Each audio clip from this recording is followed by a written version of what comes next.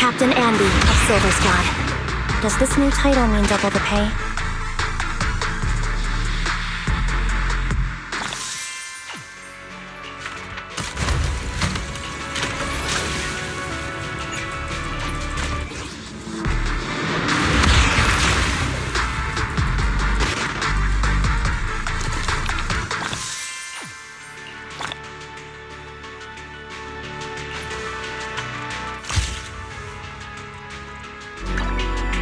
Number 0, Andy.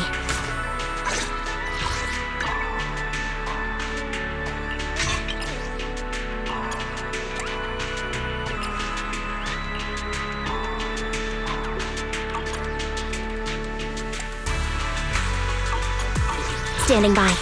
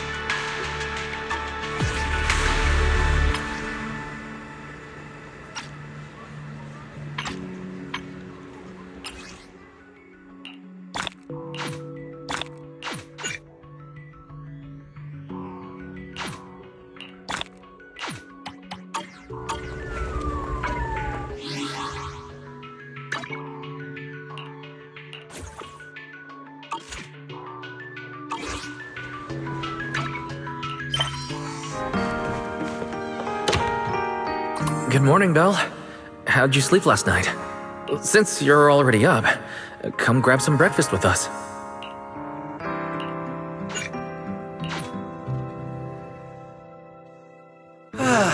Having breakfast together with you guys every morning like this, I don't know, it just feels like... It makes even my daily maintenance feel more like a special ritual, you know? Yeah, and ever since we came to Rose Califer, Belle and I have gotten into a much healthier routine. Oh, Belle, want another fried egg? I've got an extra. I want another one too, with ketchup. Yeah. Wait, Cecilia, that's not ketchup! That's my maintenance oil! What's wrong, Cecilia? Those dark circles are no joke. Rough night? Yeah. It's all because of that thing Norma sent us, that alarm gadget thingy. I was all ready for it. No matter what time it went off in the middle of the night, I was gonna shake all of you awake right away. Then we'd go catch the culprit red-handed. But it's been days, and that thing has not made a single peep. But I still couldn't let myself sleep too soundly. It was terrible last night. I counted tens of thousands of eggs and still didn't get a wink of sleep. Yeah, the mastermind stirred up so much trouble before. Why would they suddenly disappear these past few days? Wait, don't tell me our secret operation's already been compromised? I don't think so. The truth behind the Bamboo corruption incidents was never made public. As far as I know, the only people who really know what happened are Lady Dracaena and us. But from the culprit's perspective, now would be the perfect time to make a move. We still haven't figured everything out, and we're all being thrown off by those false leads. They seem to have vanished into thin air. Or maybe they're just waiting for the right moment? If we're talking about recent major events in Rose Califer, then the arrival of all those outsiders would be the obvious one. Yeah. That really cool Sunbringer lady did mention something like that. Wait, this culprit! They're not planning to use the crowd and all the confusion to launch an ambush, are they? Probably not, right? I heard today's welcome tea party is being hosted by the ESD. Valina and Norma will both be there, plus all 3 Sunbringers. How dumb would this guy have to be to try anything right under their noses? Fair point. But something still doesn't add up. I guess we'll just have to play it by ear for now. Oh, Belle, what about Toby? The bamboo we saved with Valina's security key. Has his memory data been restored yet? Oh, right! Norma said before that he might have a key clue about the culprit. Actually, I'm not too sure either. All I know is that ever since the vaccine plugin was completed, Norma's been completely swamped. She hasn't replied to any of my messages these past few days. Aw, man. She's already that busy, and Valina still called her to the tea party to help with the guests. Sheesh, poor Norma. Why do I get the feeling any guest who ends up dealing with a certain super cranky chief technician is gonna have it even worse? Well, breakfast is just about over. Billy, Cecilia, we should get going and pick up a few everyday essentials. Sounds good. Ready anytime. I'll stock up on motor oil while the sale's on. Pudding! And my pudding! Half-price pudding! I'm buying a whole case and stashing it in the fridge! Bill, you're really not coming with us? Something just came up. I mean, there's something I need to take care of with the HDD, and it's kind of urgent. You guys go on ahead. Yeah, Belle already gave me her shopping list, so let's go ahead without her this time. Well then, I'll leave things on that end to you, Belle. Huh? Why do I get the feeling you two are hiding something from us? You're overthinking it. More importantly, if we don't hurry, your pudding might sell out. Huh? Right! I almost forgot. Let's go! Any later and we really won't make it!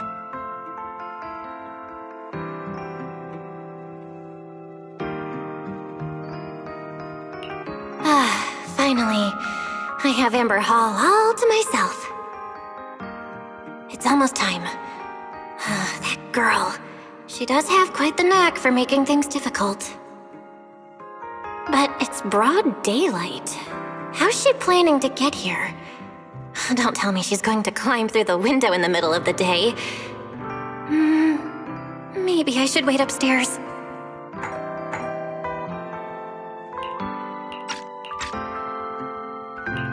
Huh? Someone's here? Who could it be? And of all the times... Fine. I'll see who it is first, then figure out how to get rid of them.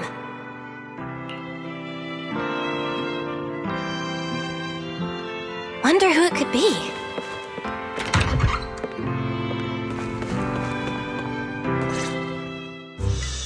Hello! Your food delivery is here! Rawr! Food delivery? We weren't expecting any... Wait, that voice? It's you? Oh my! You recognize my voice right away. And I could have sworn I sounded pretty convincing. Come on, don't just stand there in silence. Give me a hand. Huh? With what exactly? So,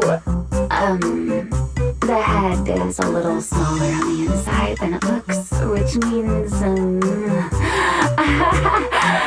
Alright, I accidentally got stuck in it. Could you help me?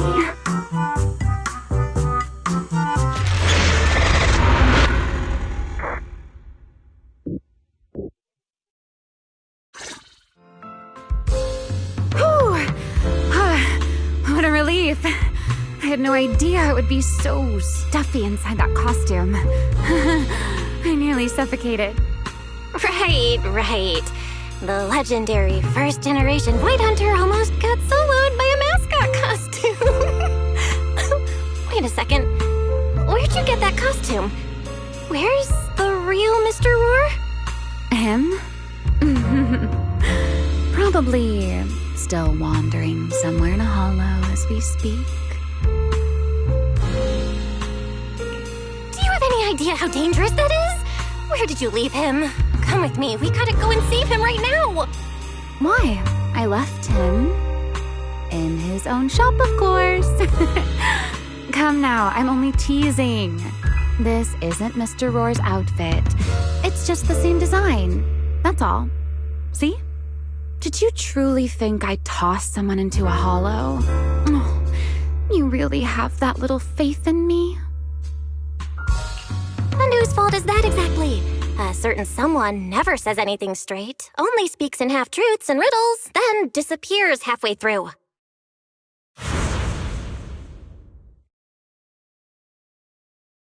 Think about your understanding. Everything you know. Have you ever heard of the word enchainer? Enchainer? Can't say I've heard of that before. What's that? Just as I thought. Helios never tells you anything that truly matters. But your teacher... Never mind. Let me think. Where should I begin? To put it simply, think of them as emissaries of the Creator. Or rather, the true rulers of the Great Hollows. Rulers of the Great Hollows? No need to look so surprised. Haven't you already encountered something similar? You mean, from that time in Lemnian Hollow? The Creator's vessel. Bingo. You got it. Still, while it bore some resemblance to an enchainer, it still had quite a long way to go before it could truly become one. Of course, had you not stopped it back then and instead let it fully absorb the Qingming Sword's power, it likely would have fully evolved into the enchainer of Lemnian Hollow. It would have gained full dominion over the laws within Lemnian Hollow, whether that's miasma or anything else. Just thinking about it, that would have been a tough battle. Enchainers? Qingming Sword? Hang on, how did we end up talking about all this? Weren't we talking about Gerta Blulu? We are, aren't we? This is a topic related to Gerta Blulu. The Gerta Blulu as it stands now is less of an enchainer and more akin to... of all times. Never mind. Our little Q&A session ends here for tonight. 1 week from now, in the morning, I'll come find you again. Keep it a secret, won't you? Imagine if anyone found out that Miss Transfer Student is actually a partner in crime to Miss Fugitive. Just thinking about the trouble that would cause gives me a headache. Huh? Wait! Remielle! Don't go! At least finish what you were saying!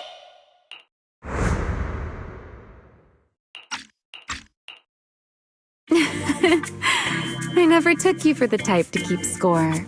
It's already been a whole week. Yeah. I hold grudges. So what? You just walked off mid-conversation and left me here waiting in suspense. You owe me an explanation. Oh, don't be such a sourpuss, little grudge holder. Keep digging into every little thing, and people might start thinking you're not very cute, you know. Let's return to the topic we left unfinished that night. What exactly are Gerta Blulu and Bashmu? The answer is quite simple. They're both enchainer larvae. Beings with the potential to become enchainers, but have yet to do so. Enchainer larva? Correct. Similar things appeared in my time as well, but no one ever learned where they truly came from. And now, that thing you encountered in Lemnian Hollow, perhaps someone has finally found a way to create or control an enchainer larva. Who can say? As for the key to whether the larva can become an enchainer, I imagine you have already guessed the answer. Could it be a Void Hunter weapon? Uh-huh. you're half right. Half right? What do you mean? There's something else besides a Void Hunter weapon? Now that's a whole new question, Miss Rulebreaker. It's my turn to ask one. That ability you tapped into when you faced Gerta Blulu, the one that lets you interfere with singularity leakage. How has that been progressing? Can you use it reliably now? Sorry. I haven't been able to do anything like that since then. Honestly, I don't even know how I pulled it off in the first place. I actually wanted to ask Lady Dracaena about that, but she hasn't shown up for the last few treatment sessions. I never got another chance. That's tricky. And here I was thinking... Thinking what exactly? that you might help me find Gerta Blulu. I'm looking for it too, you see. Will you help me out? She's looking for Gerta Blulu too? Why? No, wait, before that, why did she come to Rose Califer in the first place? If you have a question, just ask. It's written all over your face. Okay, you probably already know about this. The Airspace Patrol's been searching everywhere for Gerta Blulu and Bashmu, and they still haven't found a thing. And you, the wanted fugitive who attempted to assassinate Lady Sunbringer, are also one of their targets. Is this you trying to draw a line between us? No, I was just wondering if those two things... Belle, wife, are you in?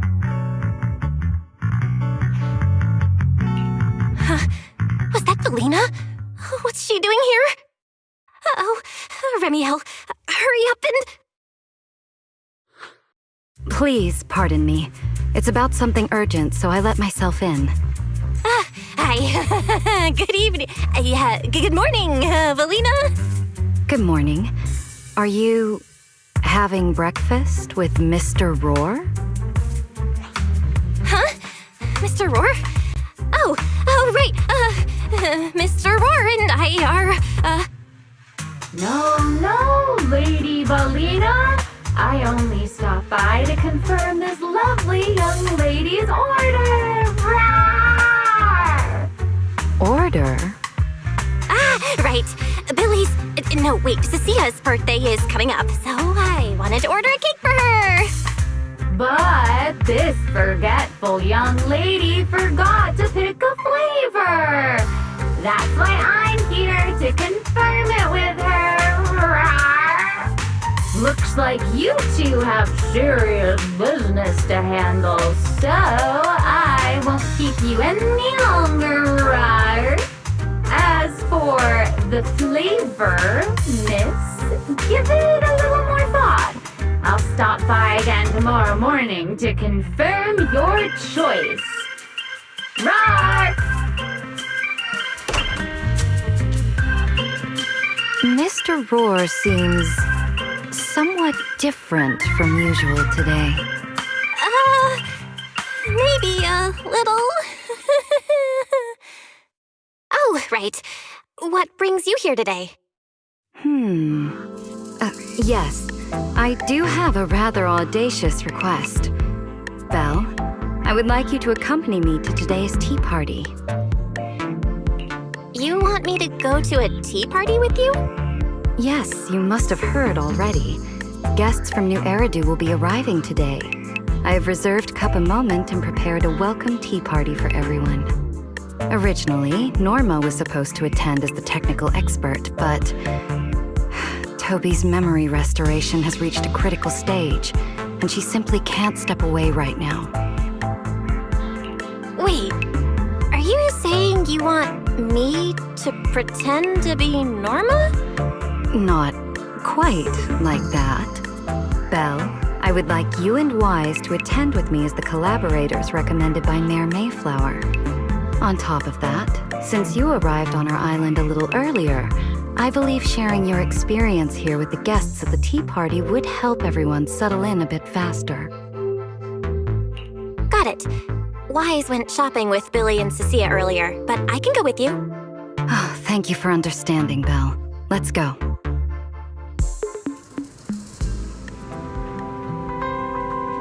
There'll be a lot of important people at the tea party, right?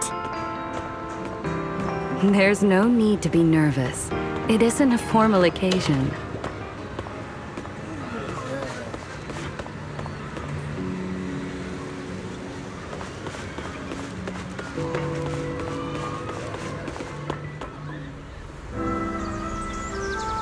Lady Linvern, thank you for inviting us. Eldrada was the one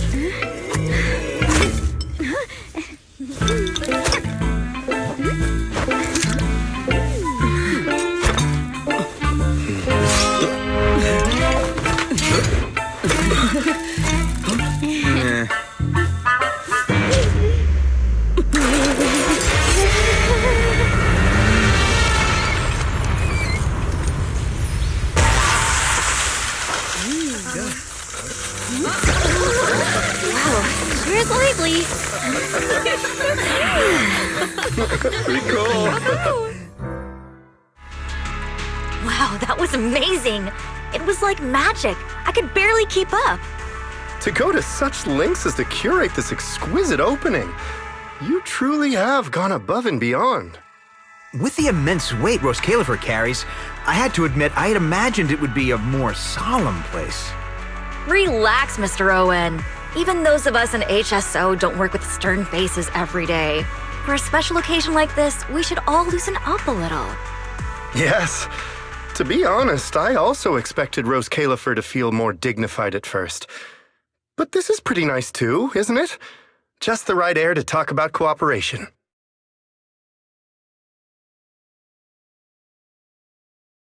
Oh, thank goodness we were spared any major complications.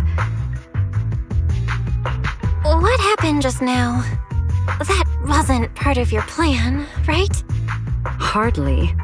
If I'm not mistaken, this little mishap is the handiwork of those little ones from the Enna gang.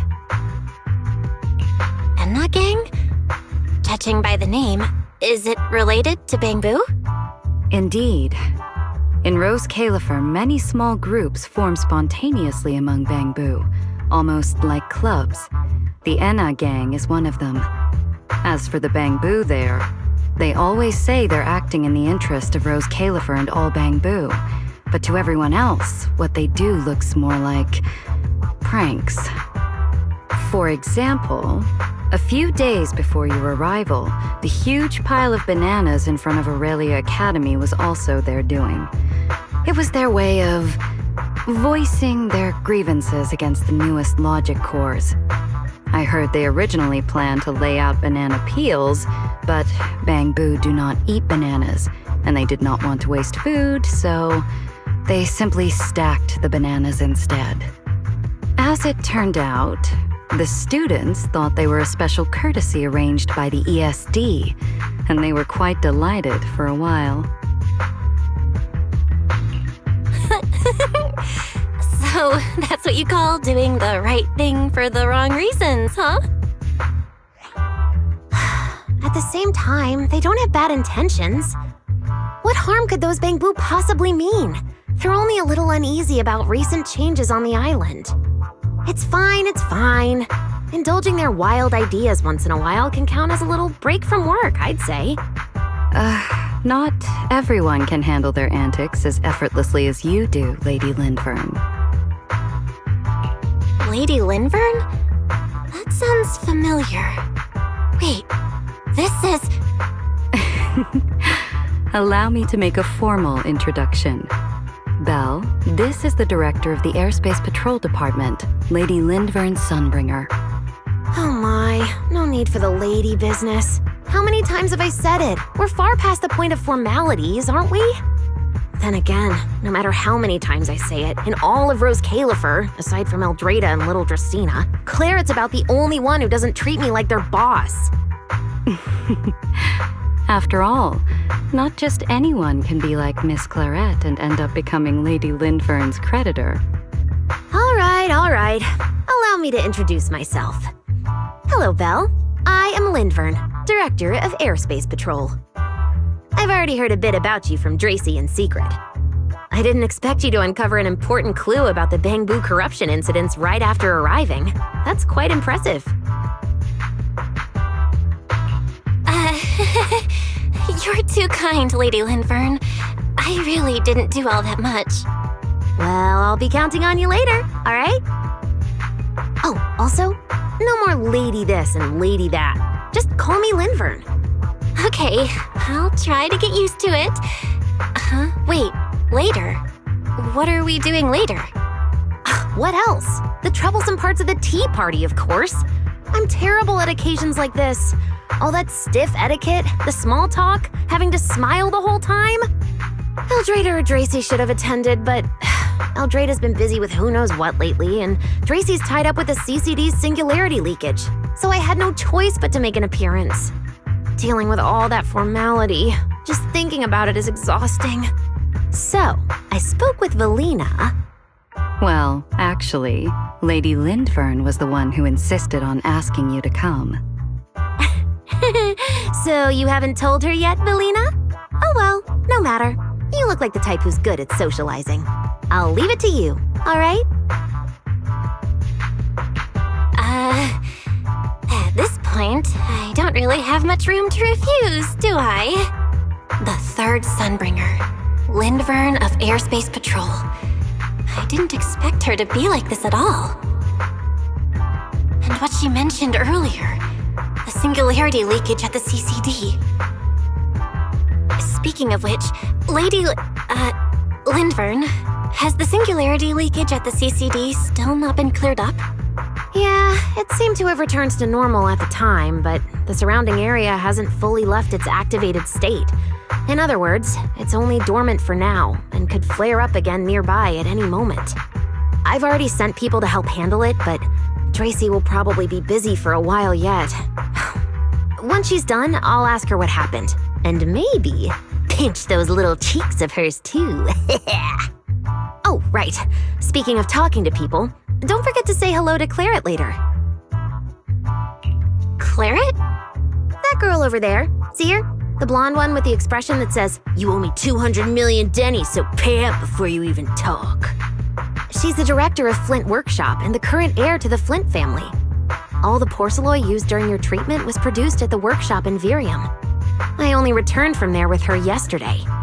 In a sense, she's your benefactor. So the moment has finally come. Good luck, Belle. I believe you can survive this trial. Wait, why do I feel like it's getting more dangerous by the second? Nothing terrifying's about to happen, right? No, Claret isn't that frightening. She's just a little earnest, that's all. If you're really worried, I'll teach you a little trick. Compliment her. Anything will do. Flattery does wonders.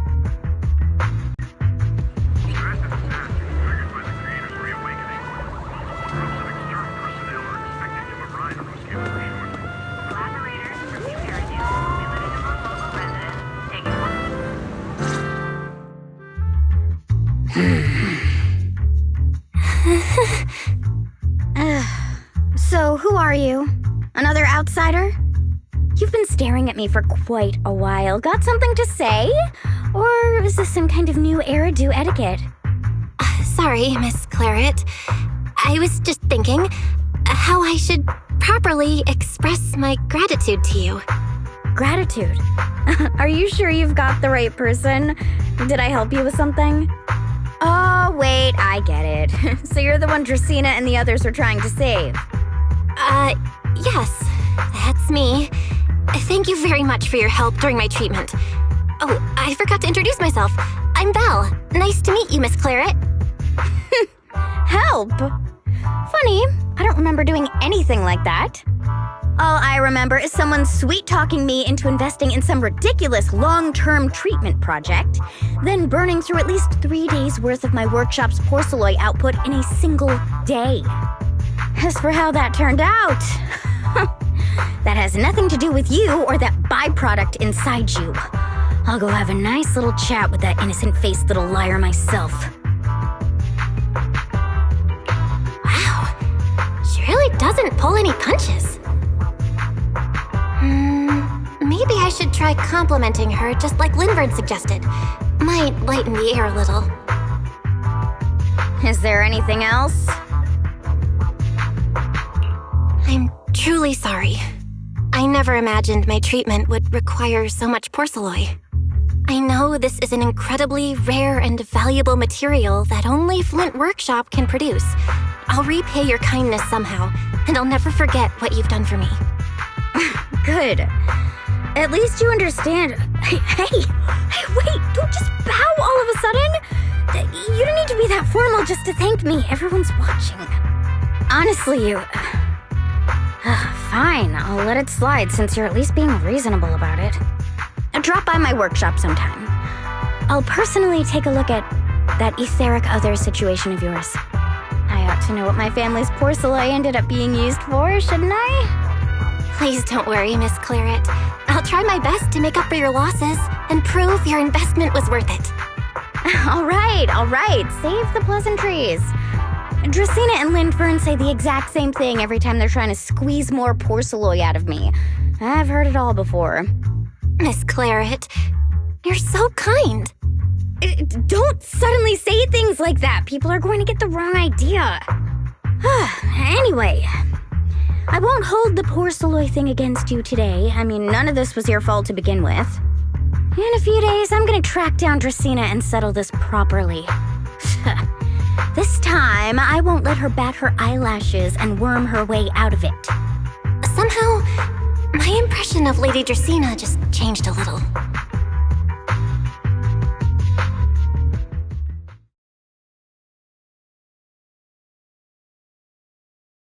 Felina, Sigrid, what's wrong? What happened? No need to be so tense, Belle. It's just a small matter. Not all the guests scheduled to arrive on the island today have shown up yet. One of the airships ran into some trouble while passing through the storm belt. That held things up a bit. They're just now pulling into port. The tea party's already halfway through, and neither Lady Lindvern nor I, since we're the ones hosting, can just slip away in the middle of it. So, I will be the one in charge of welcoming this batch of guests. And, Miss Belle, I would like you to come along with me. Huh? I gotta tag along too? Well, here is my request. Most of the guests aboard this airship are scholars specializing in hollow technology. Compared to the warriors of Airspace Patrol, I think they would find much more to talk about with Miss Belle. I see. Got it. Leave it to me. Your understanding is appreciated. Now then, no time to waste. Let us move out. Today's tea party was a close call, but we came through safely. I hope this marks a good beginning. You were pretty composed throughout too, Sigrid. You are too kind.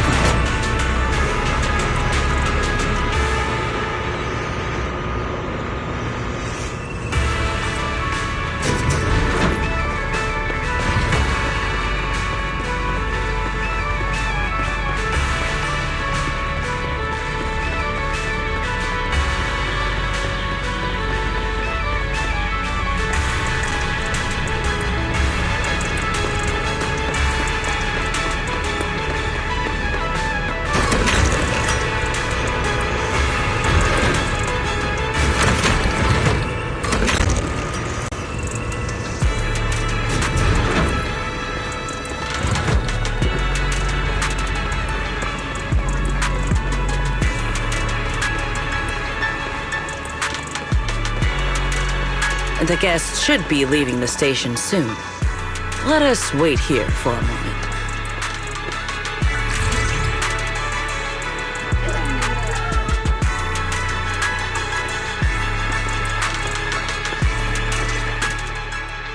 The last time I was here was just after we first arrived on the island. We left familiar 6th Street with Norma and set foot in Rose Califer for the first time. 6th Street. I believe I have heard of it. Is that where you reside in New Eridu, Miss Bell? Yeah, Wise and I run a video store there called Random Play. We also live there. A video store? Come to think of it, the temporary stall in front of Amber Hall is... I see. That explains it. If you're interested, Sigrid, wanna get a membership card for our shop? It's really handy for renting tapes, and it works at the stall too. I shall give your suggestion due consideration, Miss Bell. Ah, the guests have arrived. Miss Bell, let us greet them.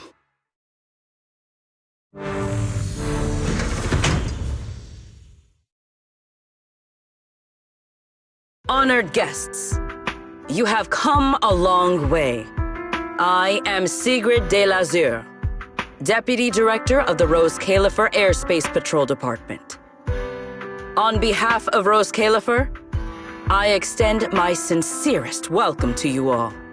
This is Miss Bell, a holo navigation specialist referred to us by New Eridu City Administration. She has previously worked with the External Strategy Department and the Central Computing Department. You're too kind. I only arrived a few days before everyone else, but I hope I can offer a few useful pointers for your time in Rose Califer. Greetings. I am Salvi, the interim leader of this expedition and a member of the White Star Institute.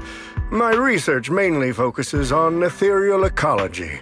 Please allow me to introduce the other guest traveling with me. This is Professor Oakley from Metis Academy.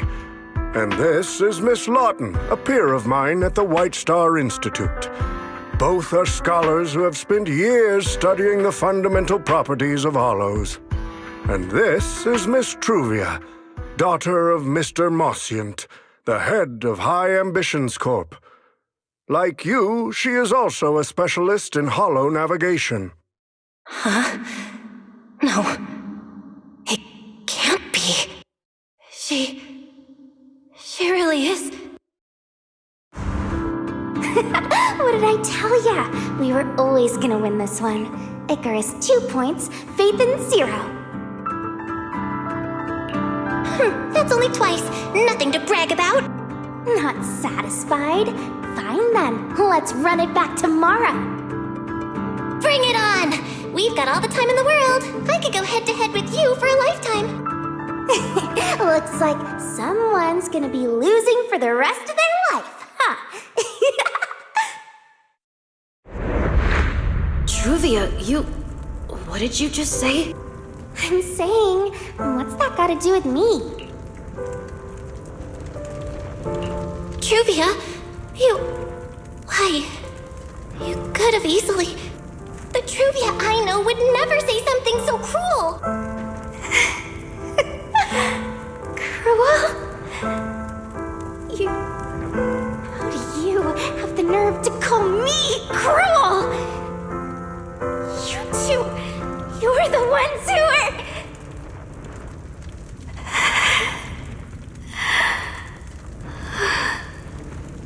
Forget it. Let's just say goodbye here, Phaethon. I know I said goodbye, but I still hope that for the rest of this life, we never have to see each other again.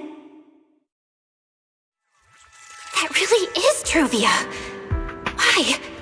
Why is she here in Rose Califer? Did she already know Wise and I are here? No, she probably doesn't.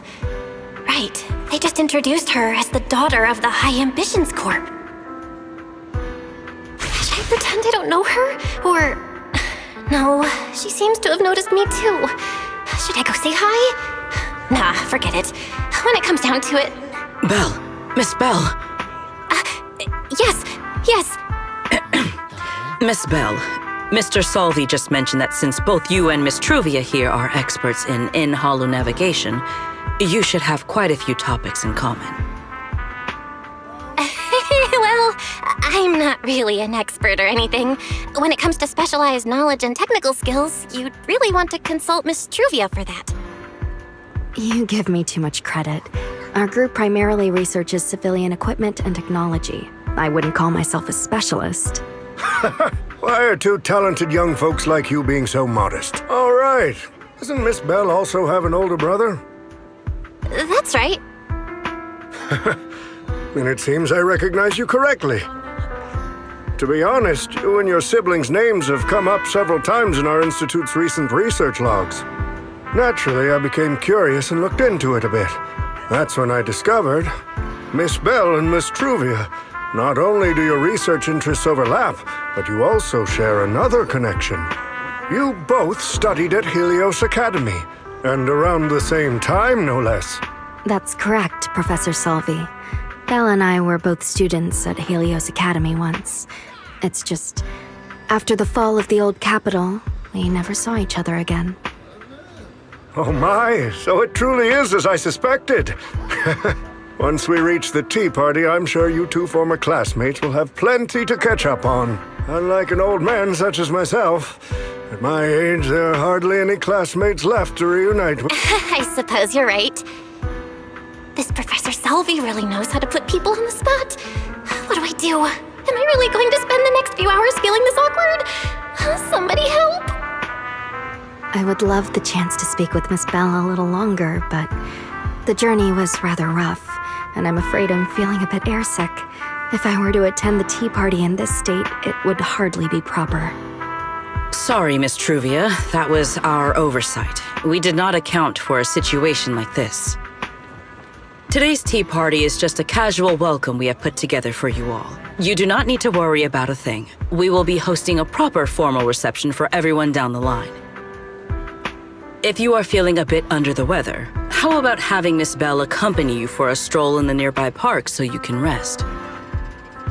Huh? Miss Truvia politely declined the tea party. She probably wants to catch up with her old classmate who she has not seen in ages. Miss Bell, too. She seems to have a lot to say to Miss Truvia. Yes, that must be it. Then allow me to lend you all a helping hand. Since Deputy Director Sigrid has suggested it, Miss Bell, if you have no objections, I would be happy to accept. Oh, why would I object? I'd be happy to. Rest assured, Miss Bell. Leave everything here to me. Please, take all the time you need to enjoy your walk with Miss Truvia. I shall explain the situation to Lady Valina.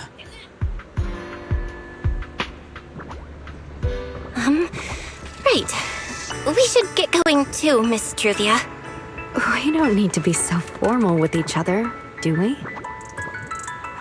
Right. Of course.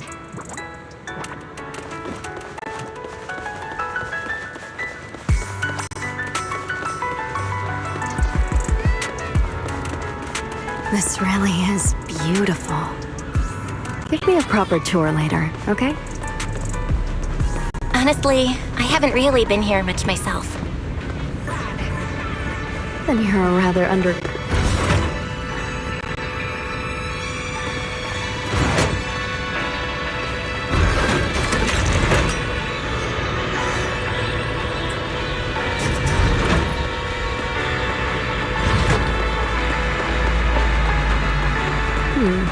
That silver tree. It's not made of porcelain, is it?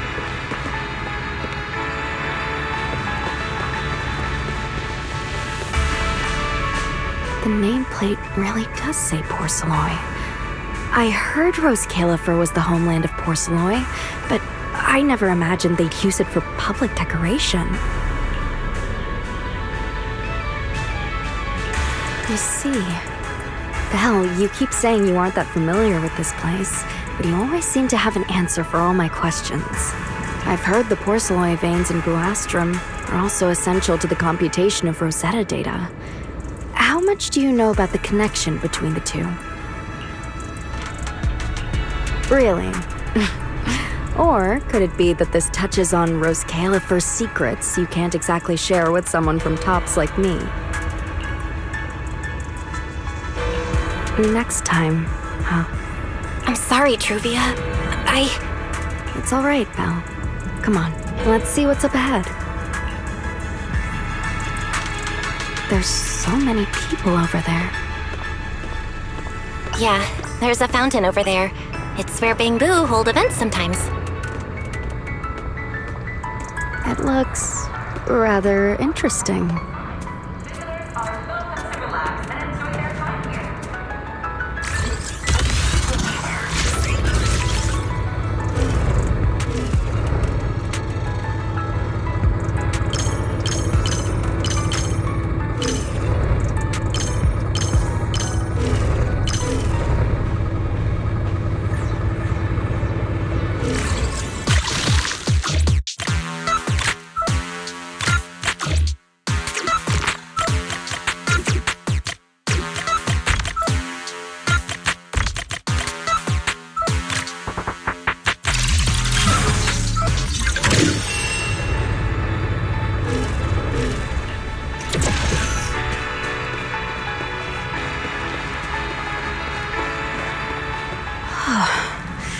It's so cool here, and the breeze is nice. Thank you. I'm feeling much better now. This flight was way longer than expected, and I ran out of motion sickness medicine halfway through. It's much better than it was back then. Otherwise, Father never would have allowed me to come to Rose Califer. Thank you for your concern. My father may be getting on in years, but he's in good health. He still handles many matters personally. That wasn't really what I meant. Mosient has always had high expectations for Truvia and the others, but he's also strict, especially after that incident. If I remember correctly, that was around the time Truvia started to... I wonder whether things between her and her father have improved since then. What's wrong, Belle? What's got you thinking so hard? All right, then. Let's keep going. There seems to be a large structure up ahead. Is that a chessboard?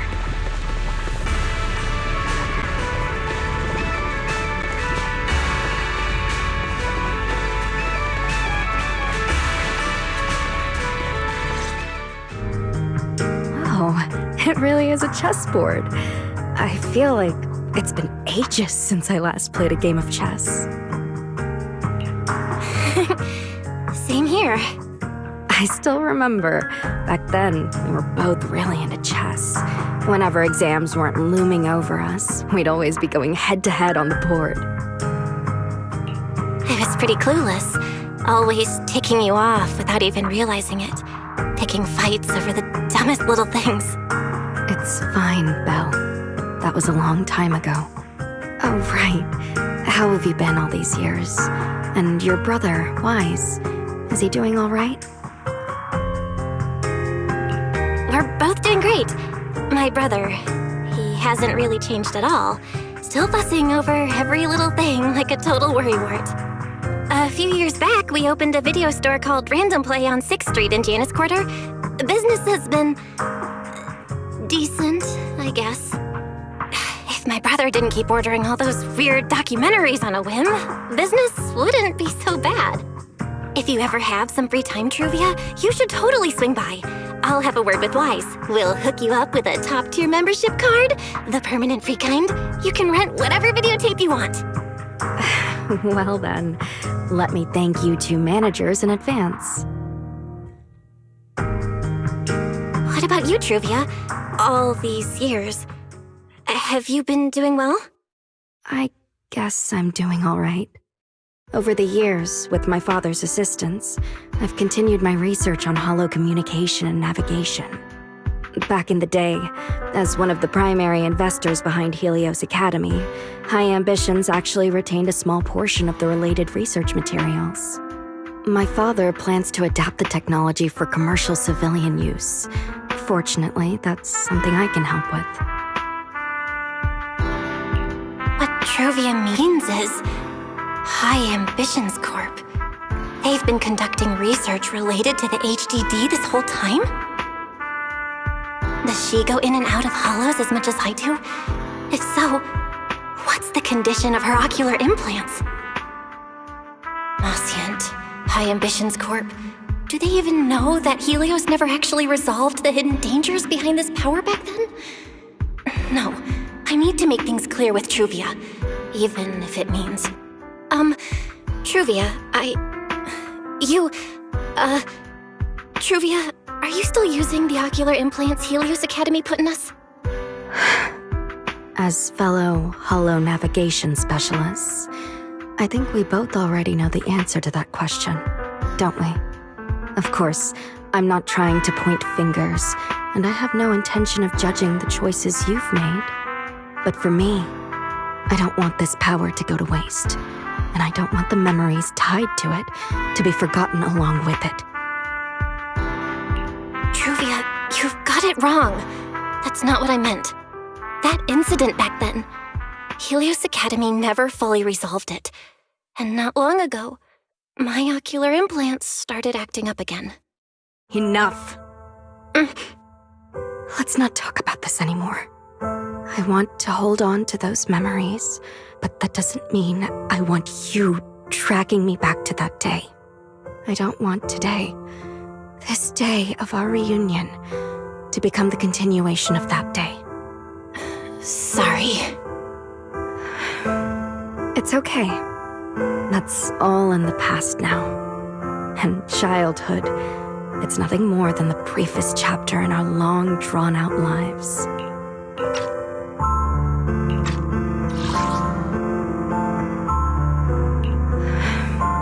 It's okay. That's all in the past now.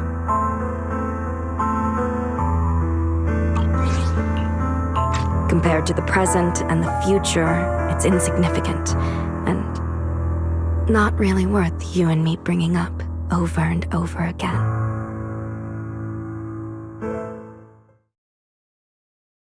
Belle, Truvia, I knew you two would be here. Wise, what are you doing here? We were heading back after shopping when we passed by Cup a Moment just as the tea party was wrapping up. Sigrid mentioned you'd come out here with an old classmate, so I figured I'd swing by and check in. I never would have guessed it'd be Truvia. That was cold, Wise. When your sister saw me, she was a lot more excited. I'd love to stick around and chat longer, but I'd rather not put myself through trying to keep up with you two chatterboxes at the same time. Now that the tea party's over, I should head back to the place the ESD arranged for us before my companions start worrying. Wise, Belle, I'm really glad we got to see each other again here in Roscalifer. Maybe next time, if we get the chance, we can sit down and catch up properly. No need to walk me back. I've checked the map, so I should be able to find my way. Besides, I'd like some time to myself. I'll see you around.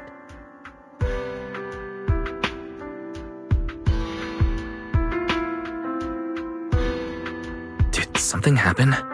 When I got here, things felt a little off.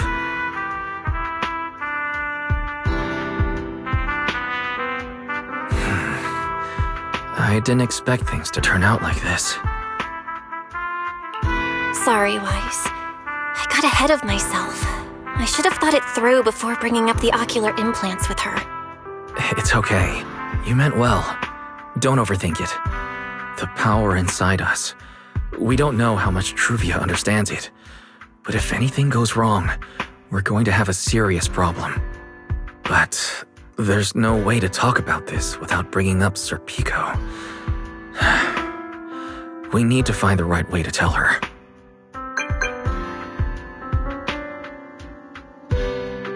Oh, it's a message from Norma. Toby's made some progress. She said all of Toby's memory data has been fully restored, and there's something important she wants to show us. She's telling us to get to the academy ASAP. All right, let's head over there now. Something important. Might be a clue to the real culprit. Come on, let's hurry and find Norma.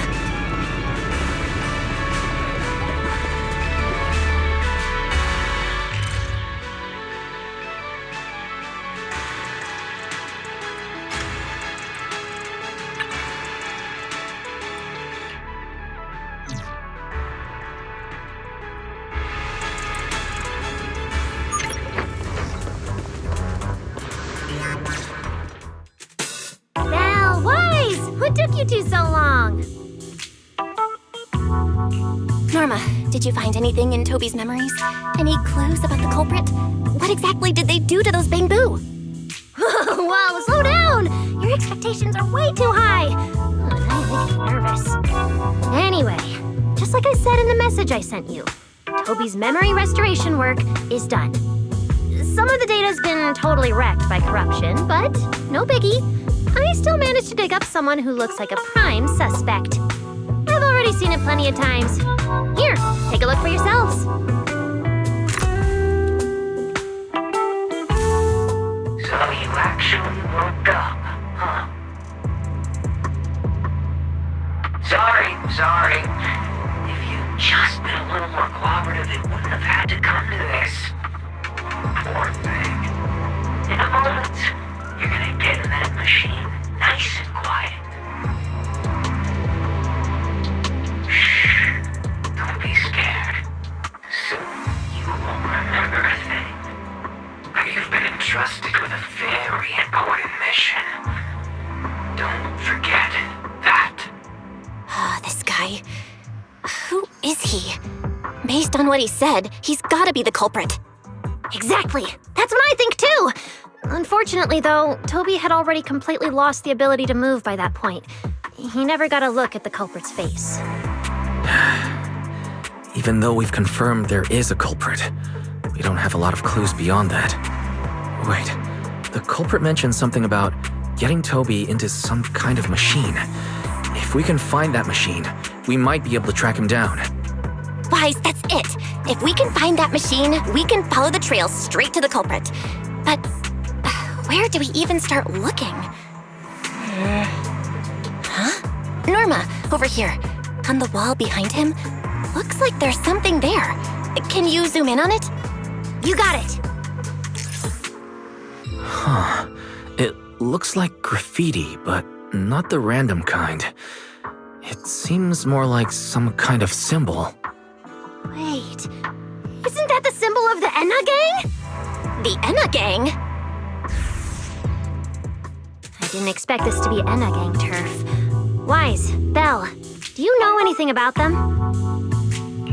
I ran into them at the welcome tea party today. Thankfully, it was just a few harmless pranks. Nothing serious. Oh, again? Those little guys sure have energy to burn. But how did they end up getting involved with the culprit? It's also possible that the culprit just happened to be on Enna Gang turf. I've heard the Enna Gang is an organization that really cares about Bamboo rights. They shouldn't be colluding with humans who intend to harm Bamboo. Looks like the only way to find out is to check out the Enna Gang's turf ourselves. Norma, do you know where we should start looking? I don't know the exact location. I just heard they sometimes meet up near the Clink Market on Gear Street to swap bottle caps they scavenged. Clink Market? Bottle caps? Mm-hmm. The Bamboo have their own little market right on Gear Street. Oh, right. They've been doing road work around there for a while. Probably haven't been there yet, huh? Gear Street is where the Bamboo hang out. It's packed with facilities catering specifically to them, and Bamboo loves settling down there. Some people even call it Bamboo Street. Same place, different names. As for bottle caps, I don't know if you've noticed, but the Bamboo and Rose Califer are absolutely obsessed with collecting all kinds of bottle caps. They've basically become hard currency at this point. More useful than Denny's even. So basically, if we want to go collect intelligence from the Bamboo, we'll need to have some bottle caps ready. Huh. Oh, I just got an idea.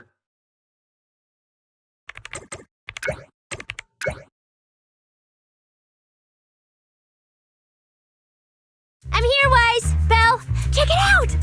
Are these bottle caps enough? Cecilia? Are you secretly a bamboo or something? Where'd you get all these bottle caps? What are you even talking about? I brought these myself. Before coming to Rose Califer, I was worried there wouldn't be anything good to eat, so I stuffed a ton of snacks and drinks into my luggage. And then, things have been crazy lately with one emergency after another. I forgot to take out the trash in my room, and then blah, blah, blah. Anyway, the bottle caps you wanted, I found them for ya. Never thought the day would come when I'd be grateful that Cecilia never bothered to take out the trash. But what do you guys need so many bottle caps for? Feeding your bamboo?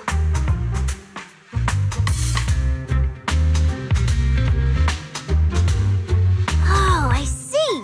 Then what are we waiting for? Let's get moving. I'll sit this one out. With someone from the ESD tagging along, I doubt you'd get anyone to talk.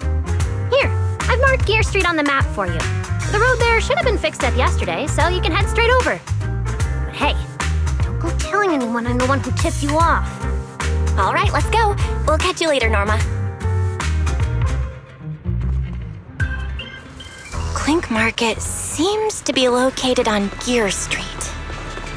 I have planned a route for you, Master.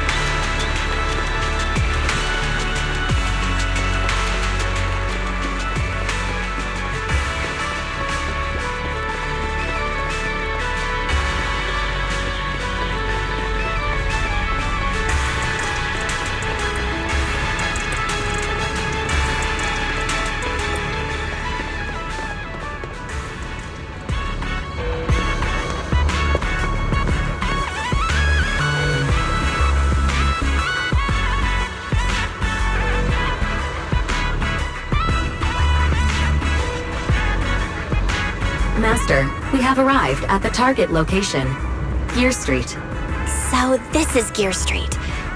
There really are bamboo everywhere, just like Norma said. Our target destination is Clink Market. Is there anything around here that looks like a market?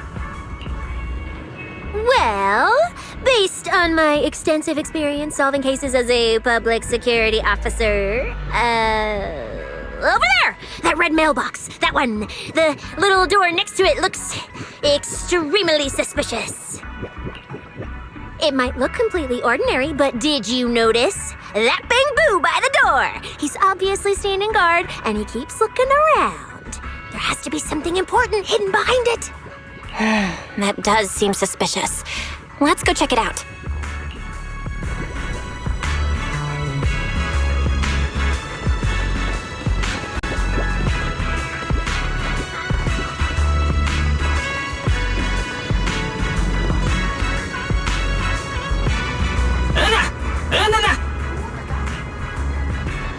I want to visit Clink Market and pick up something for my bamboo back home.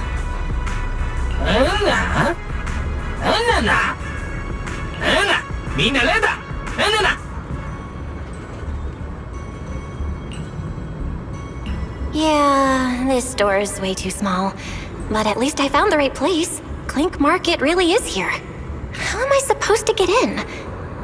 I've got it. EOS!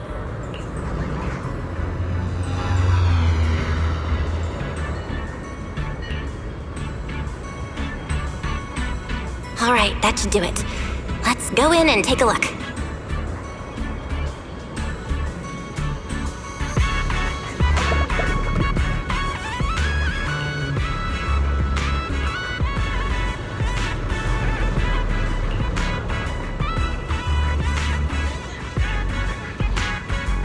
Would you look at that?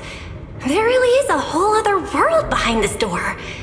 Now, who around here might know about the Enna gang? Hanalata. Enna. Ada. Enna. That bamboo seems really well informed. I'll go ask them about it.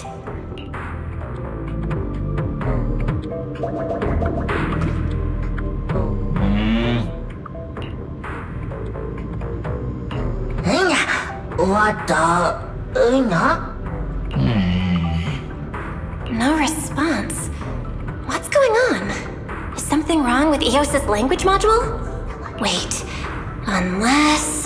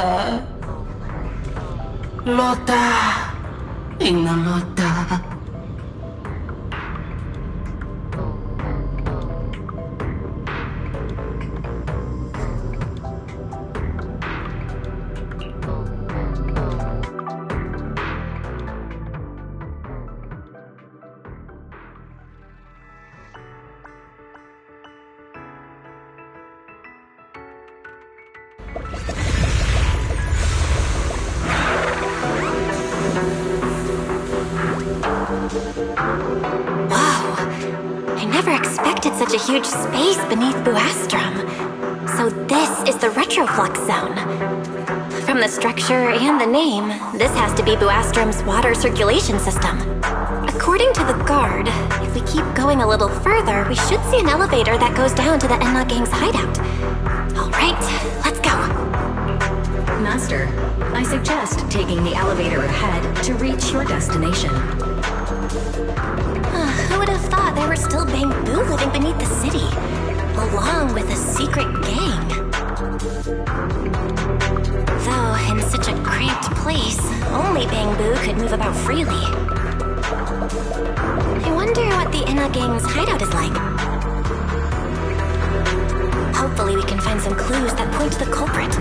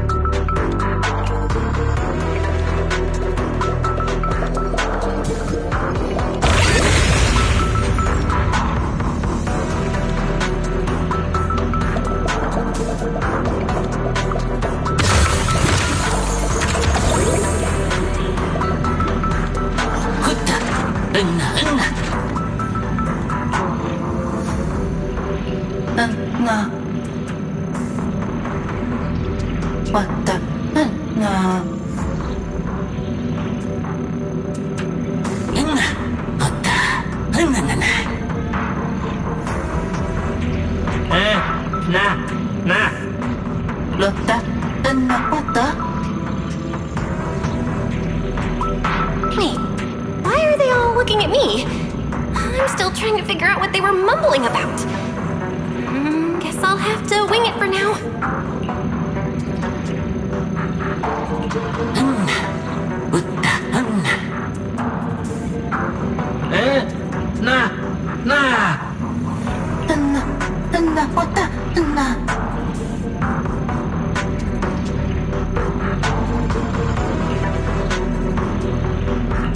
The elevator's broken. Let's look around.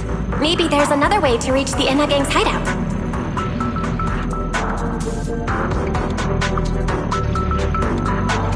Maybe I can hack into those robots.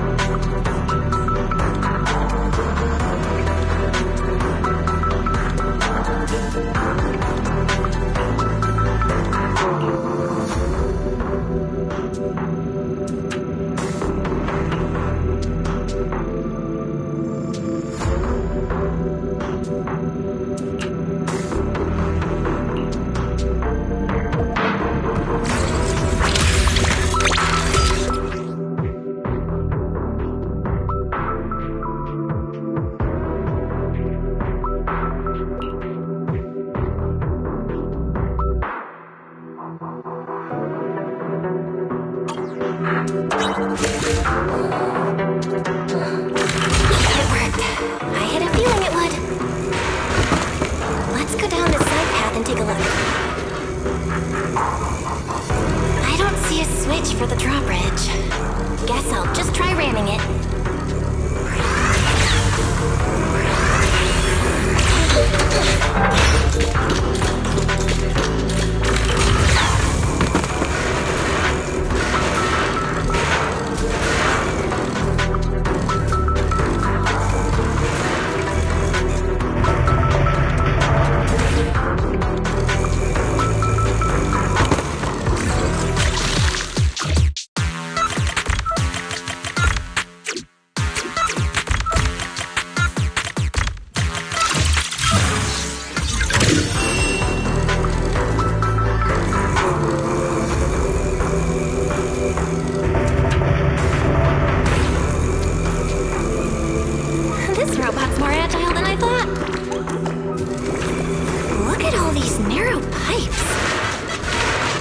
this is how the bamboo from the Enna gang usually get around?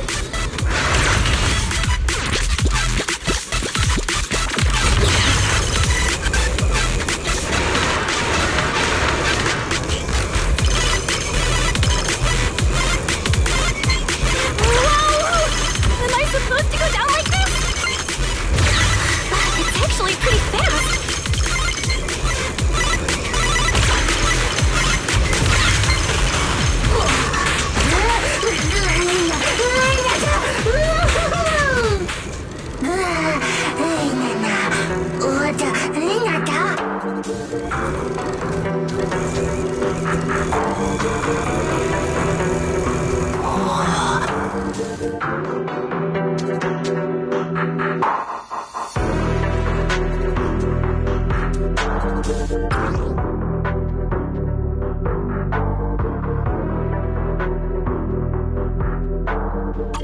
It should open if I can hit that switch.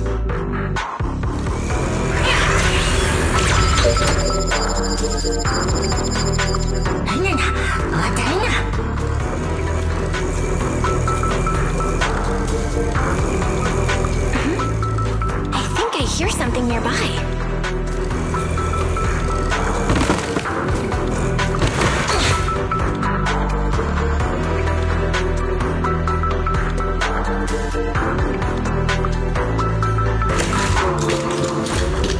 Whoa, this circuit box. If no one fixes it, it's gonna catch fire. No wonder the elevator broke down. Let's try fixing it. We might need to come back later, and I really don't want to crawl through the pipes again.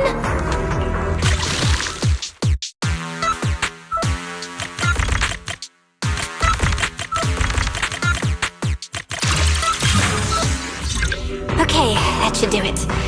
Huh?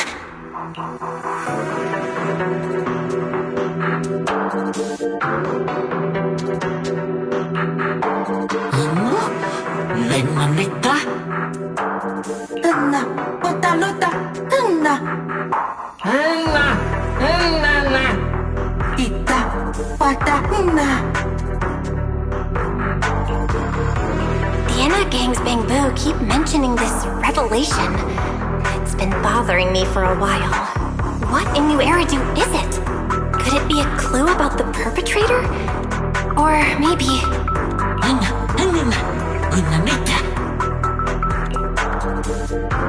What is the connection between the revelation and the culprit? It's still bothering me.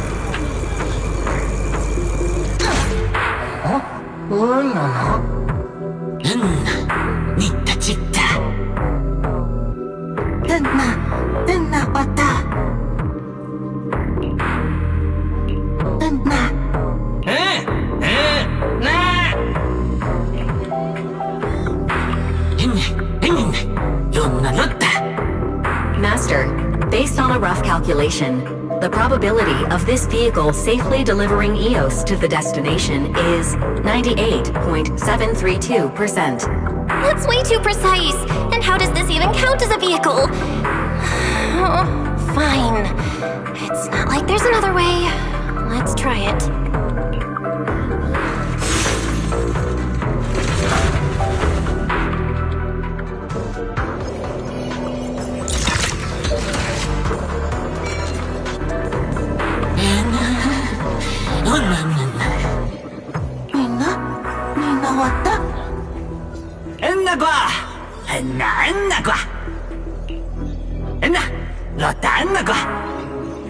Griff.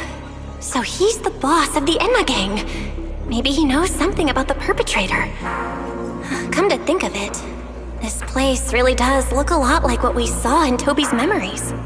Also, something's really strange. Almost all the bamboo here seem to be data boo. But why?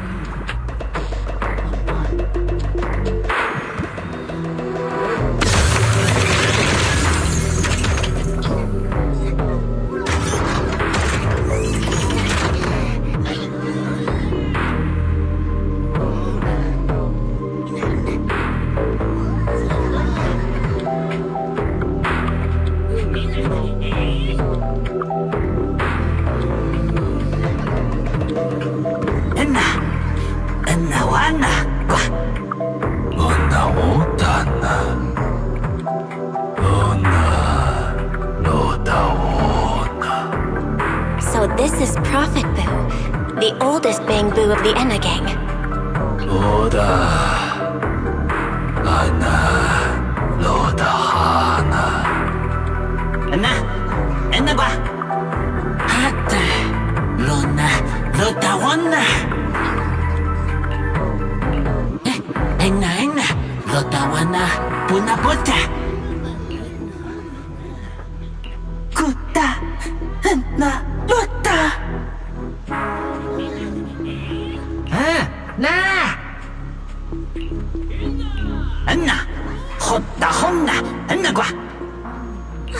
I never should have fixed that elevator. How was I supposed to know it'd end up like this? This revelation thing, I don't even know what it is. What am I supposed to say? Apologies, Master. No relevant data found regarding the Enna Gang's revelation. Suggestion: respond vaguely and attempt to bluff your way through.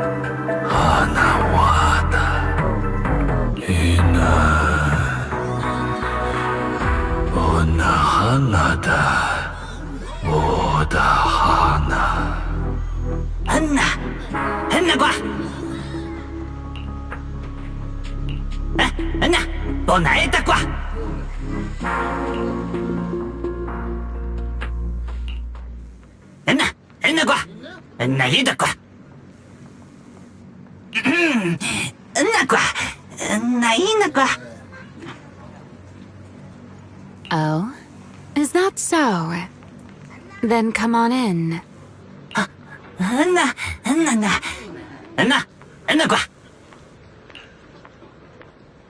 The Great One. Could that be the culprit? That voice sounds weirdly familiar.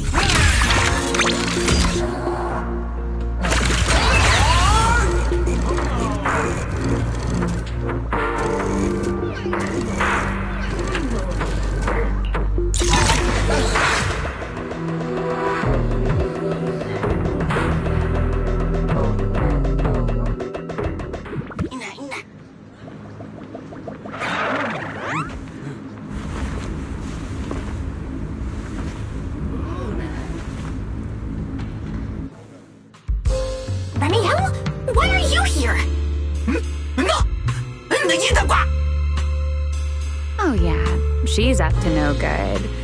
She is the partner in crime of a fugitive like me, after all. Answer me, Remielle! Why are you here? And what are you doing with the Enna gang? Oh my, that is a curious question.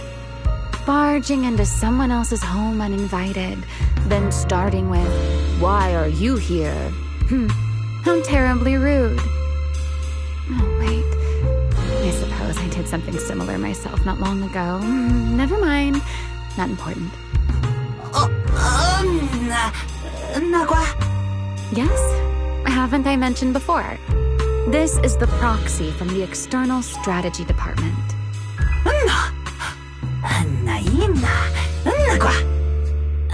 Huh? A little too talkative, aren't we, Griff?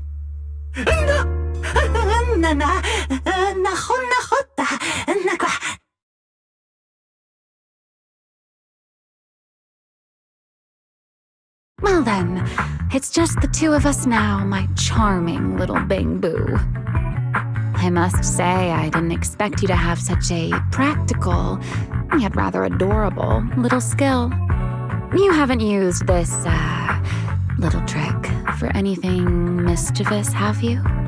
I feel like you're imagining something really weird. Wait, how did you manage to get me off track again? If I remember correctly, in our Q&A game, it's my turn to ask the questions. Sure. What would you like to know this time? Why are you on the Enna gang's turf? And why do all the Bang Boo here seem to respect you so much? My, you really should listen when people are talking, Miss Impatient. Didn't I already tell you? This is my home. What's strange about finding me in my own home? So, you're the real leader of the Enna gang? What are you talking about? The leader of the Enna gang is Griff, the one who brought you in just now. Me? I'm only a poor soul they took in recently, that's all. But don't the Enna gang's Bang Boo hate humans? Why would they? Because the Bang Boo they call Prophet Boo saw me once, long ago. It must have been over 100 years ago. I never imagined a Bang Boo could live that long. In his eyes, I'm still the Void Hunter, and a friend of their mother, Lady Sunbringer, the person they hold most dear. But that makes even less sense. Weren't you wanted because you tried to assassinate Lady Sunbringer and failed? In which case, shouldn't the Enna gang's Bang Boo hate you even more? Oh, that part's simple.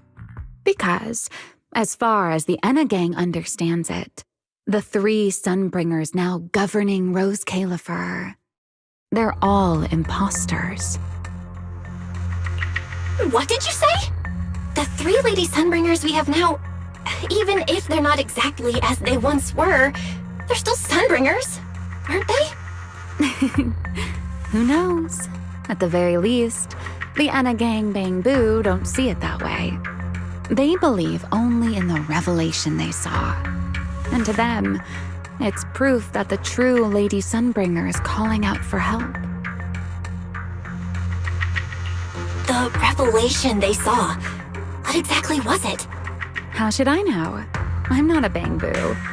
But I've heard this so-called revelation is a vision that occasionally appears to Data Boo while they're processing Rosetta data. The true Lady Sunbringer, imprisoned in endless darkness. Huh? Wait, hold on.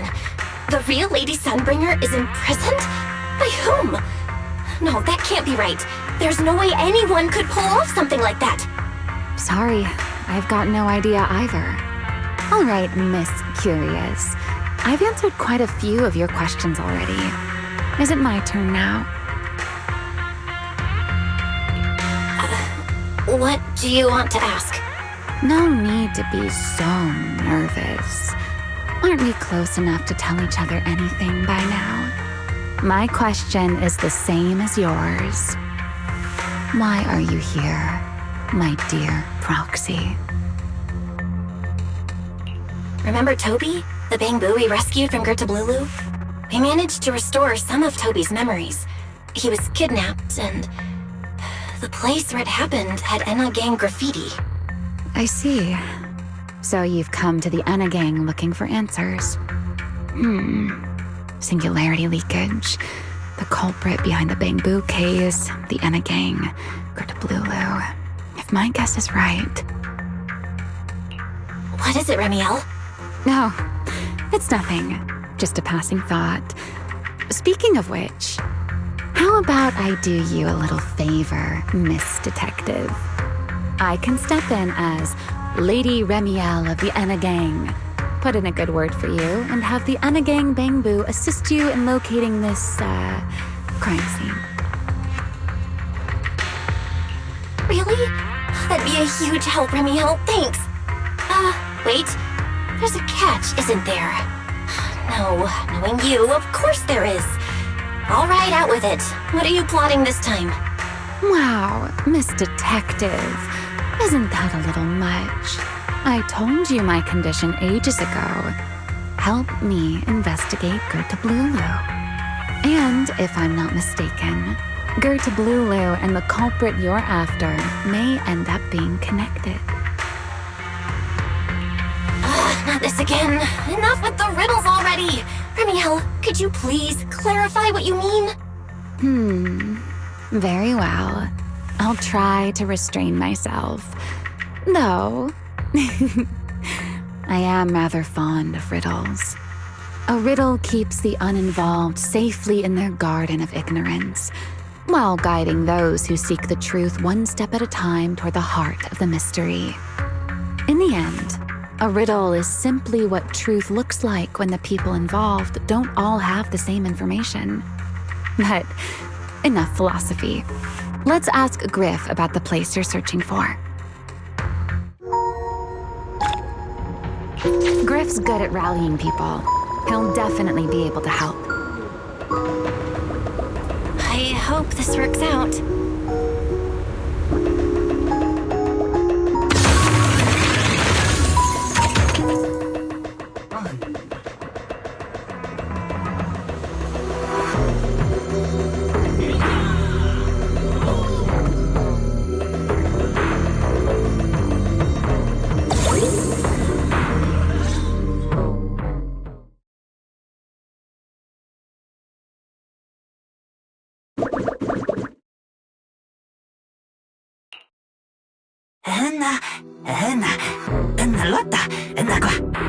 Just as I'd expect from you, Griff.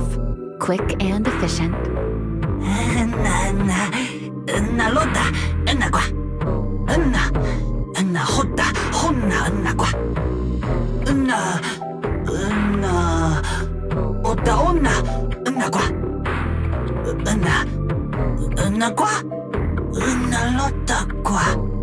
Don't worry, Griff.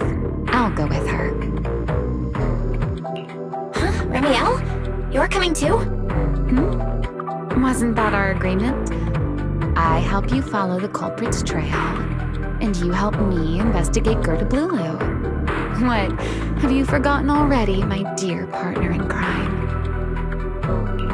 Something's not right. Did you just talk me into this again? This is one of those moments when overthinking won't do you any favors, Miss Detective. Besides, rather than concern yourself with such trivial details, my adorable little Bangbu, before we officially set out, could you change back into your proxy form for me?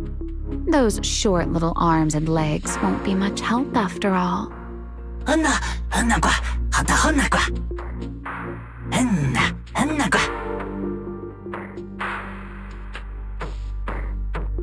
Got it. I'll be right there.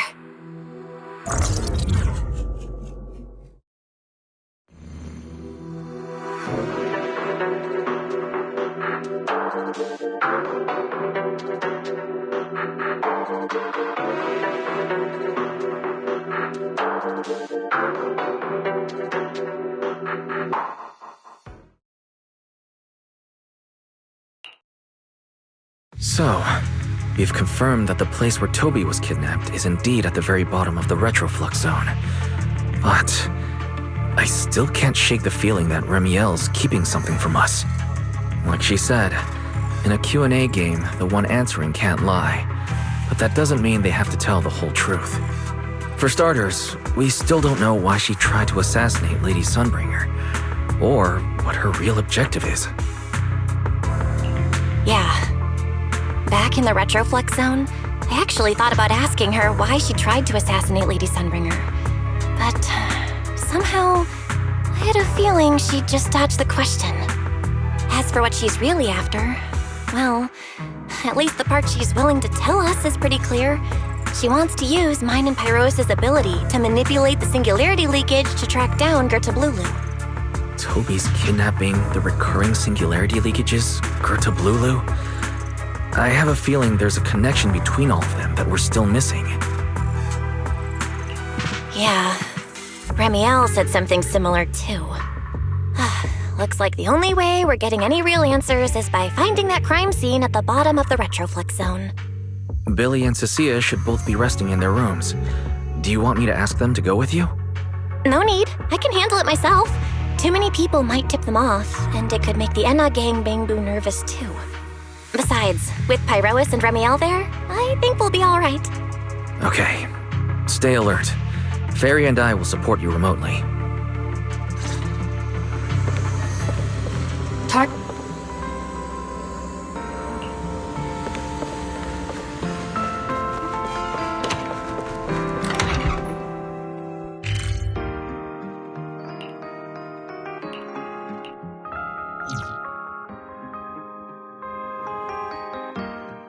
Pardon me.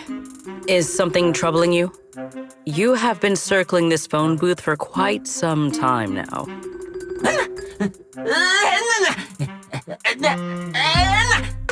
Huh?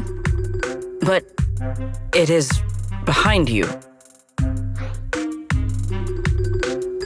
Sigrid? Didn't expect to see you here. What's going on? Greetings, Miss Bell. While on patrol, I came across this Bangbu citizen. He appeared to be in some distress, so I stopped to inquire about his situation.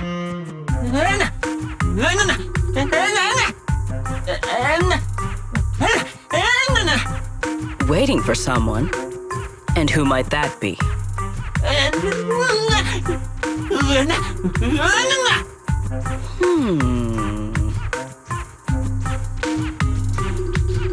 This Bangbu, is he the one Griff mentioned that's guarding the phone booth?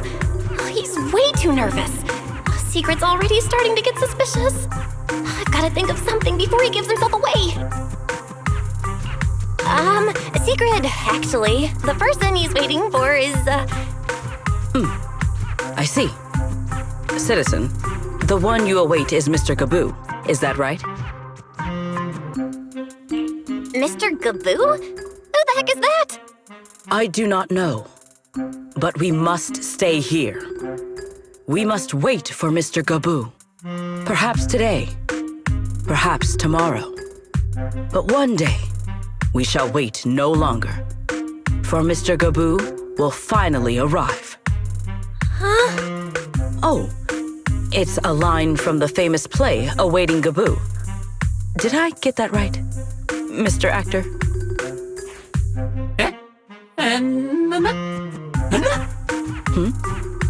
Are you not an actor from Spotlight Theater? But the line you just quoted was unmistakably from... Ah, wait. I understand now. In the script of Awaiting Gaboo, there is no phone booth, no Spotlight Theater, and no actor boo. He must have immersed himself in the role for so long that he is still mentally in character. Yes, that must be it.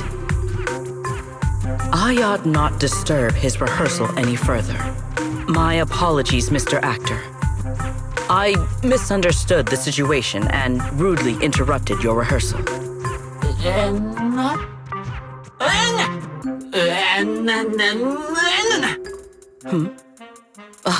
Indeed. Only by holding fast to courage and conviction can we fulfill our duty to protect Rose Califer. These two? How are they even having a conversation right now? They're not talking about the same thing at all. Whatever. At least Sigrid doesn't seem to suspect anything. If she finds out where Remielle is, explaining everything would be a nightmare. We've come this far already. I'll just play it by ear. Well then, now that the misunderstanding has been cleared up, I shall not interrupt your rehearsal any further. Farewell, you two. I wish you a pleasant day.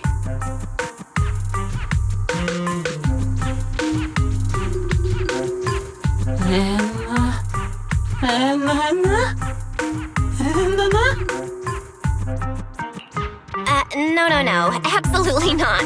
You've got the wrong idea. A very, very wrong idea.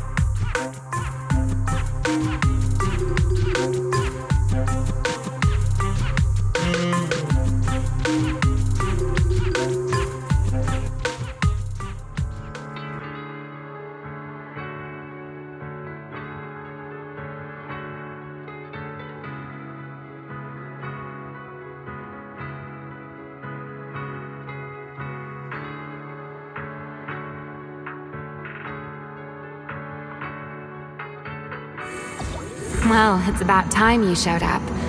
Amber Hall isn't that far. What kept you? You're acting more and more like a partner in crime now. Covering for your accomplice in front of an airspace patrol officer. Still, I have some understanding of what kind of person Sigrid is. Rigid, earnest, and her intuition is unnervingly sharp. She's certainly difficult to deal with. Fair enough. That's the nature of intuition. Sometimes it's right, sometimes it isn't. All right, enough of that. We should head off to the crime scene on the lower level of the retroflux zone. The entrance is this way. Griff is already waiting for us.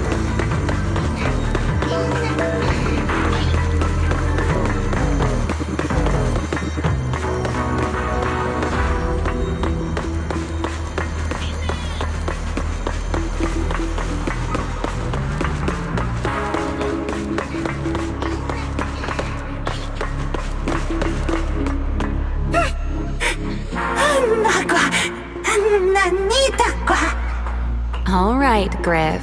That's enough flattery. The sky will get dark soon, so we should get moving.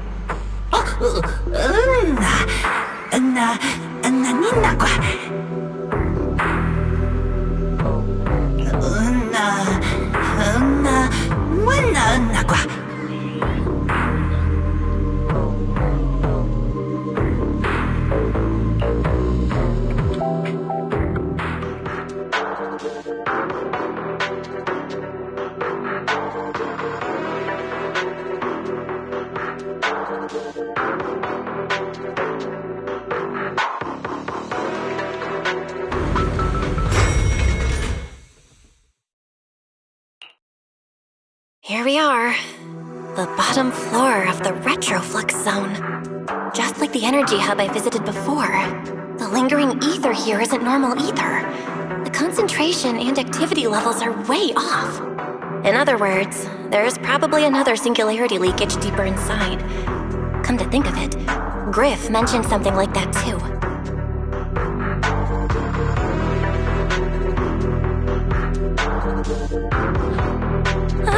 Hey, that tickles! Remielle, what are you doing? Why, to bring a certain someone back from her own little world, of course. Now then, Miss Detective, what new clue have you uncovered? Oh my, are you upset? Then how about this?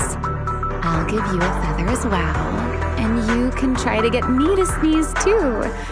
Then we'll be even Steven. Deal?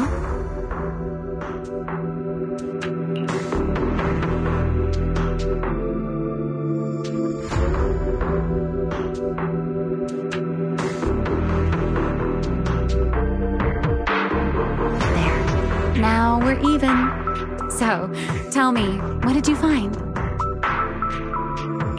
The lingering ether in this area, its concentration and activity aren't normal. And It's a lot like the energy hub I've been to. In other words, if we keep going deeper, the odds of running into a singularity leakage are very high. So, as we keep moving deeper, we'll need to avoid singularity leakages as much as possible. Remielle, I need you to follow my directions, okay? I'm pretty dang confident in my proxy skills, so we should be just fine. Remielle? Are you listening? Remielle? I'm listening. Please, go on. I already finished, Miss Absent-Minded Void Hunter. My apologies. My mind wandered for a moment. It won't happen again.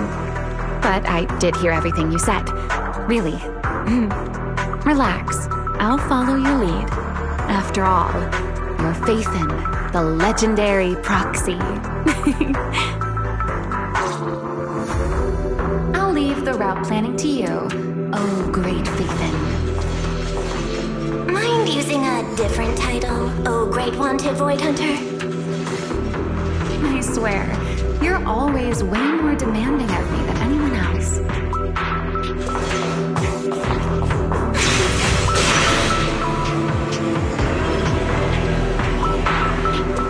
What? Curious as to how I can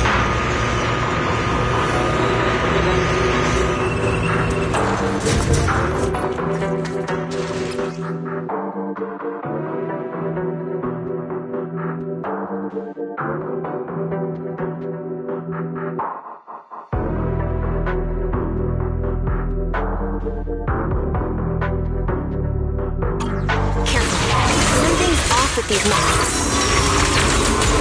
These abandoned mechs. Probably been affected by a singularity leakage. Let's give them a moment to cool down.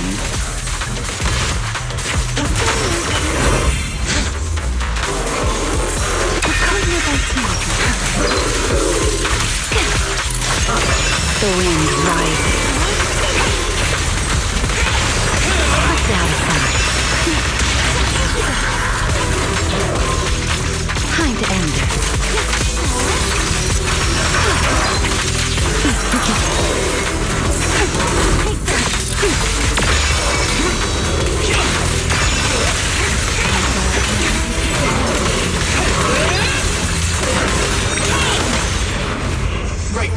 You've been warned. I'll remember. Your fault.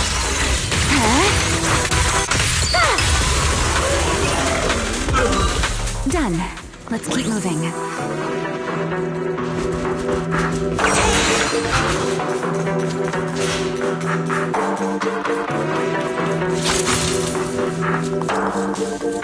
Ether activity nearby is acting up. Could it be a singularity leakage? Watch me closely.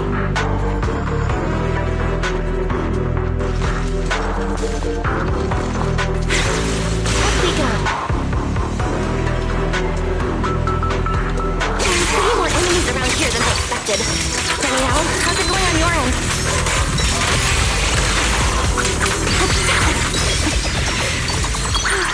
These enemies are far too strong. I couldn't possibly defeat them. Abandoned mech beats first generation Void Hunter. Yeah, that'd make a pretty wild headline. Speaking of which, your combat skills are improving rather slowly, aren't they?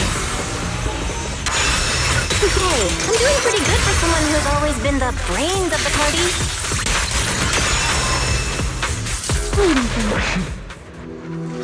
Hey, Rois, I heard that.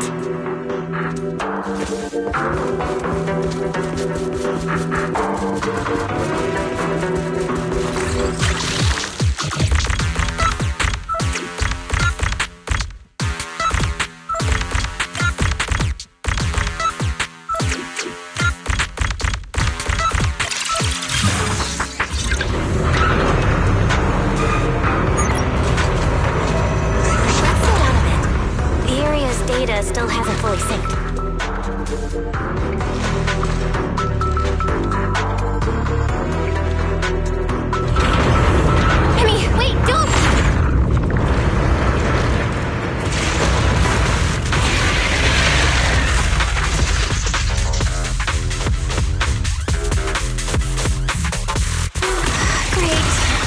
still ended up in a singularity leakage. Since we're here, let's finish this quickly. All right, let's go, Pyrolis.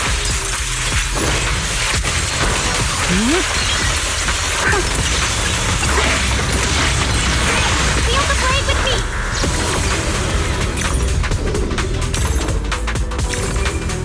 My blade's unbound!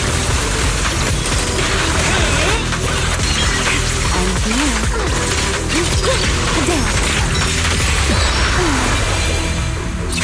Down. A single moment.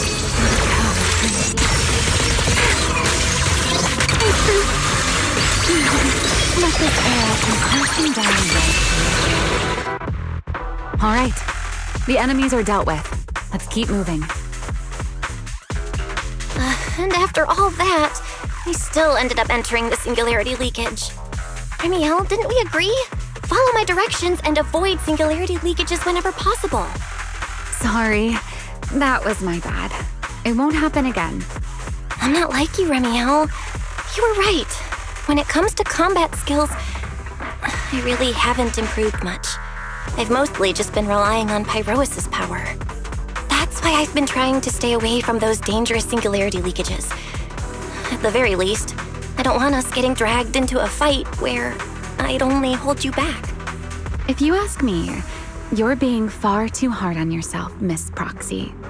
The proxies I've known, well, there haven't been many, but among them, the only ones capable of entering a hollow and fighting in person are you and Joyous. What was it you all ended up calling him again? Ah, right. The predecessor of proxies. I'd love to see the look on his face if he ever heard that title. Look at it this way. You're already enough of a legend to stand shoulder to shoulder with the predecessor of proxies. Does that make you feel a little better?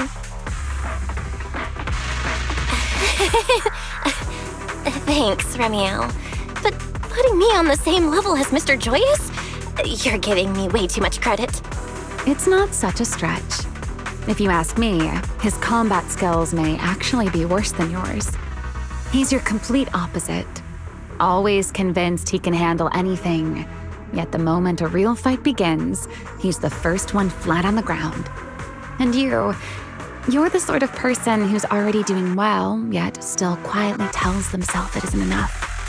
For a beginner, your combat skills have improved remarkably quickly. I know many of your friends excel in combat, but there's no need to measure yourself against them. Don't forget, you're Proxy. You always have been, and you still are. There are many things only you can do. As for the things you can't do alone, I believe your friends will be right beside you to accomplish them together. Remielle, where did all that come from? And no riddles. Did your chronic Riddler syndrome finally clear up? Oh my, I thought you'd at least thank me first. Thank you for dragging us into a singularity leakage. For sharing a bit of old gossip about Joyous, of course. There aren't many people in this world who still remember what happened back then. Remielle. Now that you're feeling a little better, it's time we kept moving. The crime scene you're looking for should be just below us. As for finding a way through the singularity leakage, I'll leave that to you, my stubborn Miss Proxy. Wait, who's being difficult here, Remielle? Yes, I wonder, who could it be?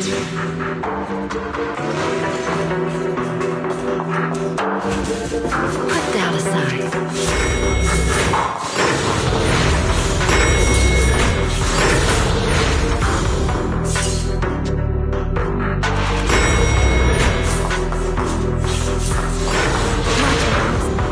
I'll leave the fighting to you, Remielle. As you say, Miss Proxy.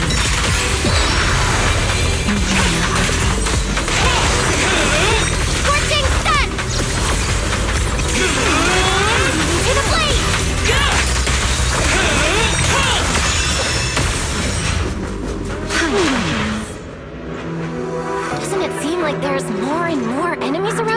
This hardly counts as a warm-up. Feels like we're really starting to get in sync, Miss Proxy. If I push just a little harder, I can totally keep up with you. Here's the time you still have to feel regret.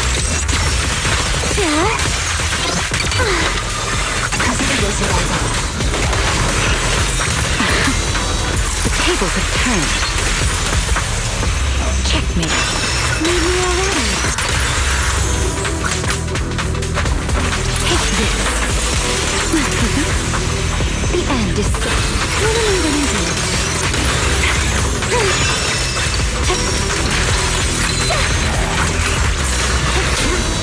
Our left is flame! A clear path to victory! The wind scatters past, and you are next.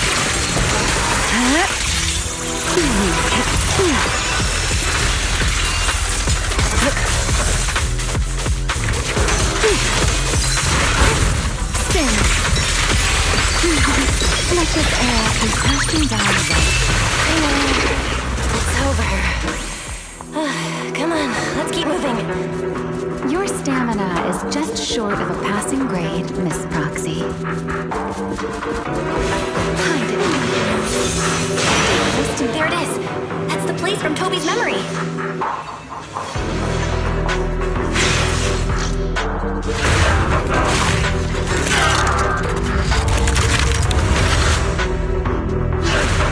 Whoa, that's a strong ether activity response. Master, I'm picking up ether activity similar to that of Toby. So the culprit used this mech to hurt Toby. Remielle, you can't smash it to pieces. It has clues tied to the culprit. That's asking a great deal. Fine. Understood.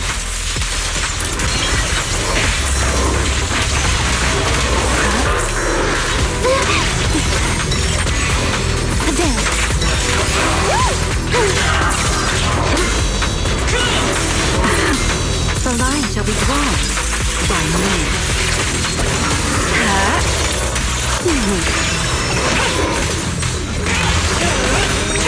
Our left is flame!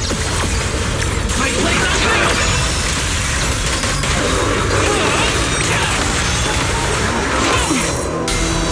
A diversion. Here.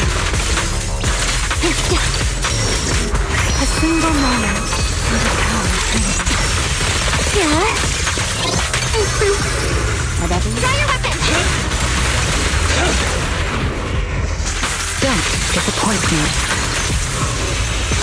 Let's bring this to its feet.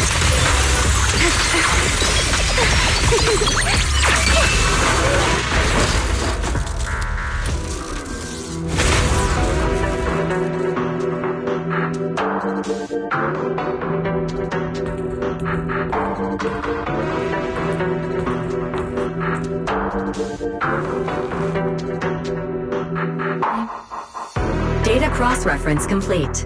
Master, your current location matches Toby's memory record with a 99.73% similarity rate. Site confirmed. Looks like the culprit's long gone by now.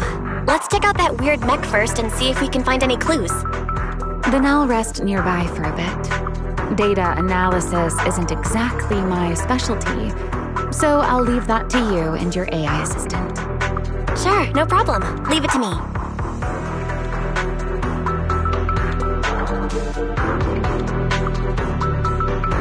Just as I thought.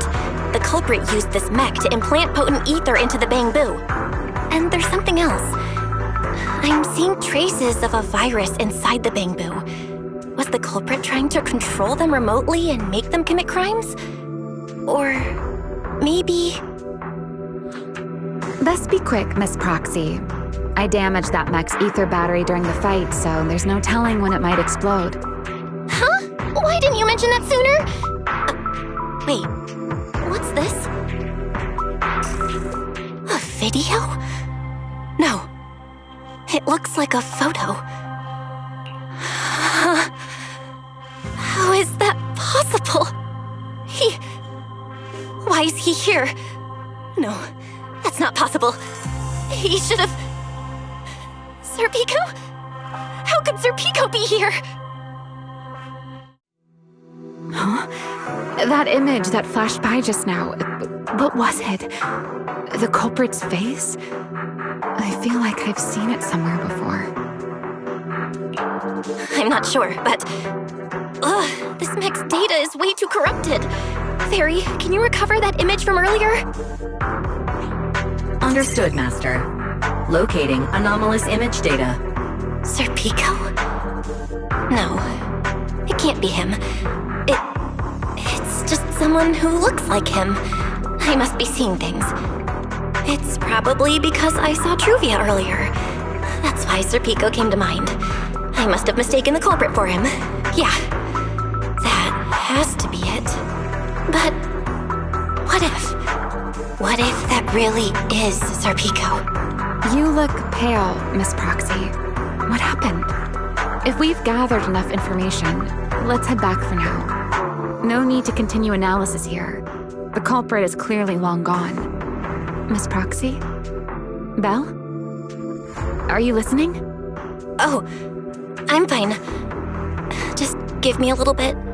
I want to confirm something.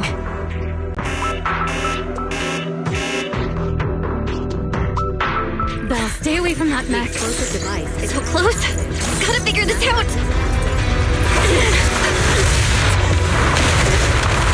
Wait! A clue! What did you do? What did you do? You have a death wish or something? Are you trying to get yourself killed?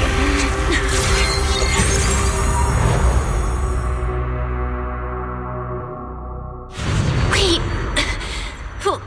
What is this? These are unfamiliar voices. And visions. They are the ones who once again defeated the enemy and brought new hope to Eridu. Belly, this commendation ceremony has far too many steps. My legs are killing me from standing here. And my back itches. Everyone is watching. Behave. If you're going to be so proper about it, then stop replying. Please welcome Colonel Mike and Lieutenant Colonel Dan of the Guard of Staves to the stage for their commendation ceremony. Oh, wait, why are you ahead of me, Belly? Shouldn't this be sorted by surname initials? Why are they using given names instead? Because it's sorted by rank.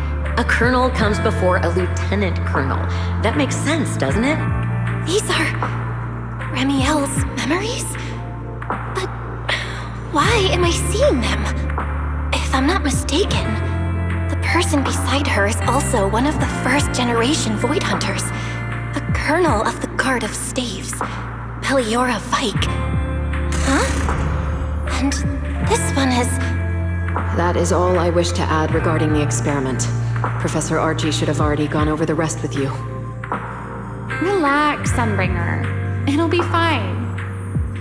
You and RK have already explained the experiment to us nearly 100 times, each in your own way. Then can you repeat it back to me, Remielle? Don't worry, Sunbringer. I've memorized everything for her. I'll be watching over her during the experiment as well. So, there shouldn't be any problems. What do you mean, shouldn't? Belly, you're supposed to say it'll definitely be fine. The Karma Core sealed within the Void Hunter weapon. At the moment, most of our research remains entirely theoretical. As for further resonating with it, Professor Archie's experimental plan remains only theoretically feasible. Peliora, Remielle, before the experiment officially begins, you may still back out at any time. No one will hold it against you. What are you talking about, Sunbringer? Of course someone would hold it against me. If I were to back down out of fear and throw away a chance that might let us conquer the Hollows once and for all, my future self would never forgive me for it. sealed within a Void Hunter weapon? A Karma Core? What is that? I've never heard of it. Ellie, you've been distracted today. What's on your mind? Nothing in particular. Really? Then does that mean you stepped on my feet 3 times in a row on purpose? Ugh. Come on, don't be so tense. We don't get to dance together every day. Just try to enjoy it, okay? I know what you're thinking, but look at me. I'm not worried at all. Because I know that in tomorrow's experiment, no matter what happens, you'll be right there with me. As you always have. Yeah. Just like always.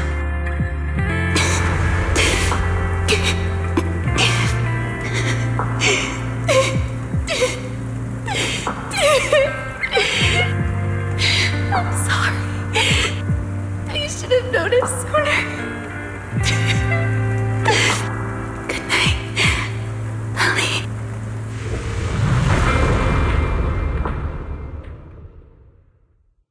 My feather.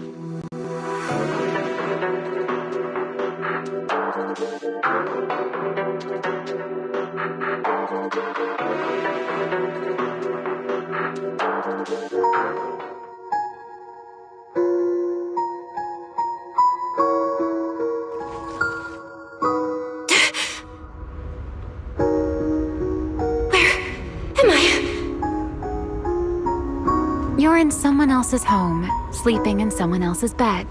Please tell me you don't drool in your sleep. Remielle? Wait, is this the Enna Gang's hideout? Correct. It looks like you're still in good shape. That whole ordeal didn't scramble your brain after all. Tell me, what did you see?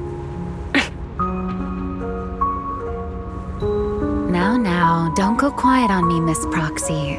Unless, are you perhaps a little too bashful to speak up? Worried you might be mistaken for a peeping Tom? I'll go first then. I saw you, your brother, and those 2 classmates of yours. What were their names again? Truvia and... Serpico. Oh, right, Serpico. So that's what happened between you all. No wonder you were so shaken. Why were we able to see each other's memories? That is not a question I can answer for you. After all, I have only experienced it twice myself. Twice? Mm-hmm. The previous time was when I retrieved Thaumiel from within you. I was really caught off guard, too. I had no idea what was happening. It felt like a flood of memories that weren't my own poured into my mind all at once.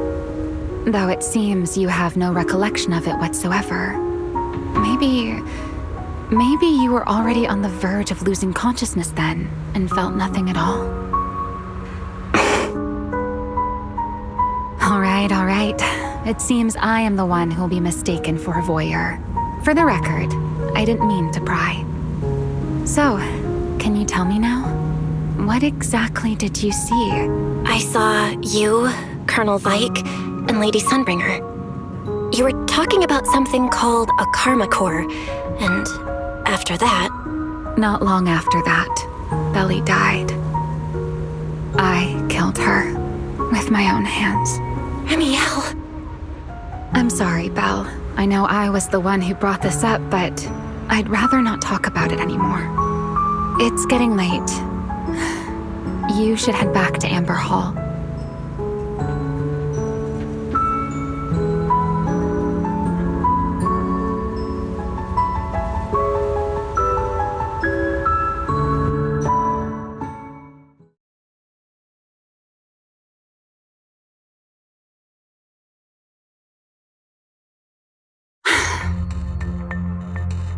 Does everyone in that covenant of yours have this nasty habit of haunting people like restless ghosts? I'm simply concerned about your mental state, Remielle. Then this is the worst possible time to appear. I can at least pretend you don't exist if you just stay away. Sorry. If you are truly sorry, then disappear. Now. You knew all along that Faith and I would have that strange resonance, didn't you? I'll take your silence as a yes. Yes, I knew all along that she would have an anomalous resonance with you. The part of you that's already fused with the Karma Core. But I'm sorry. I did not expect the two of you to see fragments of each other's memories because of it. Fine.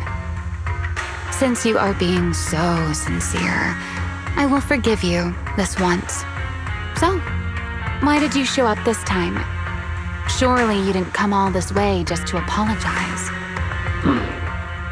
After your previous encounter with Eldraven, I'm sure you realize what the three Sunbringers of Rose Califer truly are.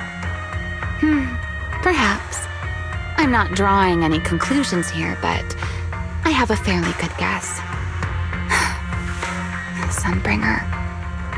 She always did have a habit of taking things too far. What's your plan then? My plan? Well, how about a short summer vacation here in Rose Califer for now? Remielle, I hate to remind you again, but time is running out. Though, to be honest, I don't think you need to be in such a hurry. I know that storm you foresaw better than you ever will. And I also know when it will arrive. And before it's finally here, let me rest a while longer. In this city in the sky, opportunities like this don't come often, so I just want to take one more good look at the ideal city my old friend poured her life's work into building. And at the final gift she left for this world.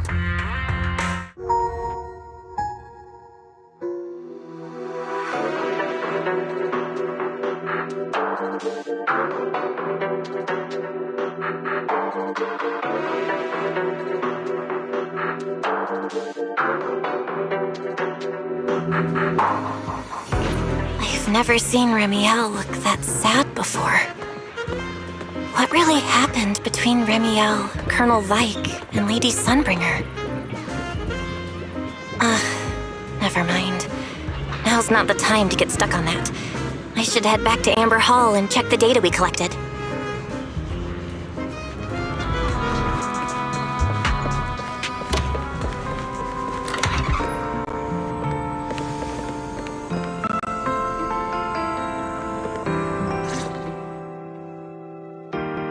Belle, you're finally back.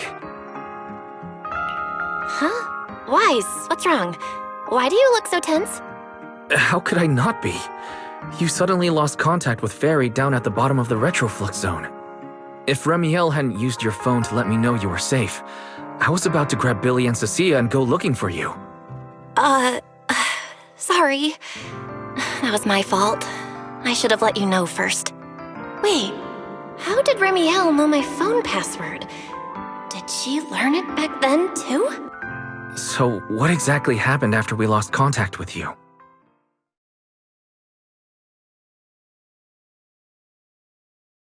You shared each other's memories.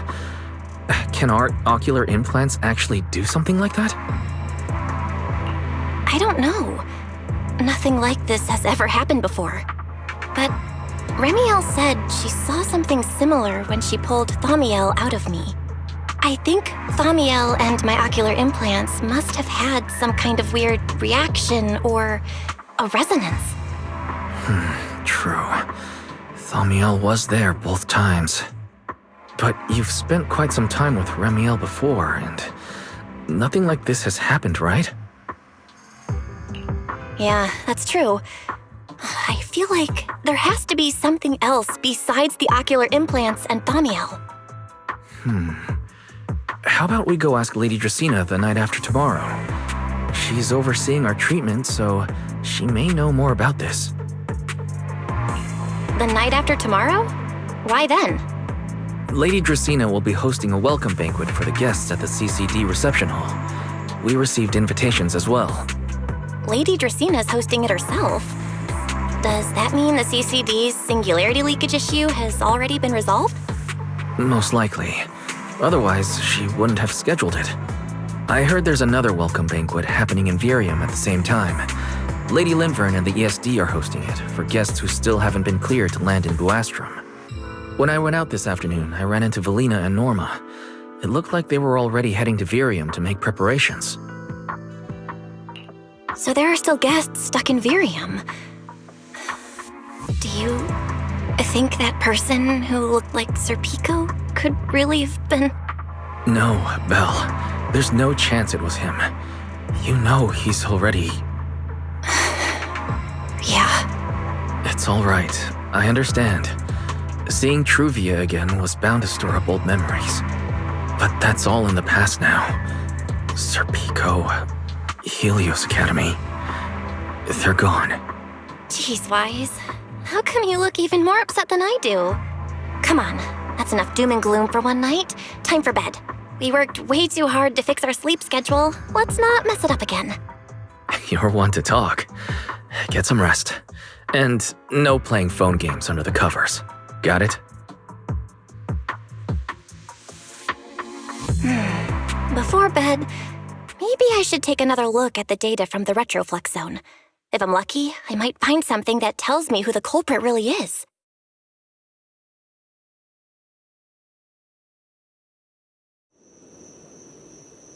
Belle? Your light's still on. Are you still working? Belle?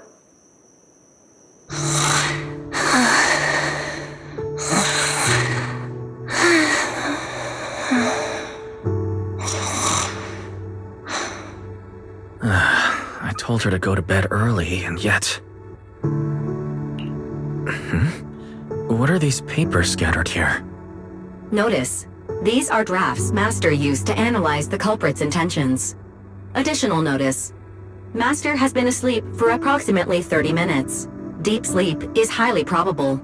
Suggestion: Second Assistant, please refrain from any action that may wake Master. I know, Fairy. She needs some good rest.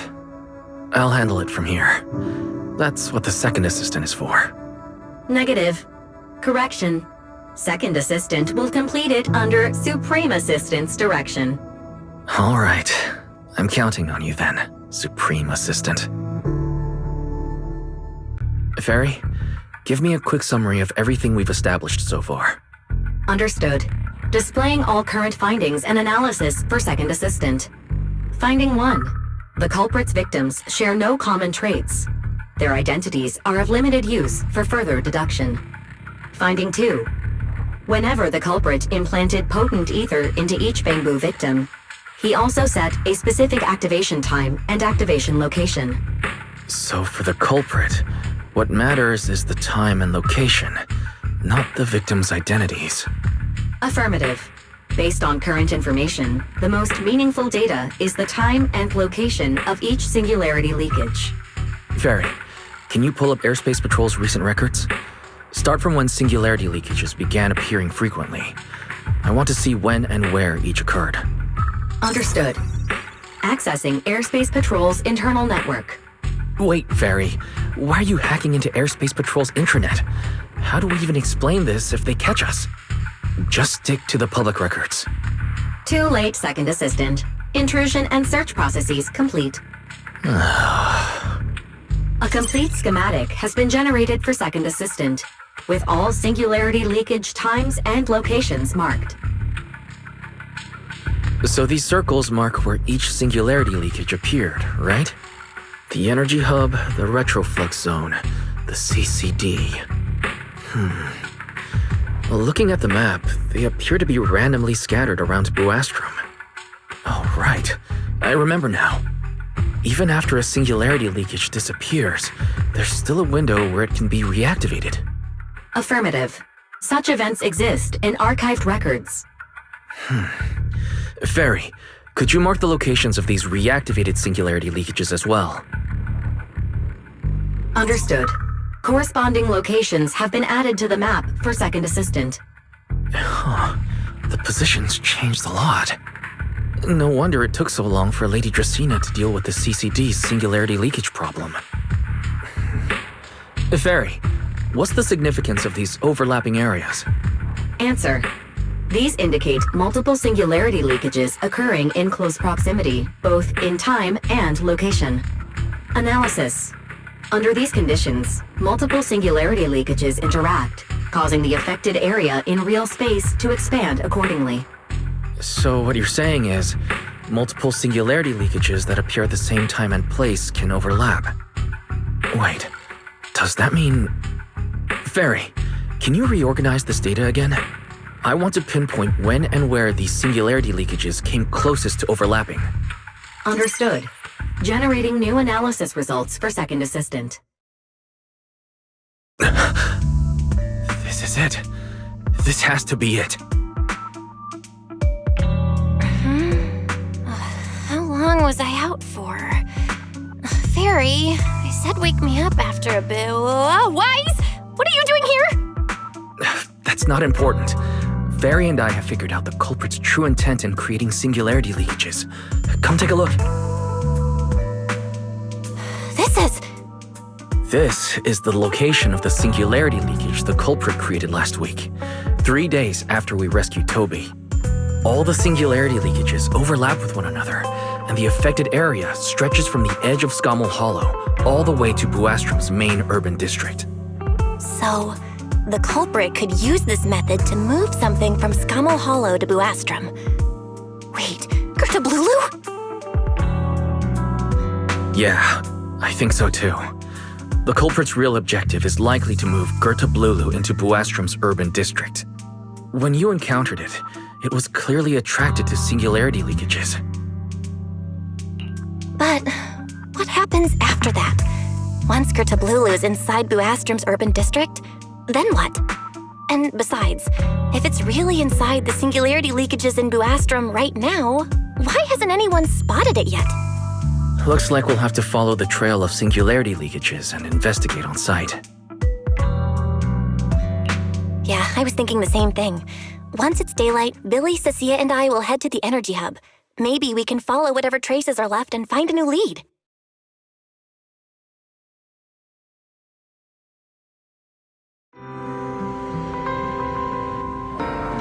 I don't think I slept very well. Whatever. I should head downstairs and find Billy and the others first.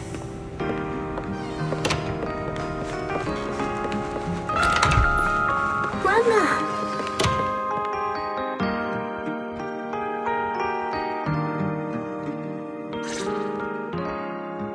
Belle! There you are!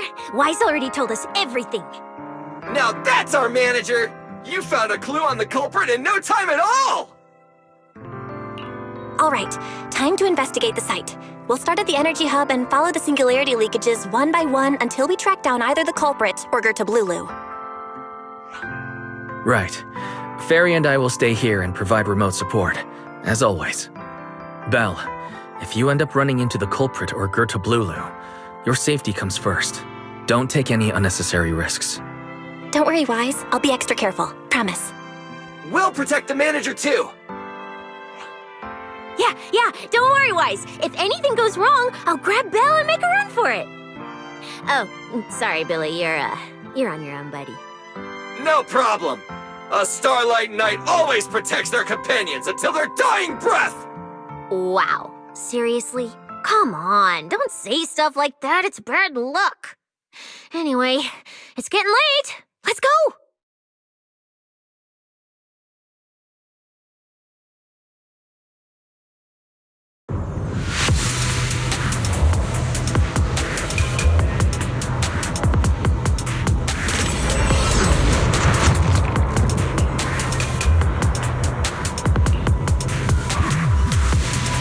Belle, we're here.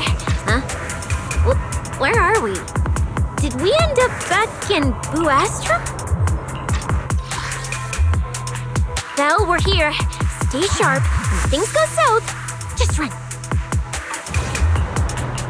It looks like... an office? This place feels really familiar. Wait, Isn't this Lady Dracena's office? Felina brought me here before. Huh? Lady Dracena's office? So Gerta Blulu came all the way here just to walk straight into a trap? But Lady Dracena never mentioned anything like that. This is so strange. We expected the Singularity Leakage Trail to lead into Buastrom. But why Lady Dracena's office of all places? Wait! Footsteps outside! Hide! Now!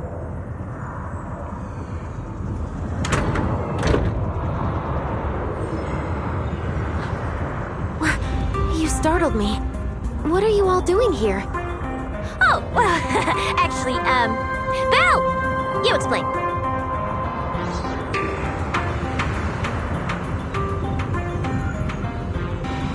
I see. A path formed by singularity leakages? I really hadn't considered that possibility before. If your speculation is correct, then Gerta Blulu is most likely hiding among the singularity leakages in Buastrom right now. And if that's the case, then it all makes sense. Huh? Lady Dracena? Do you have any other clues? Well, you see, a few nights ago, a small singularity leakage appeared near my office. Considering that, together with your deductions, the target of both the culprit and Gerta Blulu is most likely... Belle, could I ask these two to step outside for a moment? After all, their identities... Huh? It's okay, Lady Dracena. We're all friends here. There won't be any trouble. I understand, but this concerns Rose Califer's highest level secrets. The fewer people who know, the better. Especially considering who these two are. A new Eridu public security officer and, an unemployed freeloader. An unemployed freeloader is a little harsh, Lady Dracena. Oh, I get it. It's the kind of top secret stuff where knowing too much means trouble, right? Maybe even getting silenced permanently. Yeah, more or less. It's a bit complicated, so Belle and I will need some time to talk. Cecilia and Billy, you can return to Amber Hall and rest. Once we're done, someone will escort Belle back to you. Right away, no problem, Lady Dracena. Me and this robot vacuum will disappear right now. We've already stopped listening.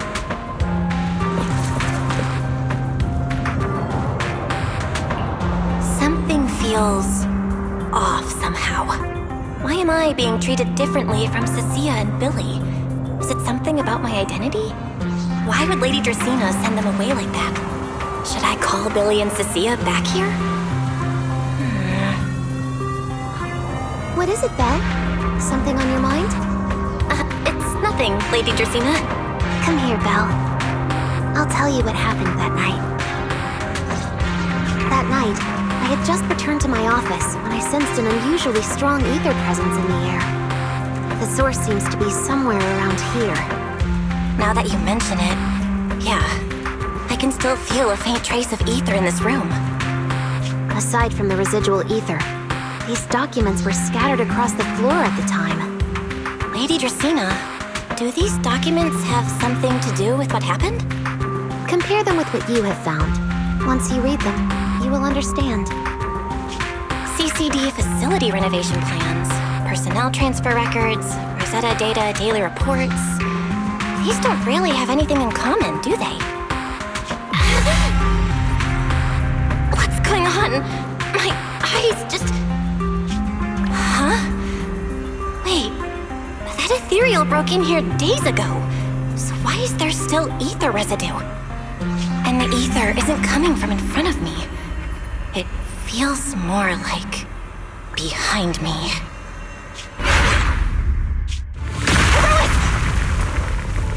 I knew it! You're not Lady Dracena! What the heck are you? Lady Dracena. I'm Truvia from High Ambitions Corp.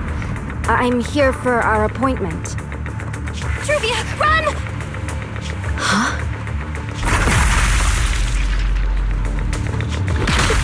Truvia! No! No! No! No! Move, now!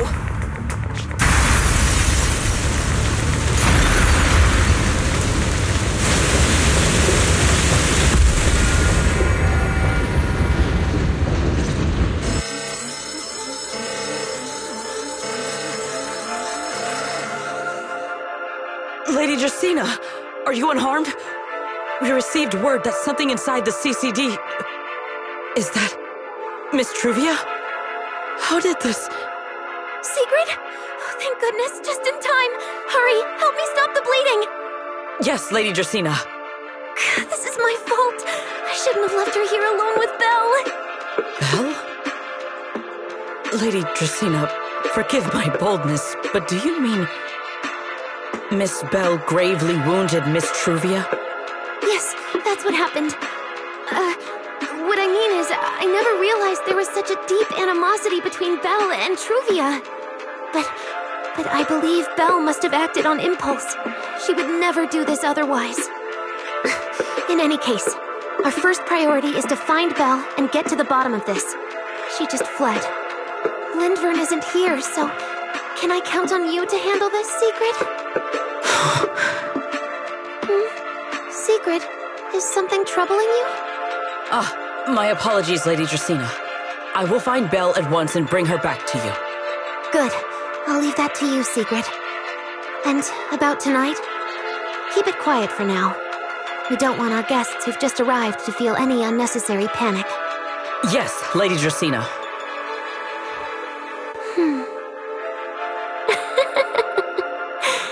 Go, Sigrid.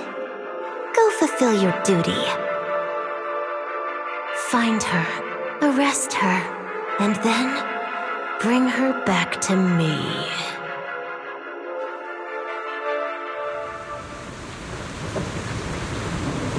Irois! Why did you pull me back? Truvia, she was right there! Why wouldn't you let me save her? Because she's beyond saving. Huh? Her wounds were clearly fatal. There was no way to save her. And that thing that appeared like Sunbringer, we cannot face it on our own. But aren't you powerful, Pyrois? You're supposed to be powerful, Pyrois! So why didn't you use that power to save her? Are you sure? Do you really want to see the rest of Rose Califer buried alongside your old classmate? Acting on impulse won't save her, and it won't help you either. Take some time to clear your head in the rain before that thing finds you. And then go do what only you can do. What you have to do.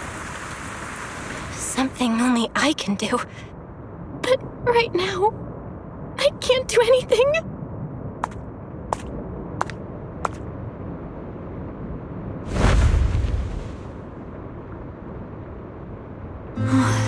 You sure look like a mess.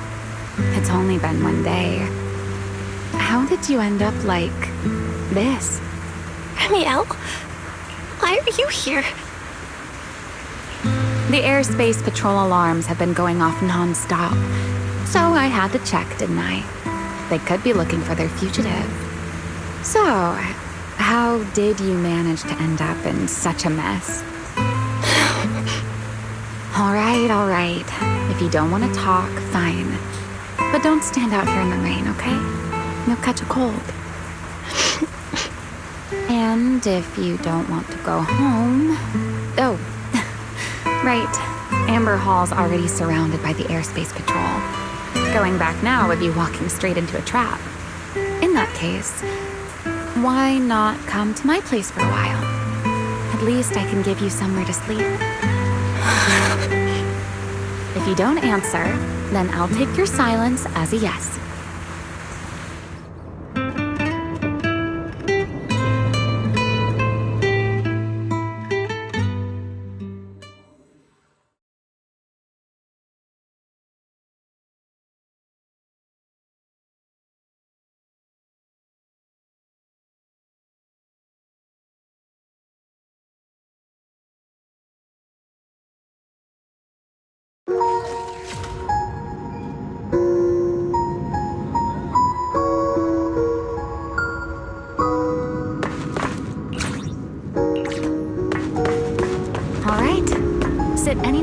like. Just, not the bed. Wet bedding is such a pain to deal with.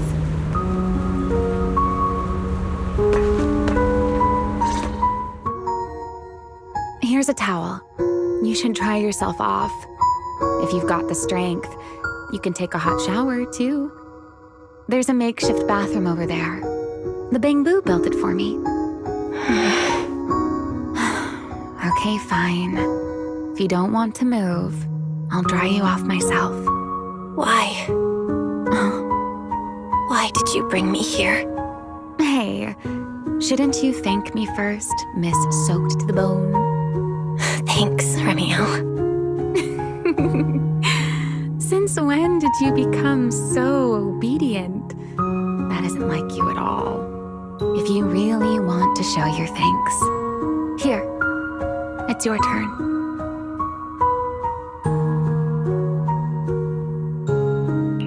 My turn? To do what? Your turn to dry my wings for me, of course. There are spots I can't reach on my own. Hey, what's with that look? I've already dried you off. Now it's your turn to return the favor.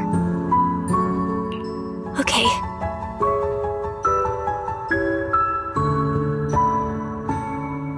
You know, Belle, I've never liked rainy days.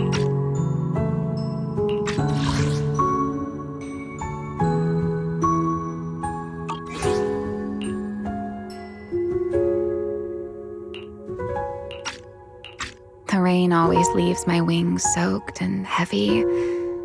Shake as I might, I can never quite dry them. The same goes for taking a shower, though at least I can manage to keep my wings from getting too wet. Wet wings must feel really uncomfortable, right? Yes, honestly, it's miserable and such a hassle to manage. A hairdryer is useless, too hot and I start shedding, too cold and I catch a chill. But I can't just wait for them to air dry. It takes forever, and I'm way too impatient for that. Besides, it leaves this strange smell that I can never wash out. So, the best solution is a slow towel dry like this. But with wings this large, there are always spots I can't reach. Before, if I got caught in the rain, I'd sneak onto Belly's bed and roll around, drying my wings on her sheets. Huh? Wait, hold up. How on earth could you just barge into someone else's bed? Wouldn't she be furious? It was fine as long as I didn't get caught. Though, of course, whenever Belly did notice me, she was absolutely furious. And no matter how angry she was, in the end, she'd always do just what you're doing now. Slowly drying the spots that were still damp. Belle, do you know what New Eridu's records say about what became of Belly and me? I remember something about an operation called the Day of Silence. You and Colonel Vike were involved in an accident, and then both died in the line of duty. Yes, died in the line of duty. Such a noble, dignified phrase. Though, in a sense, it isn't entirely wrong. After all, for us Void Hunters, our first and only duty was to suppress the Karma Core inside our weapons. The Karma Core? Inside the Void Hunter's weapons? That's right. Remember the Enchainer I mentioned before? What truly sets them apart from ordinary ethereals is a special core known as a Karma Core, found only within an Enchainer. According to RK, a Karma Core differs from an ordinary ether core. It doesn't form naturally. It is something made directly by the Creator. The Creator made the Karma Cores, a power capable of rewriting the laws within Hollows, and used them as the cores to create the Enchainers of the Great Hollows. That's the gist of it, at least. Back then, after a long and bitter struggle, we finally were able to bring down one of the enchainers. But the Karma Core itself could not be destroyed. RK and Sunbringer, they wanted to eliminate the threat posed by the Karma Core once and for all, while allowing humanity to harness the power within it. In the end, they found a way to seal the Karma Core within Porceloy. And from that, they forged the Void Hunter weapons. So, the power inside Void Hunter weapons actually comes from the creator? Yes, which is exactly why there are so many side effects. At the time, we were naive enough to believe that if we could truly master that power, humanity might finally overcome the Hollows once and for all. So, when RK and Sunbringer proposed the plan, we never doubted it for a moment. Lady Sunbringer and Professor RK's plan? Yes. Project Sunseeker. I'll never forget that accursed name for as long as I live. Simply put, it was an experiment that used vast quantities of Porceloy as a medium to partially fuse us Void Hunters with the Karma Core sealed within our weapons. They fused you with a Karma Core? Then that means... It meant we'd become artificial enchainers. No more enduring the costs of wielding Void Hunter weapons, and perhaps even achieving a stronger form to defend New Eridu.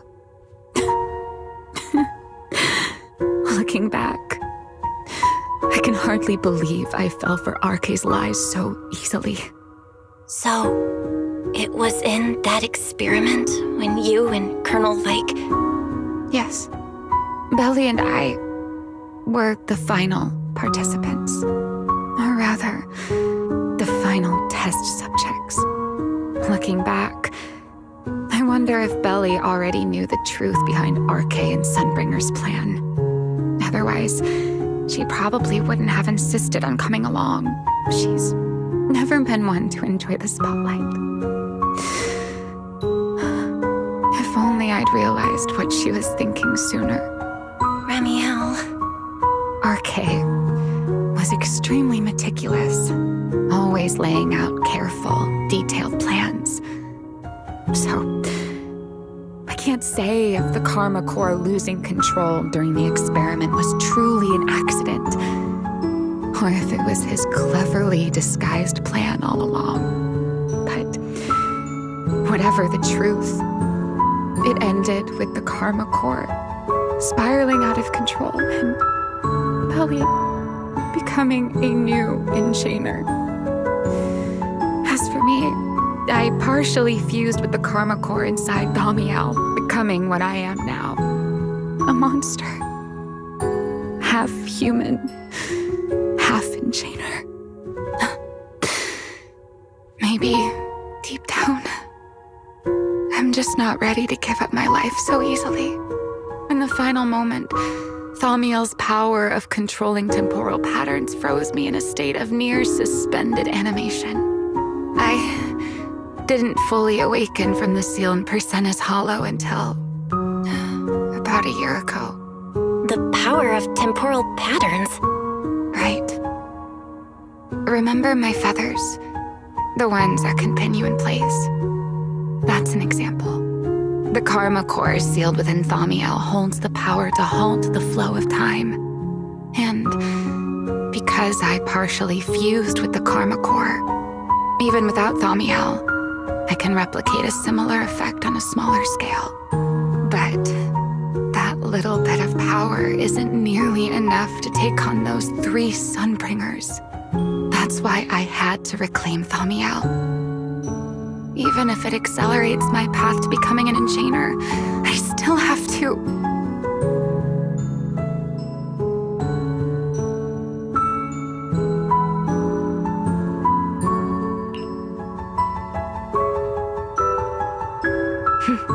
Never mind.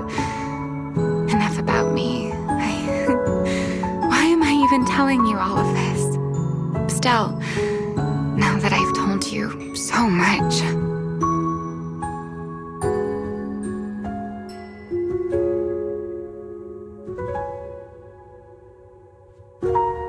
It's your turn. Huh? My turn again? Wait, to do what? To tell me your story, of course. Let's call it another round of our little Q&A game.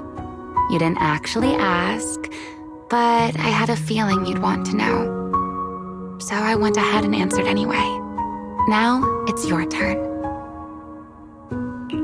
I wasn't even going to ask anything. You just started talking.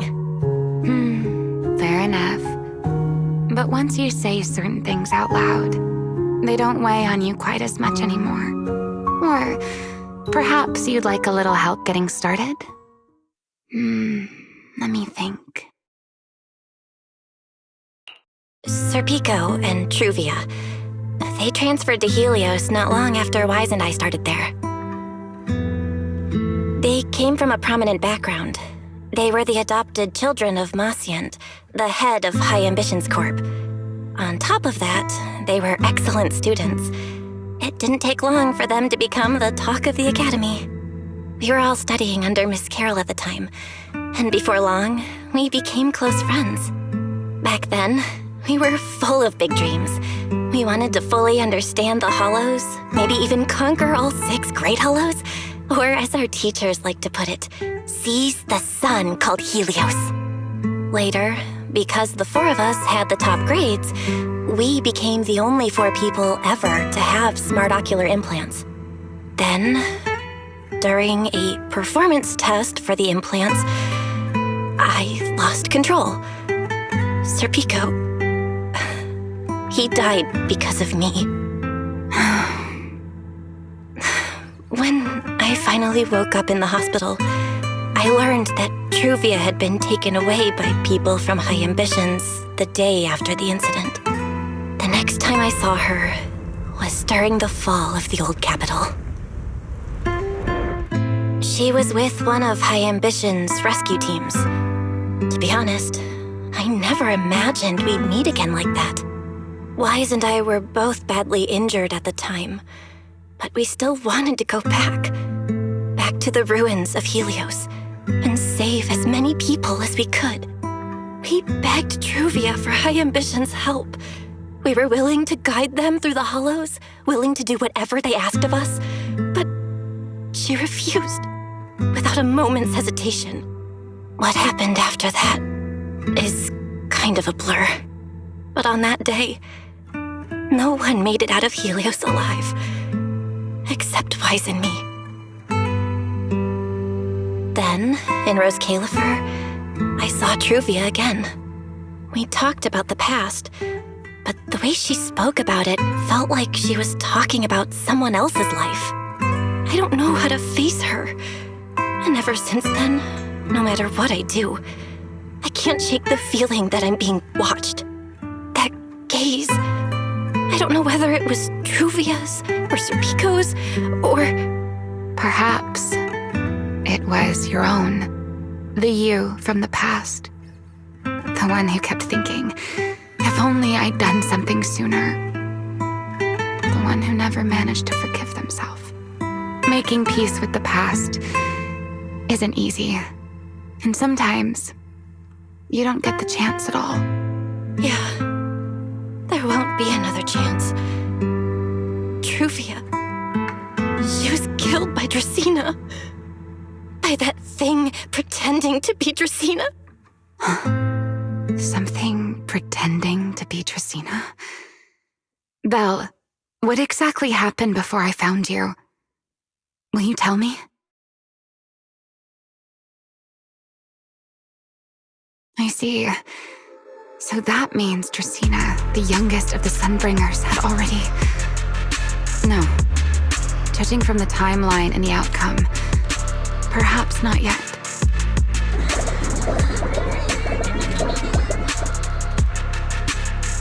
Huh? What's going on out there? I'm not sure. Let's go find out.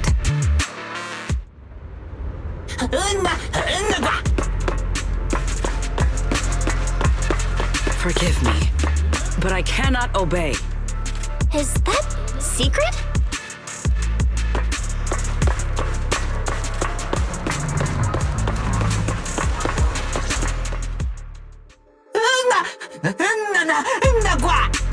I am afraid I cannot comply.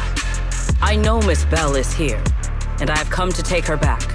Please do not stand in the way of my duty. Sigrid. She won't be easy to fool. Belle, hide for now. I'll think of something. Belle? What are you doing? Sigrid, leave them out of this. I'm right here. Thank you for your understanding and cooperation, Miss Bell. But I'm sorry. I can't go back with you.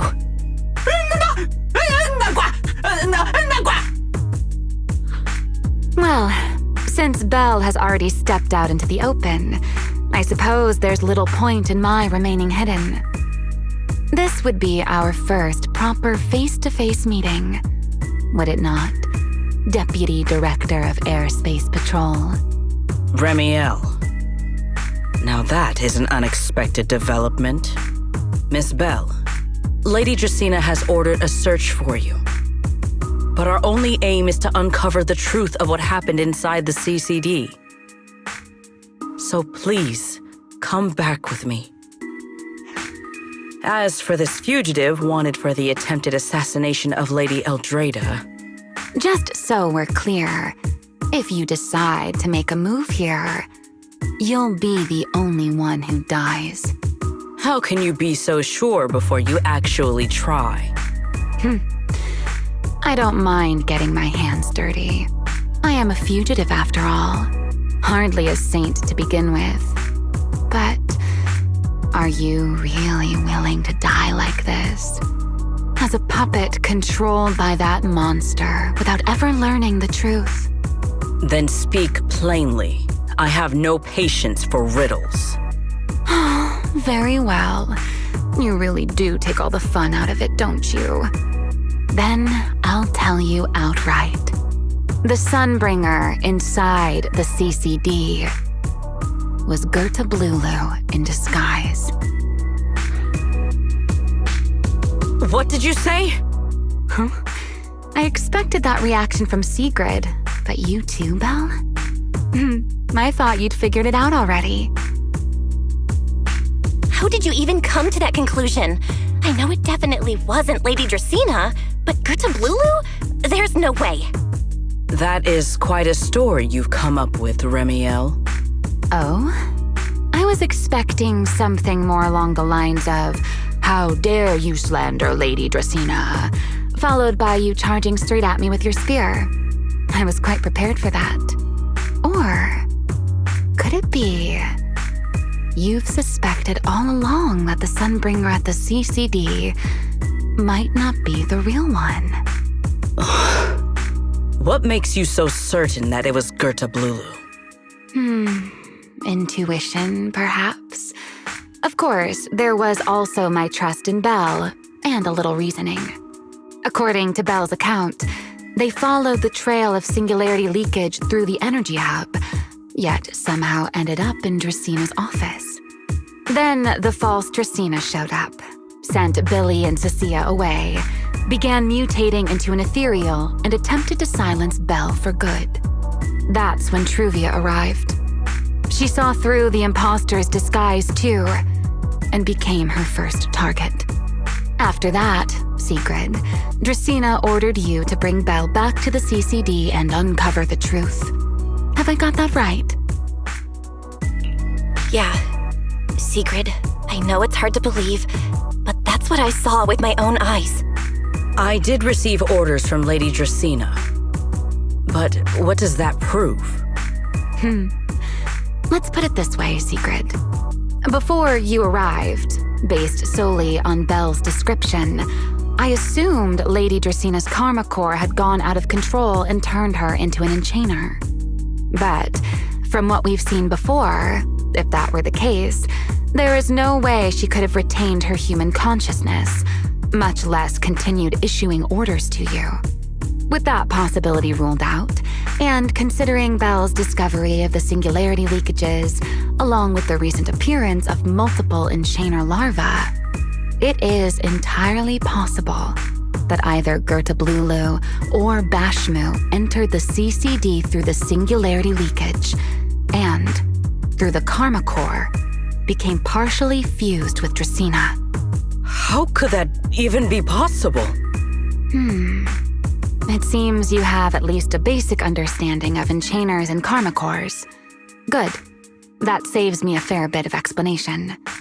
I can't say how Sunbringer managed it, but the most likely explanation is that she divided her karma core into 3 parts and entrusted them to the 3 ladies we see today. That would also explain why Gertablulu and Bashmu appeared at roughly the same time.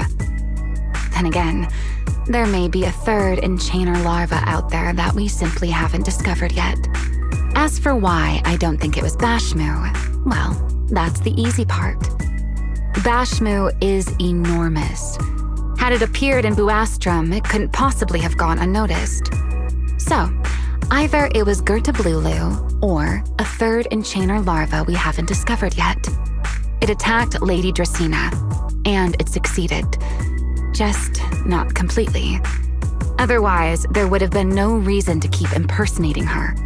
If I had to compare it to something, it would be like, 2 people fighting over the same controller. Draceena's consciousness and Gertablulu's consciousness coexist in the same body, competing for control of both the body and the karma core. Judging by the current situation, it seems Gertablulu has the upper hand. That is still nothing more than speculation. And if Miss Bell deceived you, then none of your conclusions would hold. It's true. I have no way of proving that I wasn't lying. It's all right, Belle. I believe you, and I believe everything you've told me. Remember the rules of our little Q&A game. You don't have to tell the whole truth, but no one is allowed to lie. And besides, Sigrid, you've heard us out this much already. I'd say that means there's still room for us to talk. Wouldn't you agree? What is it you want to talk about? Why, how to get that poor little Sunbringer out of her current predicament, of course. So, interested? There's too many eyes out here. We should speak inside. A retroflux zone. I never would have thought you would be hiding here. Oh? And here I thought you would let me go on purpose.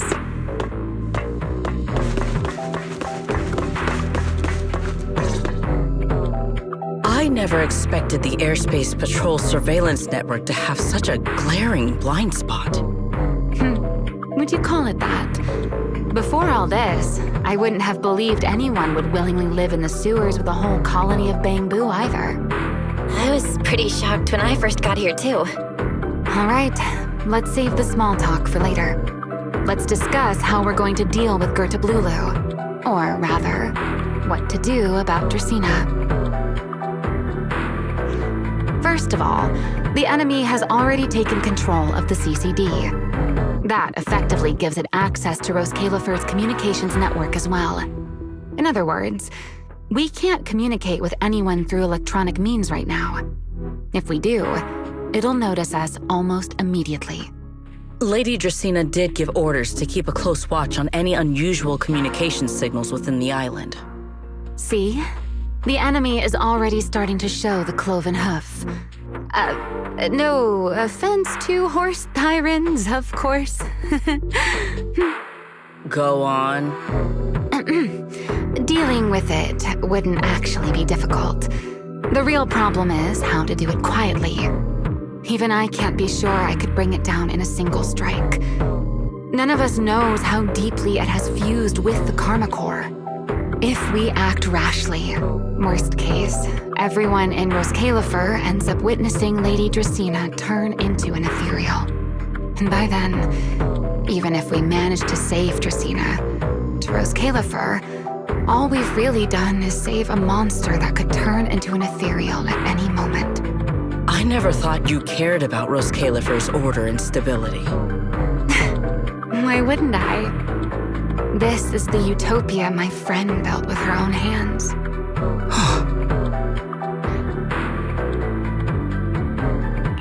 Remielle's right. We need a way to keep the imposter contained without drawing any attention.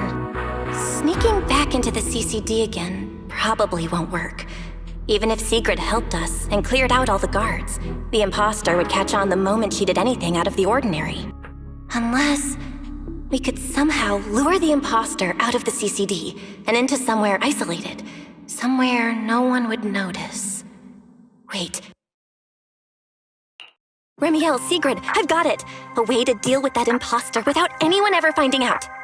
Oh? Please, go on. Tomorrow evening, the CCD will be holding a welcoming banquet for the island's guests in its reception hall. It's supposed to be hosted by Lady Dracaena herself, which means she's definitely going to be there. That does sound promising. We could go in as guests instead of forcing our way into the CCD. That would save us a great deal of trouble. But, Miss Bell, with so many guests around, how do you plan to stay unnoticed? What if a singularity leakage appeared just as the imposter made its appearance? Or maybe a passage formed from multiple singularity leakages? If that's how it got into Buastrum, then we could use the same trick to send it back.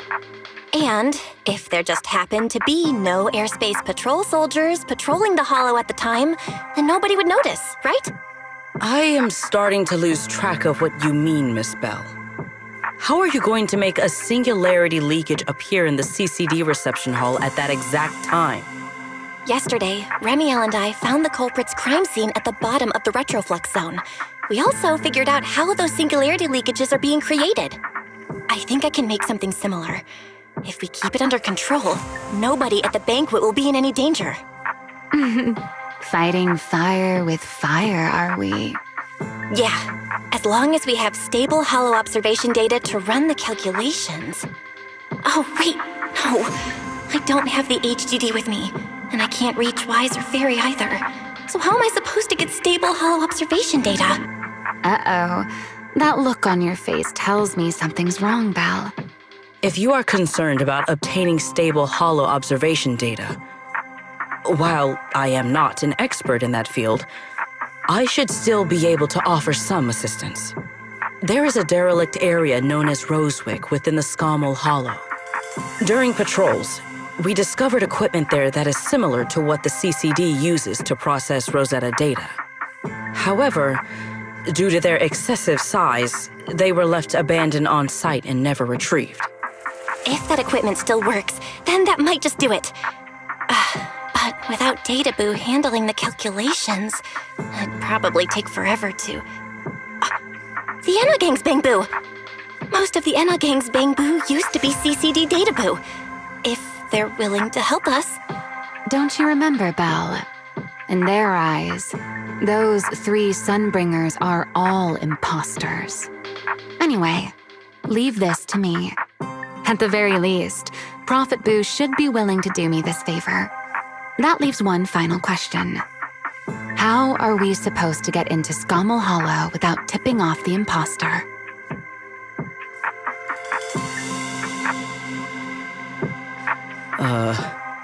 Why are you both suddenly looking at me like that? Oh, nothing. I simply thought a certain airspace patrol deputy director might be able to get us into Scommel Hollow.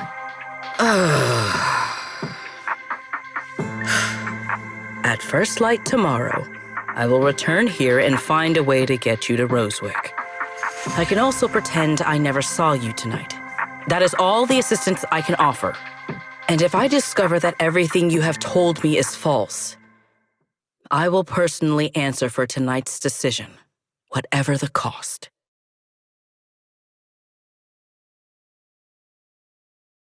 Before I leave, there is one final matter I would like to confirm with you, Remielle. Mm-hmm. You once attempted to assassinate Lady Eldrada. Why then are you going to such lengths to save Lady Dracaena? Because none of them are the Sunbringer I'm looking for. To me, they're no different from this city in the sky. They're all gifts Sunbringer left behind for the world. I simply don't want to stand by and watch the things my friend cherished be destroyed by monsters from who knows where.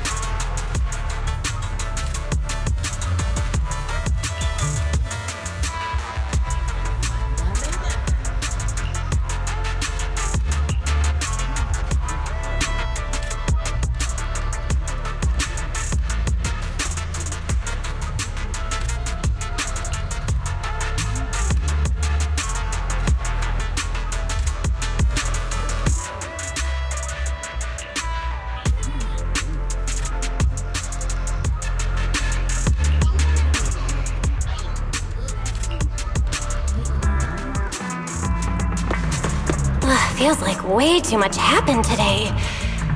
My brain can barely keep up. There's no way I'm making it back to Amber Hall. I guess I'll just have to stay here for the night. I hope Wise and the others won't worry. No, they definitely will.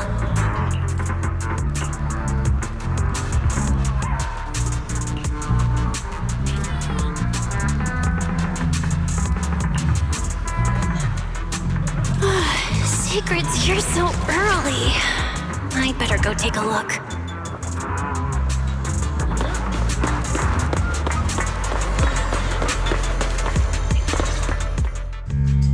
Good morning. I have secured a carrot for the Rosewick area. As promised, I will escort you there. How do you intend to get us there? Surely not under the pretense of transporting newly captured fugitives. Of course not. I brought this.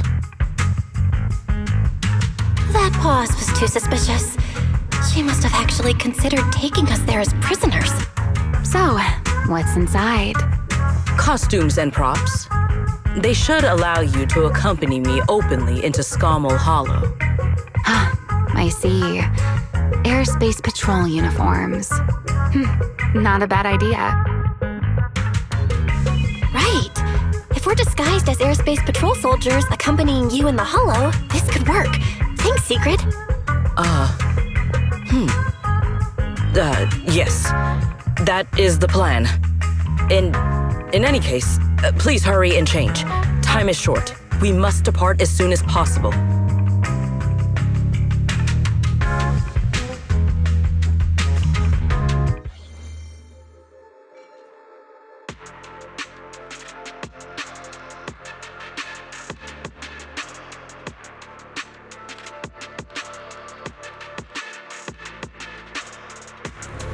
Hey, look! What's that? Wait a second. There are two Mr. Roars?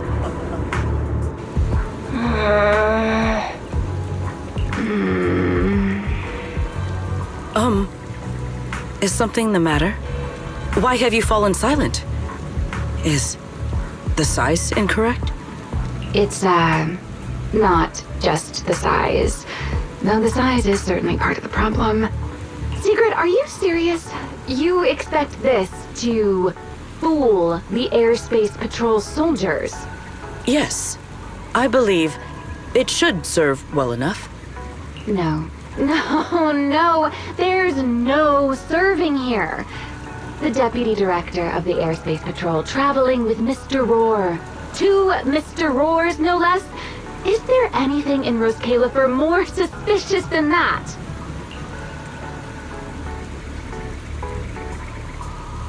Easy, Remielle, easy. I'm sure Sigrid has her reasons for this. In truth, it was already rather late by the time I returned yesterday, and I had no time to prepare.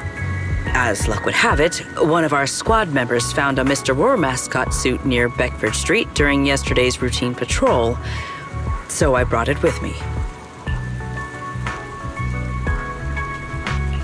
Beckford Street? Remielle, is this the one you left there the day before yesterday? Oh? So you are fond of Mr. Roar too, Remielle? I am not. How did you even arrive at that conclusion? Wait. There are 2 mascot suits here. Don't tell me.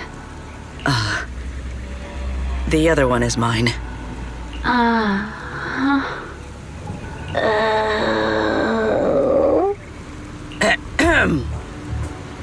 In any case, once we enter the outpost, I ask that you both cooperate and play your parts as Mr. Roar properly. Do not do anything that would reveal your identities. Okay, Deputy Director Sigrid. From now on, we're the Roar Twins! Roar! You seem rather pleased with yourself. Stay in character, Remielle.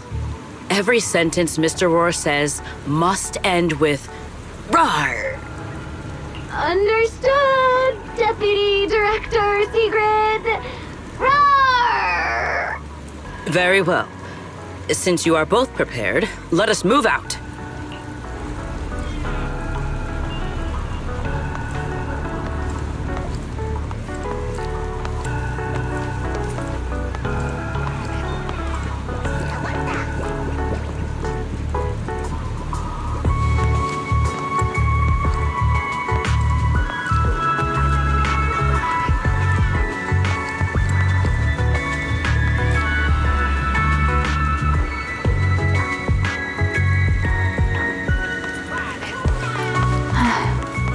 I never thought I'd be putting this outfit on a second time. Come on, you looked like you were having fun last time. You two, do not forget to add "rawr" to the end of your sentences.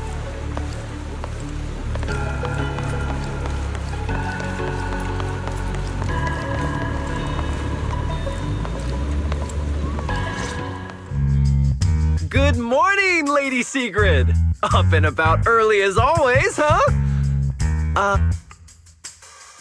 Mr. Roar.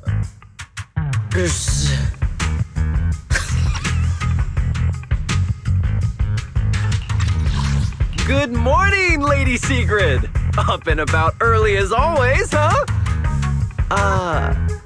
They are? Mr. Roar.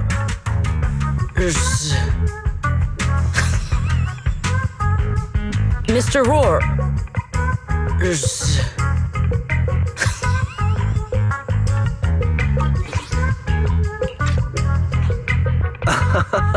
I know it's Mr. Roar, but, why plural?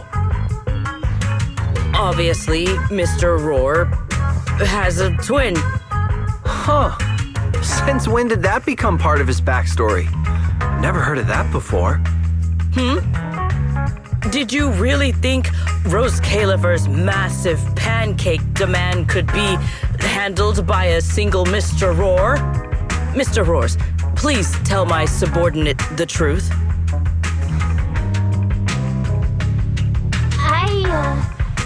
I'm the Mr. Roar who works on Mondays, Wednesdays, Fridays, and Sundays. Rawr! I'm the Mr. Roar for the Tuesday, Thursday, and Saturday shifts. Rawr! That signature catchphrase. Yeah, that's definitely Mr. Roar. Wait, no, that's not the point here. Lady Sigrid, why have you brought Mr. Roars out here? For pancakes? Huh. Pancakes. Is that some kind of mission code name? Oh no, he's definitely suspicious. And why pancakes? Who would bring Mr. Roar into the hollow just for pancakes? I can't believe I actually went along with this absurd disguise plan. I get it now, Lady Sigrid! Huh? The pancake ingredients were lost in the hollow, weren't they? That's why you rushed two Mr. Roars in to help search for them. I understand completely! Rose Califer needs pancakes just as much as Airspace Patrol needs you and Lady Linvern! What is this guy even talking about? How did he get from pancakes to that? Affirmative. That is correct. No. That is definitely not what you meant. That pause was way too obvious. Oh, I understand everything now! Lady Sigrid, please, wait a moment. I'll let you and the two Mr. Roars through right away. I don't want to think about how any of this makes sense anymore. Rawr! Same here. My head hurts so much it feels like my brain is trying to grow back. Rawr! The route is ready. We may depart whenever you are prepared.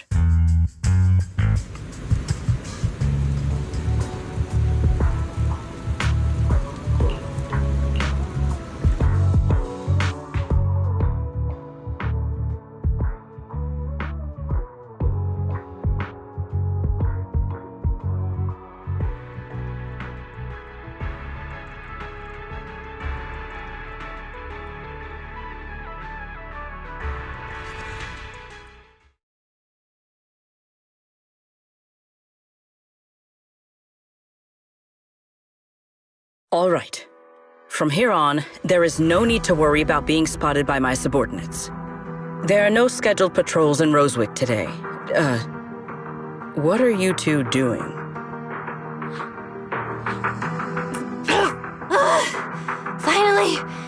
Finally got this headpiece off. Oh, I was about to suffocate in there. See? I told you. This costume is way too tight and stuffy. Getting stuck in it the other day was definitely not my fault. Oh. It's not very polite to stare, Miss Deputy Director. Or is there something on my face? No, nothing like that. I merely thought you seemed somewhat more lively than I had expected. Your quite different from the Remielle described in the records of the first-generation Void Hunters. Let me guess. In those records, we all come across as rather stern and proper, don't we? Well, I suppose that can't be helped. We were Void Hunters, after all. We had to look the part, especially the sort of Void Hunter people expected to see.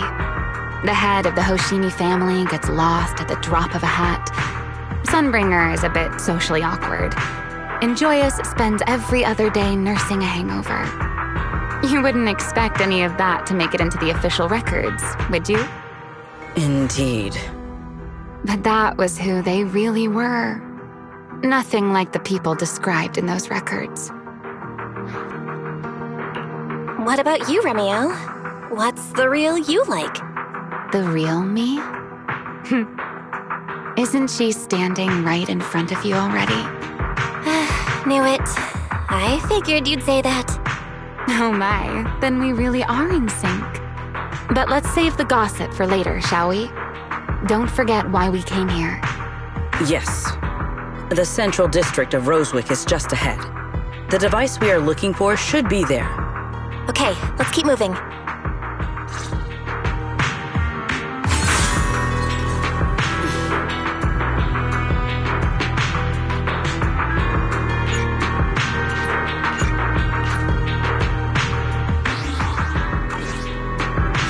Let us pass through the...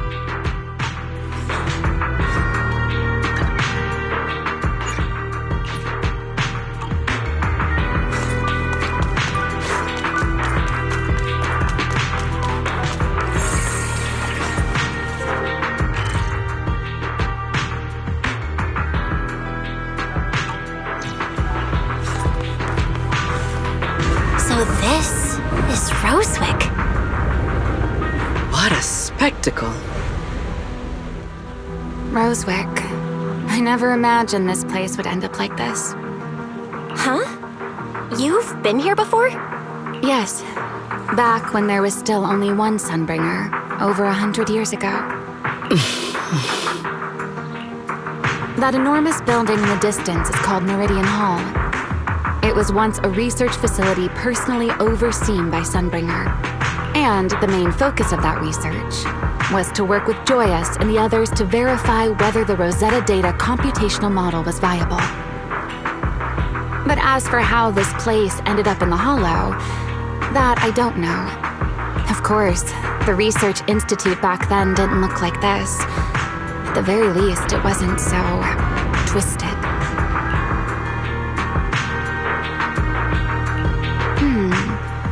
It should be fine. Many of the facilities inside Meridian Hall were made of porcelain, so they should be pretty ether-resistant. As for the spatial structure, we'll have to rely on the back door that Sunbringer left behind. You'll see when we get there.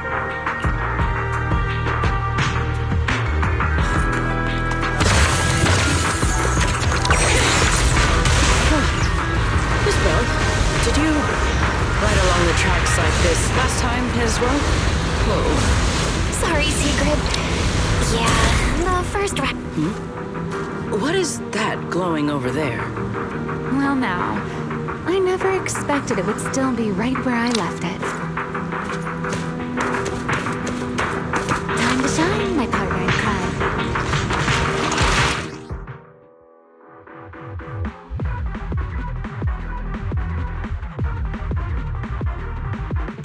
Looks like the nearby ethereals spotted us. They are starting to gather.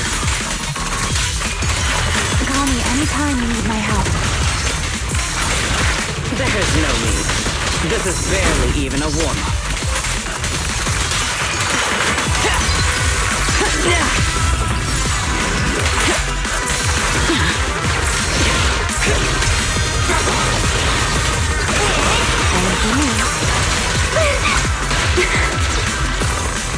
Stay close to me.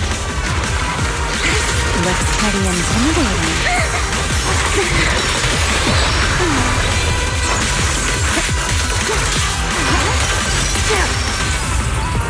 Hey, Rowan! Elastic flame! My blade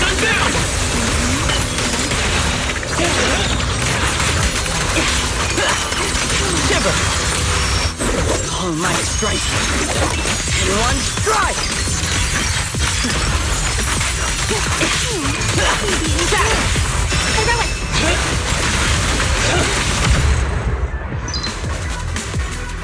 Dealt with, for now.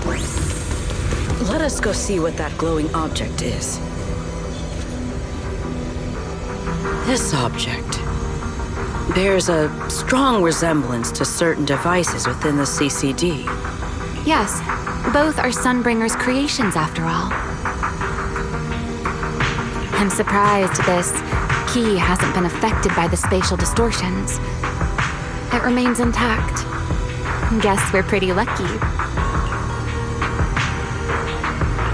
It's the key to Meridian Hall, the back door that Sunbringer left. This is a key, you say? But where is the door? For that, I'm afraid you'll have to ask Sunbringer herself.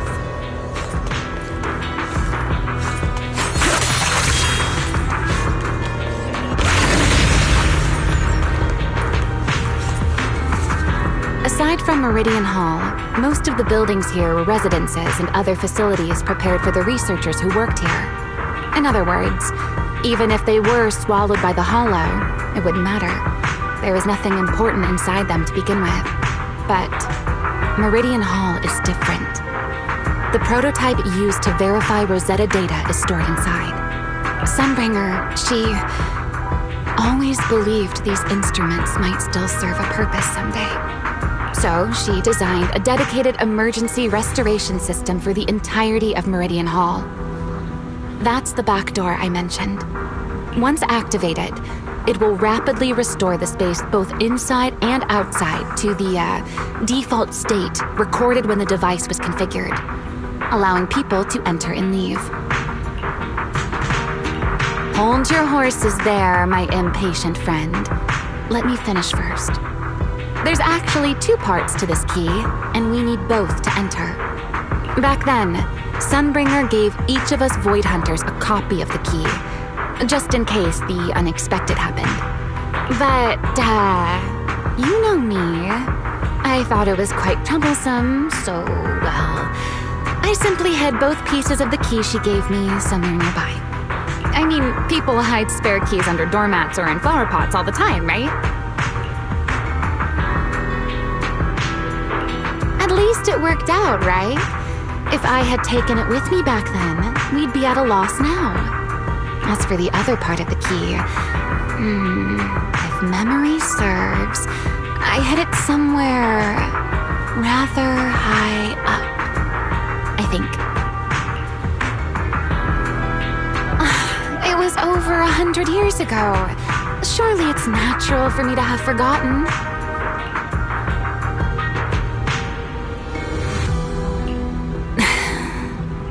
You sure are sharp. But careful there, Detective Bell. Or someone may just turn you into a static background asset with all RGB values set to 255. You two, let us cut the chatter. Since this part is still here, it stands to reason that the nearby spatial structure has not changed too drastically. Let us check the high ground nearby first. Perhaps we will find other clues. Okay, but before that, let's put this part of the key into the device.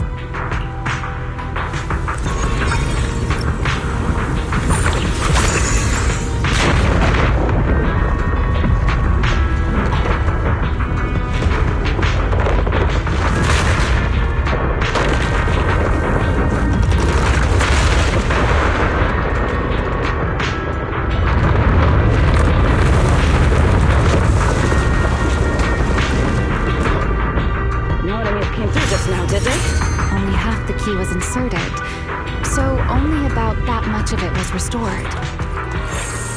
This way. It seems there is a path leading higher up. Yeah, let's go check it out.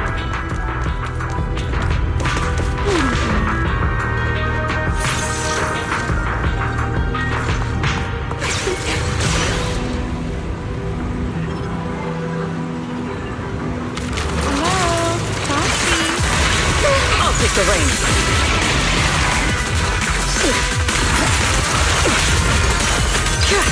One second.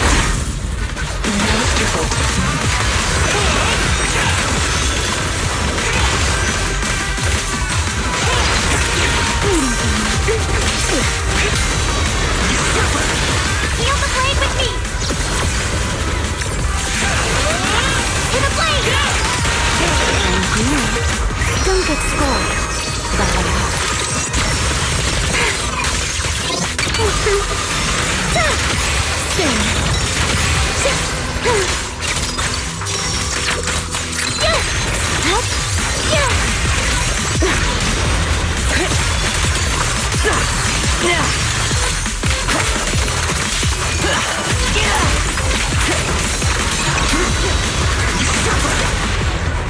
We charge together. Engage!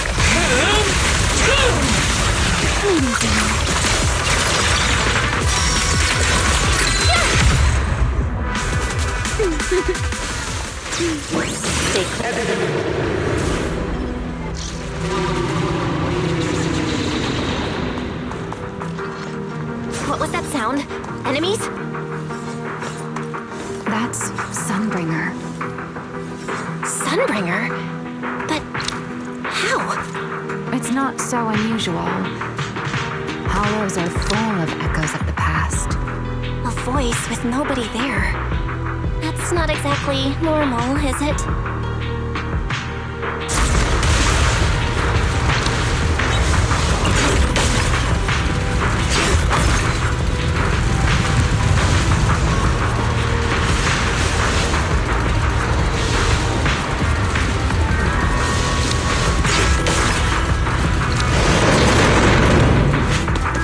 Let's take a look around here. There it is. The other half of the key is over there. I told you it was hidden somewhere. I should be able to unlock this path if I hack the robot.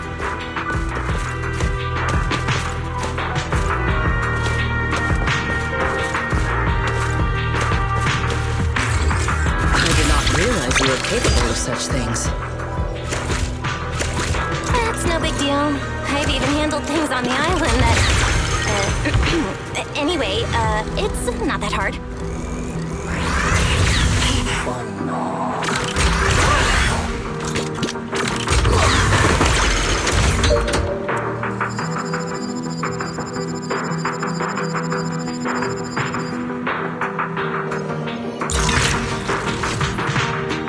Done. Let's keep going. Looks like we'll have to go around.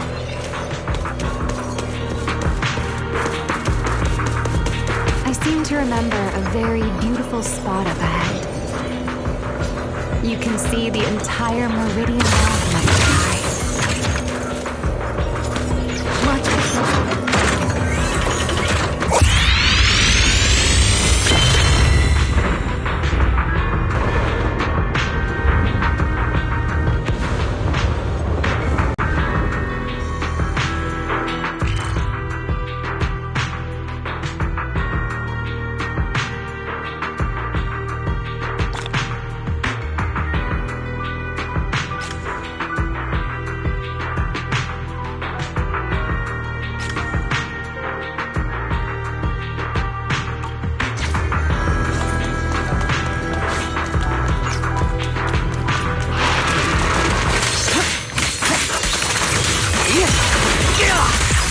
Shiver! Draw your weapon! We're under attack.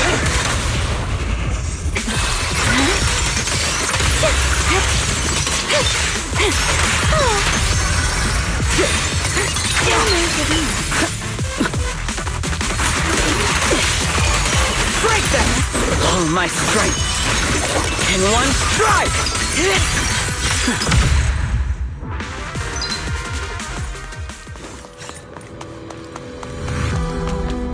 Let's hack the drone.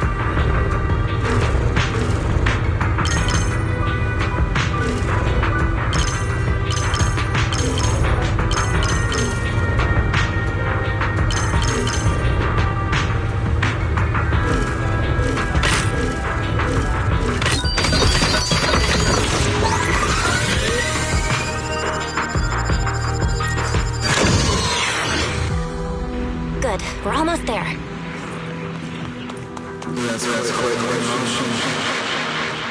The experiment is a success. That voice. That's Joyous. He's likely been dead for a very long time.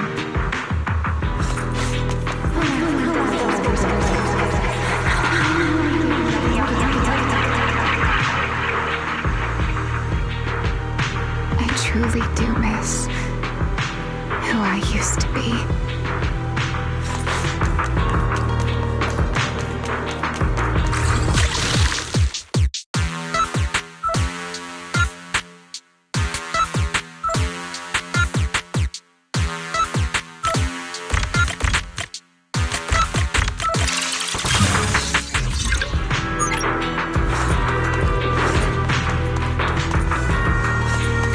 The ethereals in this area are gathering again. Is it just me? Or do the ethereals seem interested in the Meridian Hall key too? Perhaps that's just because it sparkles.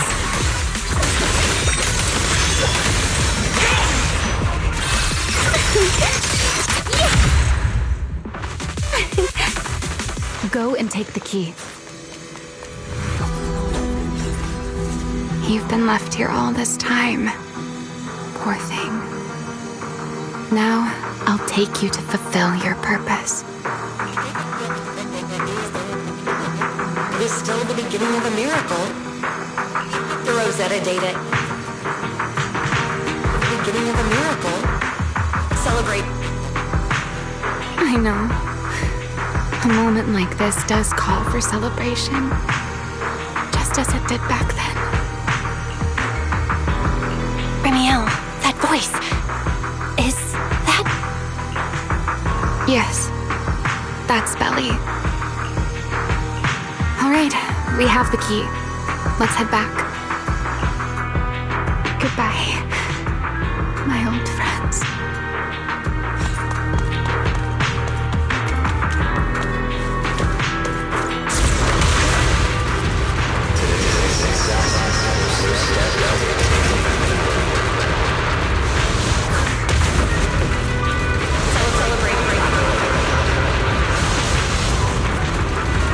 The echoes in the hollow.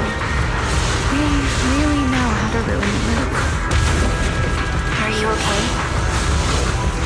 Yes.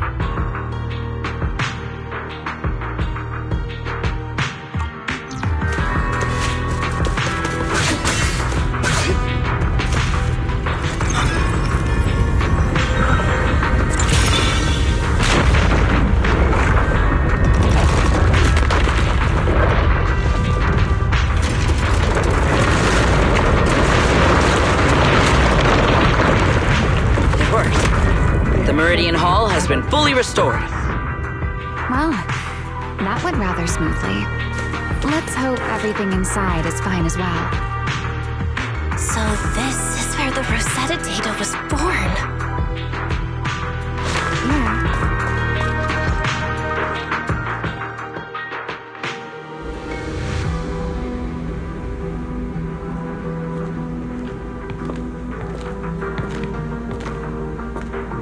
The space here is still shifting. The entire building should have returned to its original state by now, should it not? Yeah, perhaps there's a delay. The device is over 100 years old after all. A little instability is to be expected, I suppose.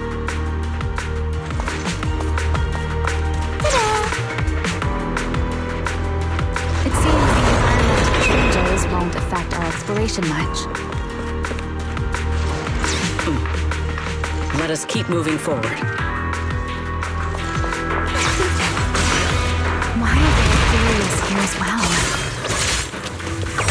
If you aren't paying rent, I'm afraid I must ask you to move out. My blade unbound! Under attack!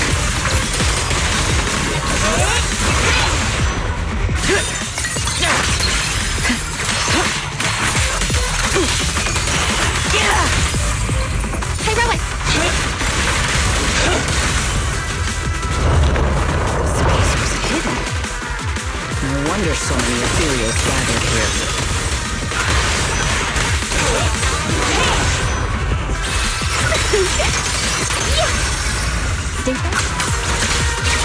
Looks pretty intimidating. Still.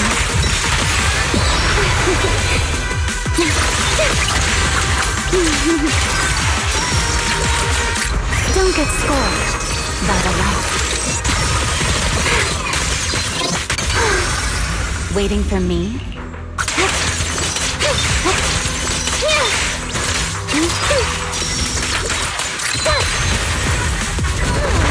Is this the last one? I was expecting something a little tougher. Watch out for a surprise attack! Victory!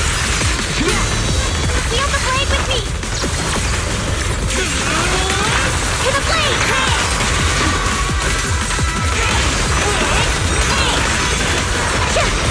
Back at you.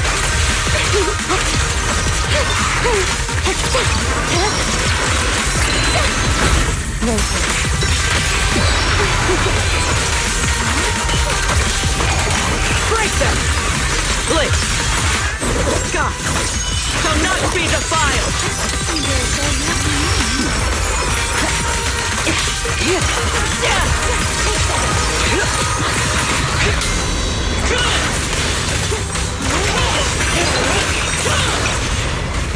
Right now. We charge together!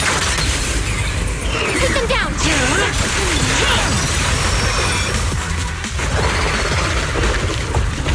There it is, the device we're after. Let's go, Belle.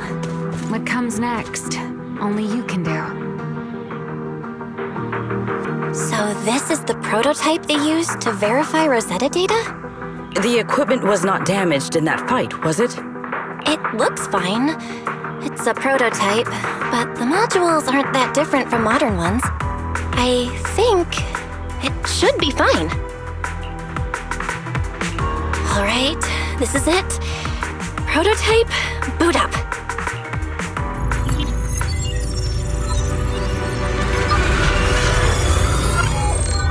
We did it!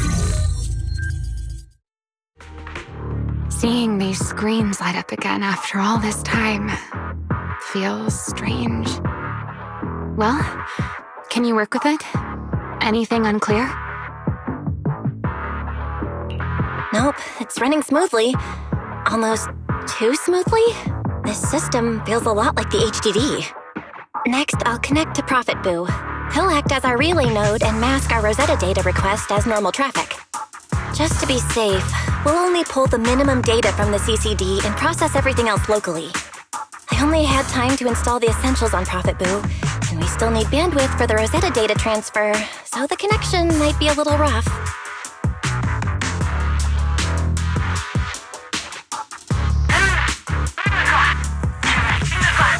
Oh, that's Griff. Looks like it worked. Need anything from us, Belle? Not for now, thanks. I've got this. Understood. We will keep watch for any ethereals and keep the area secure. Link bandwidth is stable. Traffic disguise is up. Target side response looks normal. Starting designated path prediction calculations. As expected of a hollow specialist, the aura is completely different. Watching her, it truly occurred to me that Rosetta data was born here. Yes, exactly. Link bandwidth stable. Verification unit synchronization complete. Professor, can you hear me? We can begin with data extraction. Everyone, I believe... I must now inform you of a major situation. What? The theoretical verification of Rosetta data is complete. It was a resounding success. Oh, is that how one delivers good news? You nearly gave me a heart attack! I believe this is due to Miss Sunbringer practicing the composure training I recommended. How many more people do you intend to torment with your family's strange tradition? So loud. That's quite the commotion. I take it the experiment was a success? Yes, very much so. It would have been even more successful if the core technology provider had simply stayed asleep. Even a little nap earns me that much grief. I was merely showing full confidence in my colleagues' professional competence. Besides, today's success is only the first step toward taking back the world. All right. At a time like this, why not be honest and express a little joy? Even if the Rosetta data is only the beginning, it is still the beginning of a miracle. Let us celebrate properly, shall we? And Professor Arke, don't even think about skipping it. Then, let's throw a party, like the one Mayflower treated us to last time. Don't tell me you're planning to drink until the next morning again. The professor will throw him out, just like last time. Then let us hold a ball with soft drinks only. Hey, you people. Back then, we thought taking back the world was only a matter of time. As long as our companions were by our side, there was nothing we couldn't do. We could even go anywhere. In the end, none of us reached the promised destination.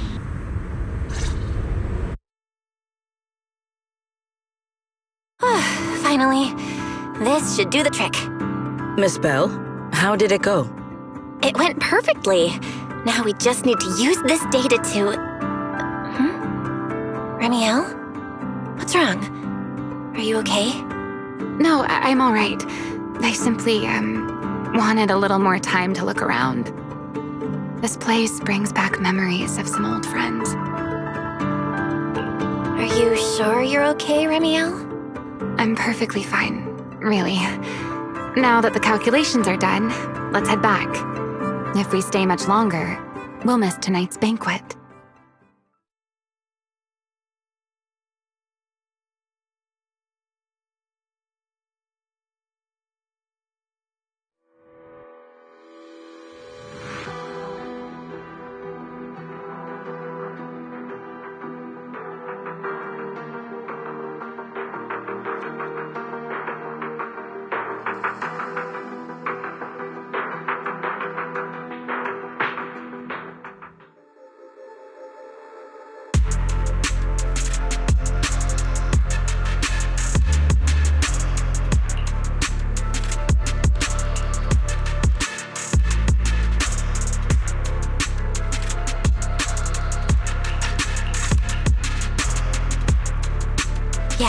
This should do it. Here you go, Sigrid. I explained how to use everything earlier, right? Yes, Miss Bell. I simply need to place these devices at your designated locations, correct? Yeah. Once the imposter appears, I'll activate the devices and create a small singularity leakage at the venue. Meanwhile, I'll use Thaumiel's power to immobilize both it and everyone at the venue. Then, before it has time to react, I'll drag it through the leakage and into the hollow. Finally, we subdue it and rescue Dracaena. Very well. Understood. I will do everything in my power to help you enter the venue unnoticed. However, if the worst-case scenario occurs, if, in the end, our conclusions are proven wrong, and this was all fabricated by Miss Bell, then the banquet will become the place where you arrest both the fugitive who attempted to assassinate Aldreda and the fugitive who attempted to assassinate Dracaena. I imagine Bell would have no objections to that, would you? No, I promise. Then, may none of us betray the trust we have placed in each other. There is a balcony outside the banquet hall. The door to that balcony will be locked today, so you two can stay there until the banquet begins. When the music begins, that signals the start of the banquet. The guests will share the first dance. Once that happens, you can head directly above the hall and prepare to act. Got it.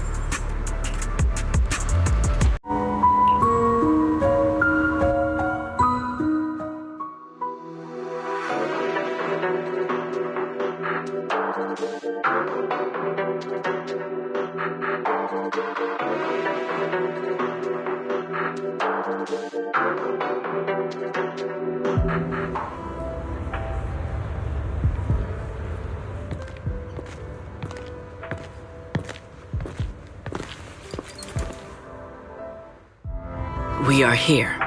Next, I will head in and set up the device. There are surveillance cameras above the hall. Belle, you can connect to them from your end and confirm the situation. All right then. Please stay here and keep yourselves hidden. I will take my leave now. Let's use the camera to check on Sigrid.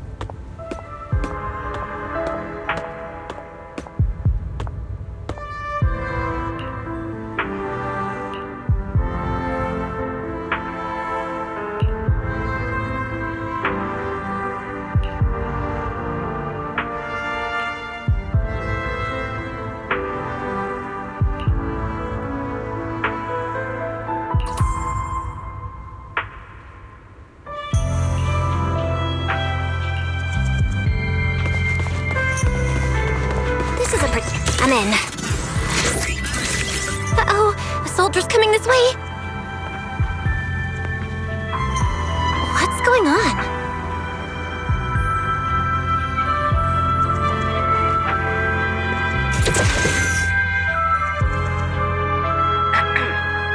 Can you two hear me fine? All devices are in position. Miss Belle, you have the exact locations in sight, yes? I see them. But what was that just now? Ah, you mean the soldier who came to speak to me. He asked me what was inside, and I said, this was specially prepared for Lady Dracaena. He then said, oh, I see. A heart-to-heart over dessert. On the floor, no doubt. I can hardly wait. And left. Can't believe I've grown used to the strange things that happen around her. The welcome banquet is about to begin, so I must take my leave now. I wish you two luck. Honored guests who have traveled all this way from the surface of New Eridu, welcome to Rose Caliber. Oh, it's starting. Come on, we should make our way up too. All right, I'll take the side fire escape. Why go through all that trouble? Oh, wait! Now let us follow the music and dance with our partners. May we all have a wonderful evening. Everyone down there is dancing. Once the music ends, Gerta Blulu will show up. Okay, I'm ready. Hey, what's on your mind? Remielle, stay down. What if someone sees you from down there? Why would they? On such a beautiful night with lovely music. Surely everyone's eyes are on their dance partner. And you? You were so calm a moment ago. Why so nervous now, Miss Honor Student? No matter how we frame it, what we're about to do could be considered an assassination. To the unsuspecting crowd below, we must look like a pair of unforgivable criminals. Relax. I've witnessed spectacles far grander than this. Oh, right. The music won't end for a while yet. So, to settle those nerves, shall we share a dance of our own? Huh? Dancing? Right now? Right here?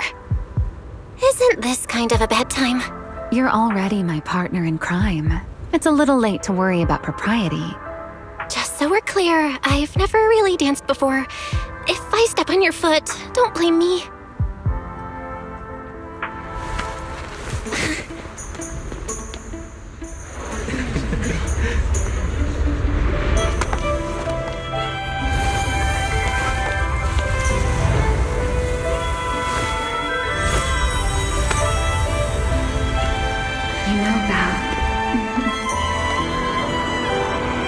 actually been keeping something from you. And you're definitely gonna be mad once you know the truth.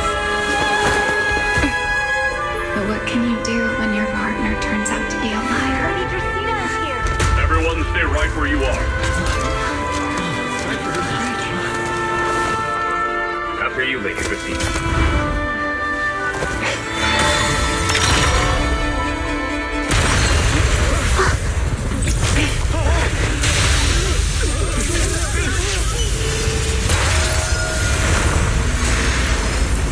Remy? I'm sorry, Belle. As this dance draws to a close, it's time for us to say goodbye.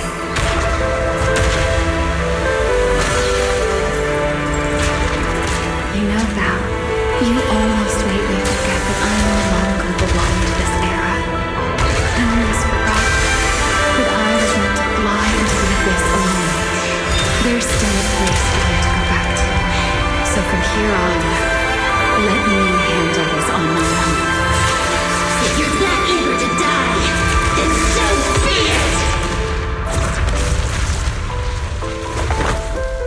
You're forcing the Enchainer transformation. Then bring it on. Remielle! I won't let you shoulder this burden alone.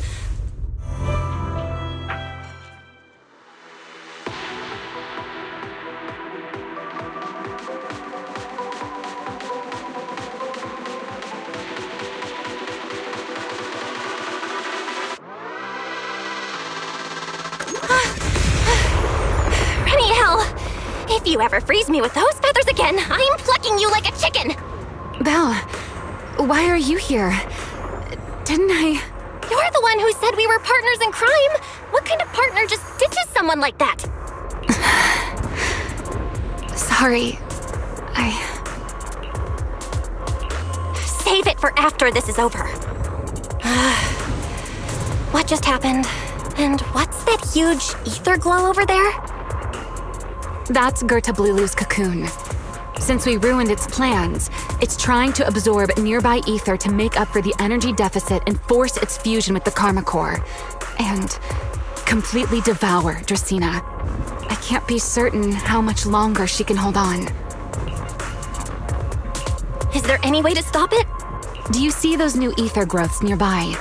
Gertablulu created them. They're basically doing the equivalent of a blood transfusion, gathering ether from the air and feeding it into the rapidly growing cocoon. In other words, if we cut off those growths, we can stop the cocoon from growing any further. Are there any main arteries among those blood vessels? Sharp as ever. Good. I found 2 in total. Sever them both, and the energy supply across this entire area will fail. Then we can destroy the cocoon. Now that player 2 has joined the game, let's get ready to clear the stage at double speed.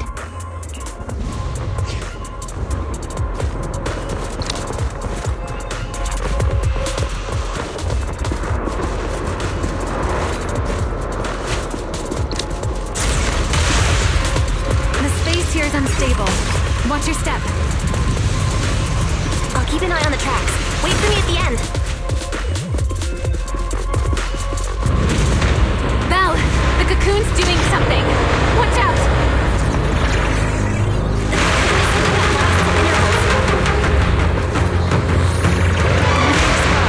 Get to the nearest cover immediately.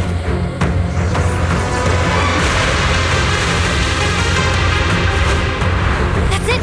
That's the first artery! Explosions are becoming more frequent.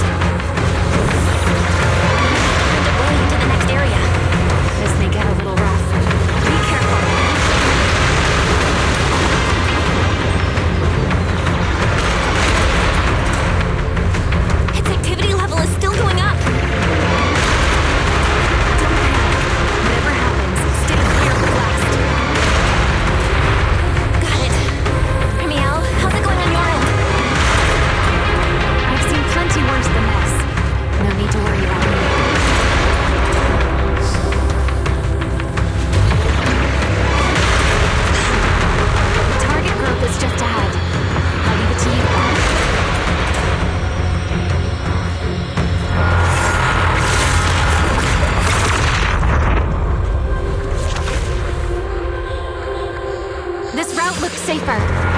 This way.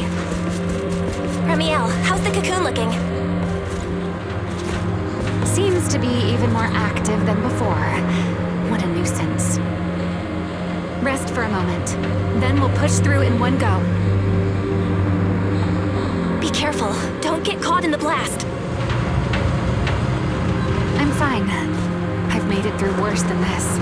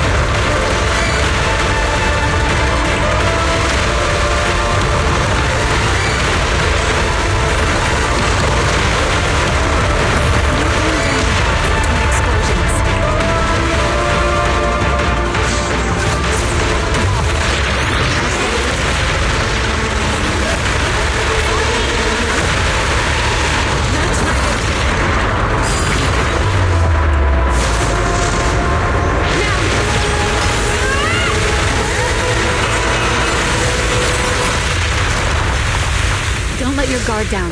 It's not over.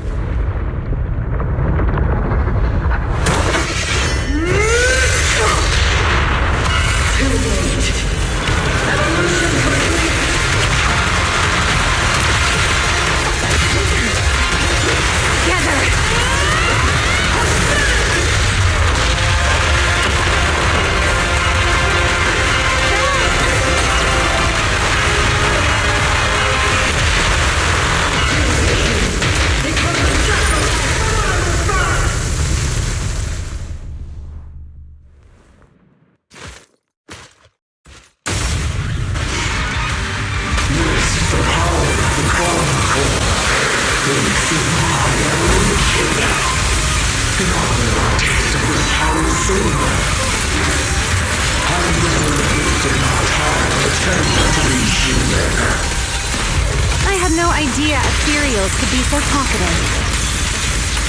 Then let those be your final words in this world.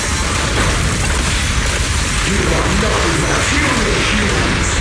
Never for my power. Take this.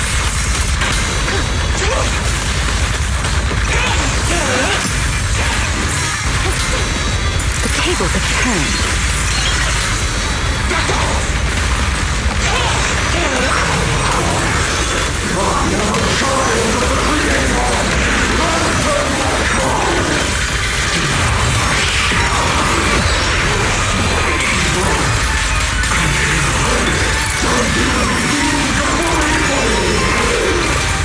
It devoured half of itself just to keep fighting.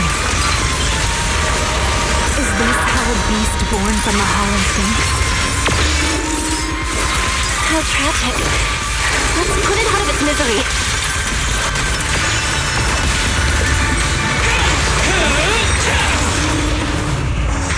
Insolent guests shall be disciplined. Engage! I'll remember your fall.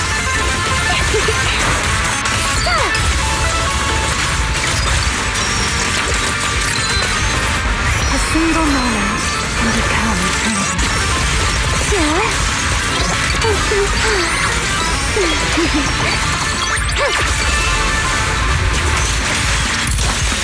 Hear the howling wind.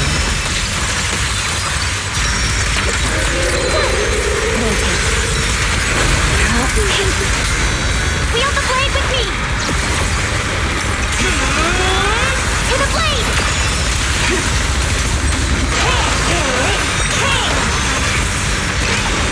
Back at you. A diversion.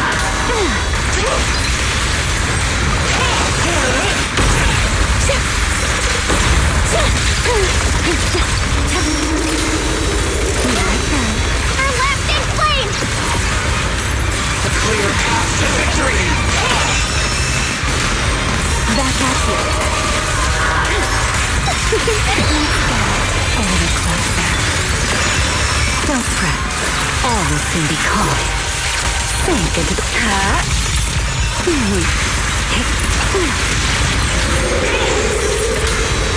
a diversion.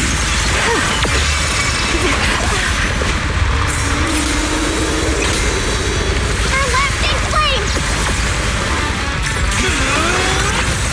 Almost there!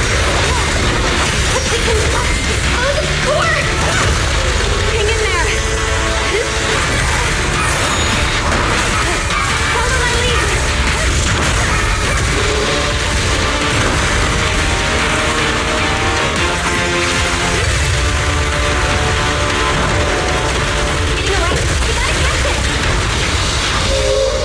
Belle, you should take a breather. Now then, finally time to get serious!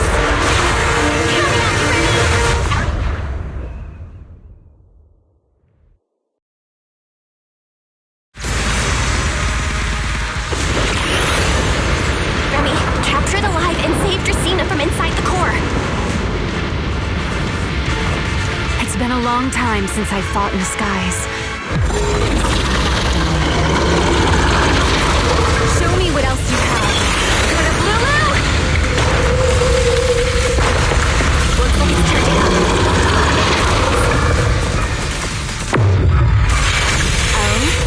You wish to test your firepower against mine? Vanishing on me, are you? Hoping to capture...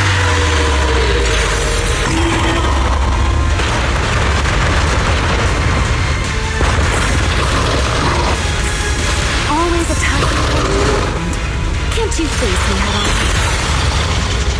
Unfortunately for you, bringing down the pillars to block my path. Out of my way. This week, it won't be long now. Its core is about to be exposed.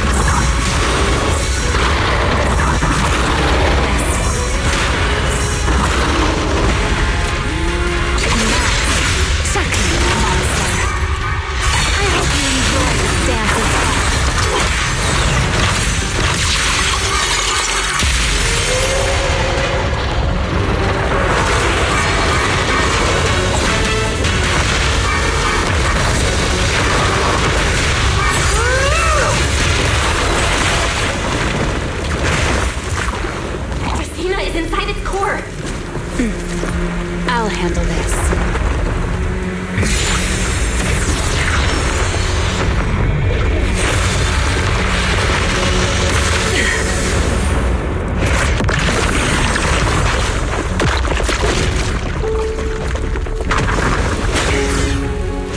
Still alive, but fading quickly.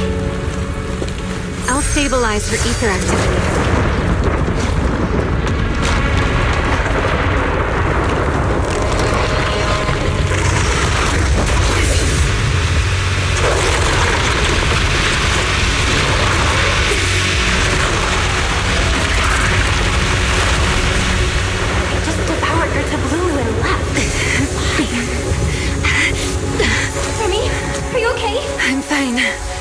Forget chasing that big one. Saving Dracena is what matters now. We still need to see this little act through to the end, don't we? Suspect's location confirmed. All units, combat readiness level 1. S-rank wanted criminal Remielle Dan.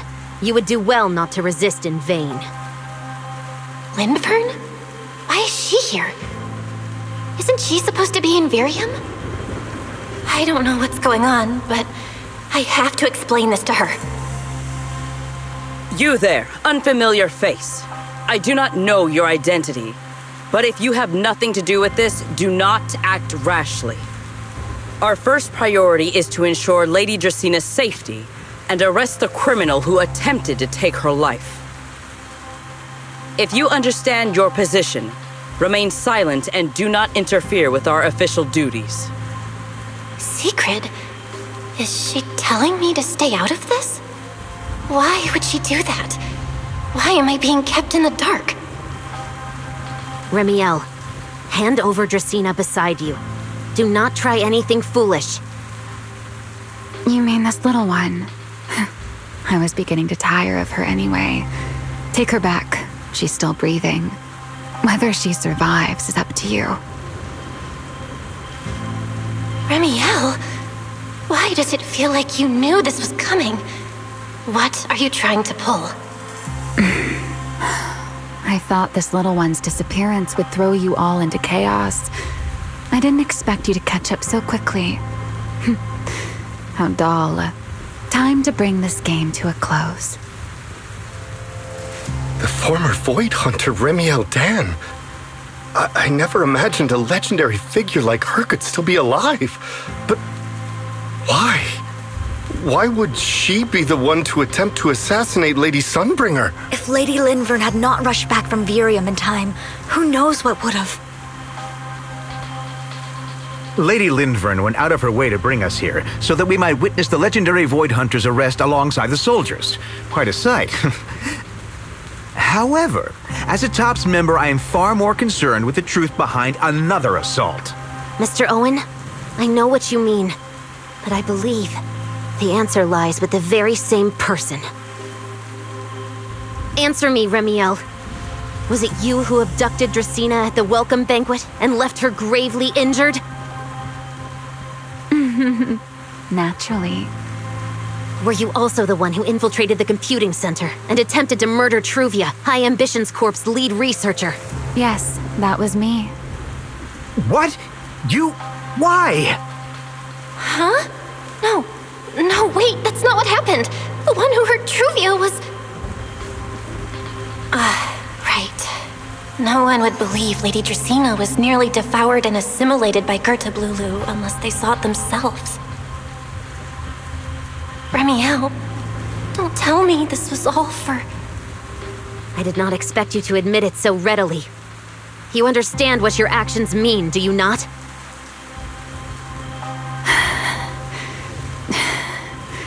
Of all times, now is when I've reached my limit. What a pain. It's not over yet.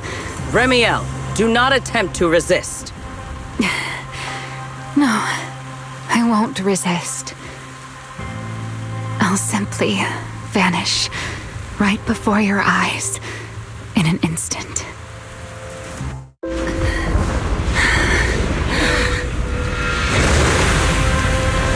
Sorry, but I'm done being a spectator. This performance of yours, you wouldn't mind one more joining, would you? You want to share the stage with someone like me? Let's finish this act together. What are you trying to do? Rescuing my partner in crime. Everyone, until we meet again. Lady Linford, send someone after them quickly!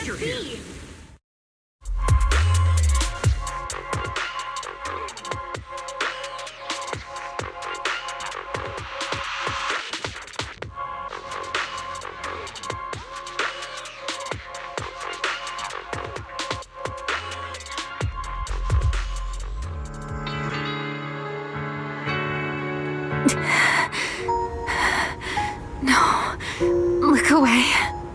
It's okay now, Remielle. Please don't look at me. Okay, I promise. I won't look. Thank you. So, why didn't you tell me sooner about your plan with Sigrid and even Linvern? Because You and I are different. You still have somewhere to return to, but I do not. The era I knew, the people I loved, those memories, they're all long gone. So, I can't drag you into this. You really are impossibly headstrong, Remielle. You're the one who called me your partner in crime. You're the one who held me together on that rainy night. And now you're leaving me behind? Did you forget you're over 100 years old already? How long are you gonna keep acting like a cranky kid? I get it. Sometimes, someone's gotta step up and do the hard thing. What happened to Dracaena and to Truvia, someone has to answer for all of it. But that doesn't mean you have to shoulder all of it alone. Didn't you call me your partner in crime? Then act like it. Doing bad things together, running away together, getting ourselves wanted together. That's what partners do. What kind of partner takes all the heat alone? What kind of friend does that? You really are getting more silver-tongued by the day, Belle. I'm not trying to sweet-talk you. Can't you tell I'm really mad right now? I can hear it, Belle. I'm sorry. I shouldn't have done that, my dear partner in crime. So, what are you gonna do now? I think I'll return to my refuge and rest for a while. The signs of the Enchainer transformation seem stable for now. There shouldn't be any major issues. As for what comes next, I'll leave that to Linvern and Sigrid. I'm a little tired. And I'm going with you. There's no need for that. I can walk on my own now. I know what you're thinking. I can't let Remielle out of my sight again, or who knows what outrageous thing she'll do on her own, right? I promise, this time I won't go anywhere. Really. I only want to rest by myself for a while. Once I've recovered a little more, I'll come see you again. I promise.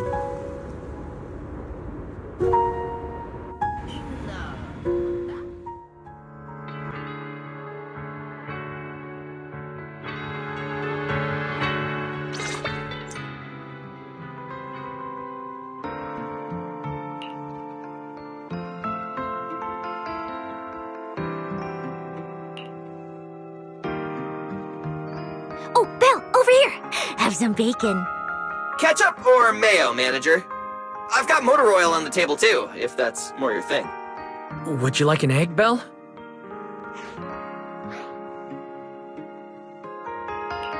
Is it just me, or are you guys being overly friendly today? How can you say that? It's only been a day, and you're already skin and bones. Manager, breakfast is a sacred tradition at Amber Hall, and everyone's gotta have their fill. Besides, when Valina and Norma stopped by last night, they were just as... Seriously, that was way too close. I was so worried. Oh, thank goodness everything worked out. Yeah, thankfully. You're worried about Truvia, aren't you?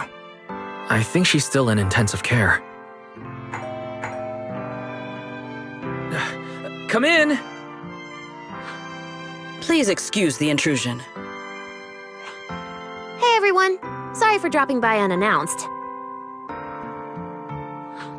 Whoa, Lady Sunbringer! Oh please, Linvern is fine. I can never get used to being lady this and lady that. Do I really look that old? Whoa, now that's a breakfast spread I'll have to try myself sometime. But first, let's get down to business. Forgive the early visit, but we bring good news. Miss Truvia has been stabilized. She is still unconscious, but no longer in critical condition. Really? Thank goodness. I'm so glad to hear that. And allow me to formally thank you on behalf of Rose Califer. It's because of your efforts that we get to have peaceful mornings like this one. I can't take all the credit. I only did what I had to do. And I owe all of you, too.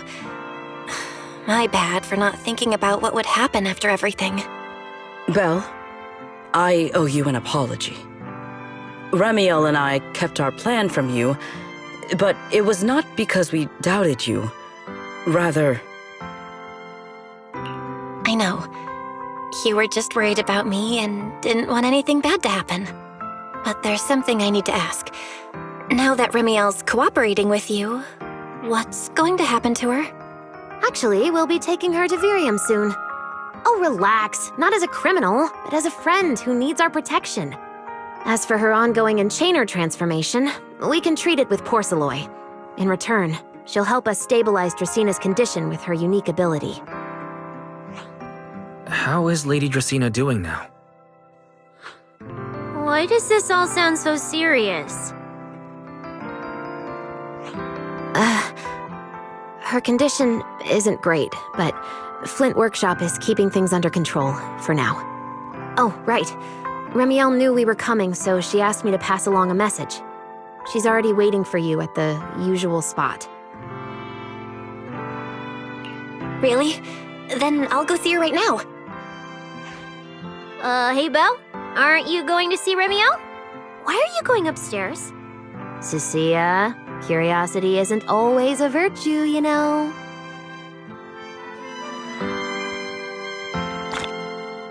Remielle. Is she okay now, too?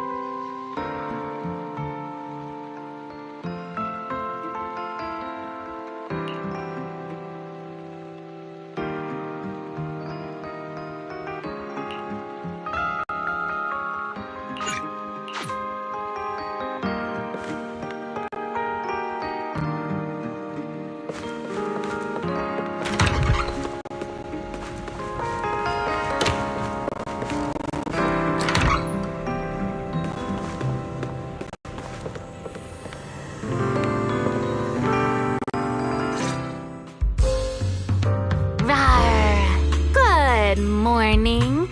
Rawr. There he is, Mr. Roar as Remielle. Wait, that won't work at all. How does the enormous Mr. Roar even disguise himself as me? Although, he might pass if we give him a pair of fake wings. Mr. Roar in your clothes?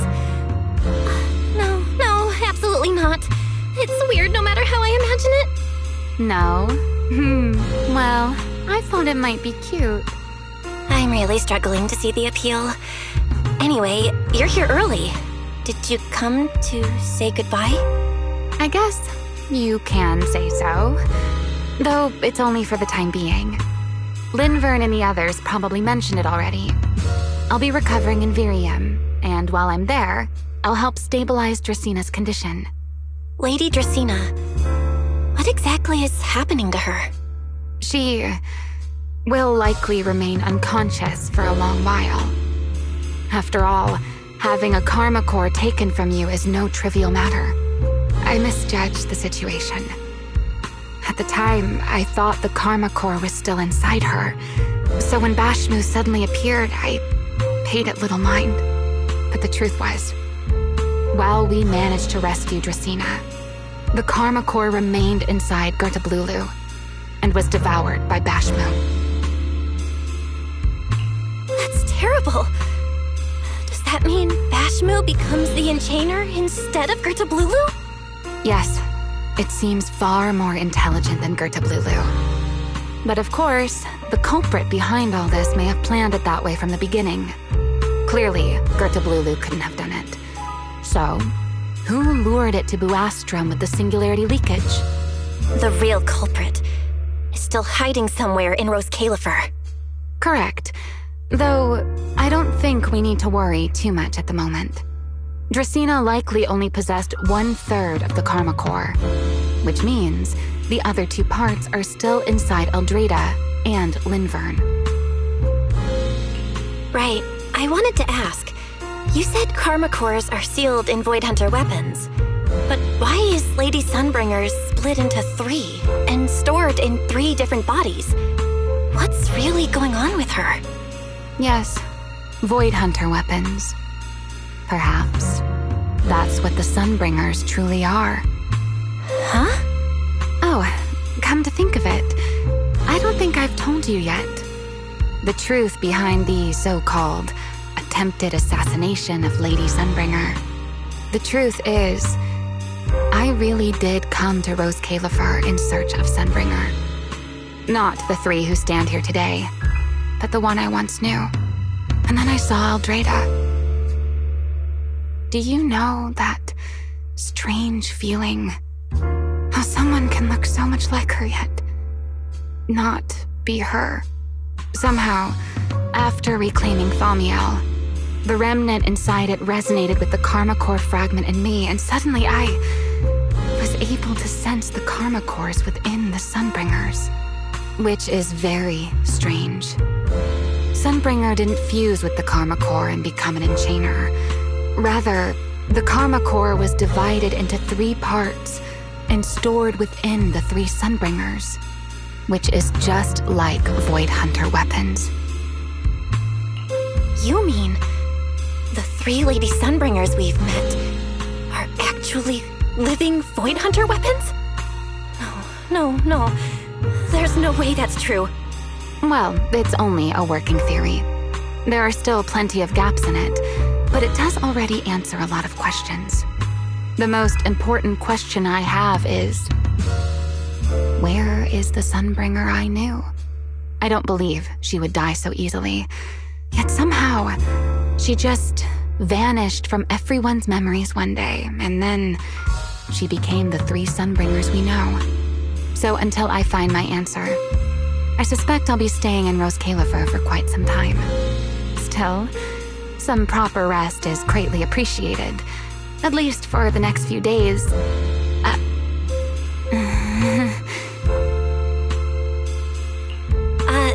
There should still be some breakfast downstairs. Wait here, I'll go bring some up for you.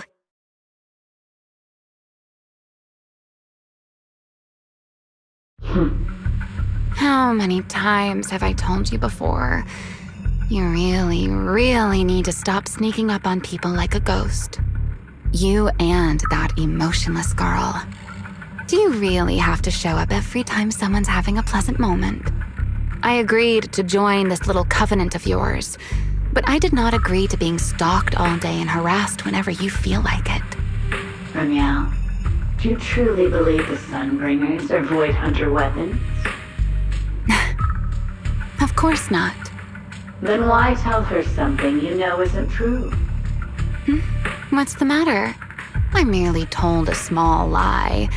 Hardly the first time. Why? Are you getting nervous? Don't answer my question with another question, Remielle. Oh, all right, fine. I'll explain. It's simple. Because sooner or later, she's going to uncover the truth behind the Sunbringers, whether I tell her or not. But now is not the time to reveal the answer yet. For her sake, for the 3 Sunbringers, and for Rose Califer. So you don't think the 3 of them know who they truly are, either? Perhaps. I can't say for certain myself. But you know the truth, and so do I. There's only ever been one question of real importance to us. The Sunbringer I once knew, and the Sunbringer you've been searching for. Where is she?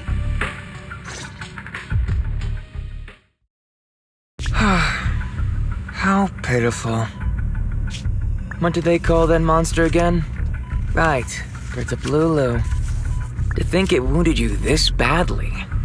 Its will to survive is truly frightening. It also got a lot smarter ever since it made contact with the Karma Core. Came embarrassingly close to actually pulling it off. How impressive. But do not worry. Our old classmate still handled everything. Come to think of it, I always did enjoy doing the unexpected. But you are terrible at adapting on the fly. That is why you keep losing to them. Again and again and again. Why not? Simply admit that you are worthless.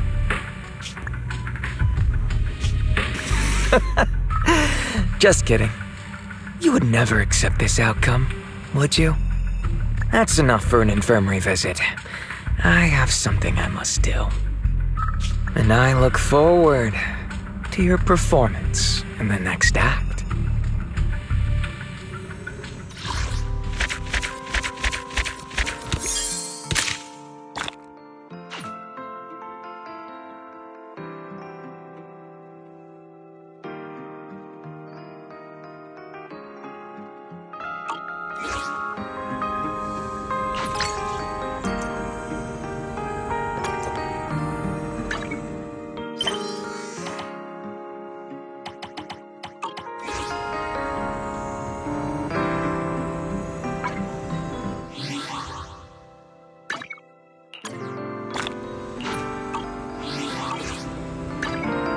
Hey, always nice to see you.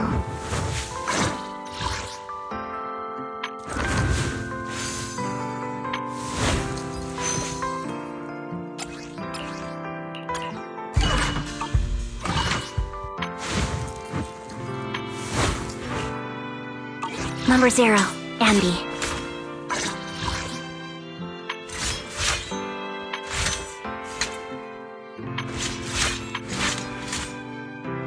Standing by.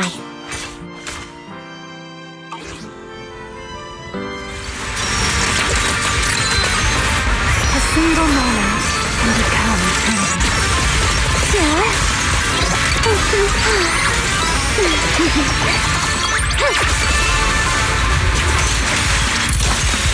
Hear the howling wind.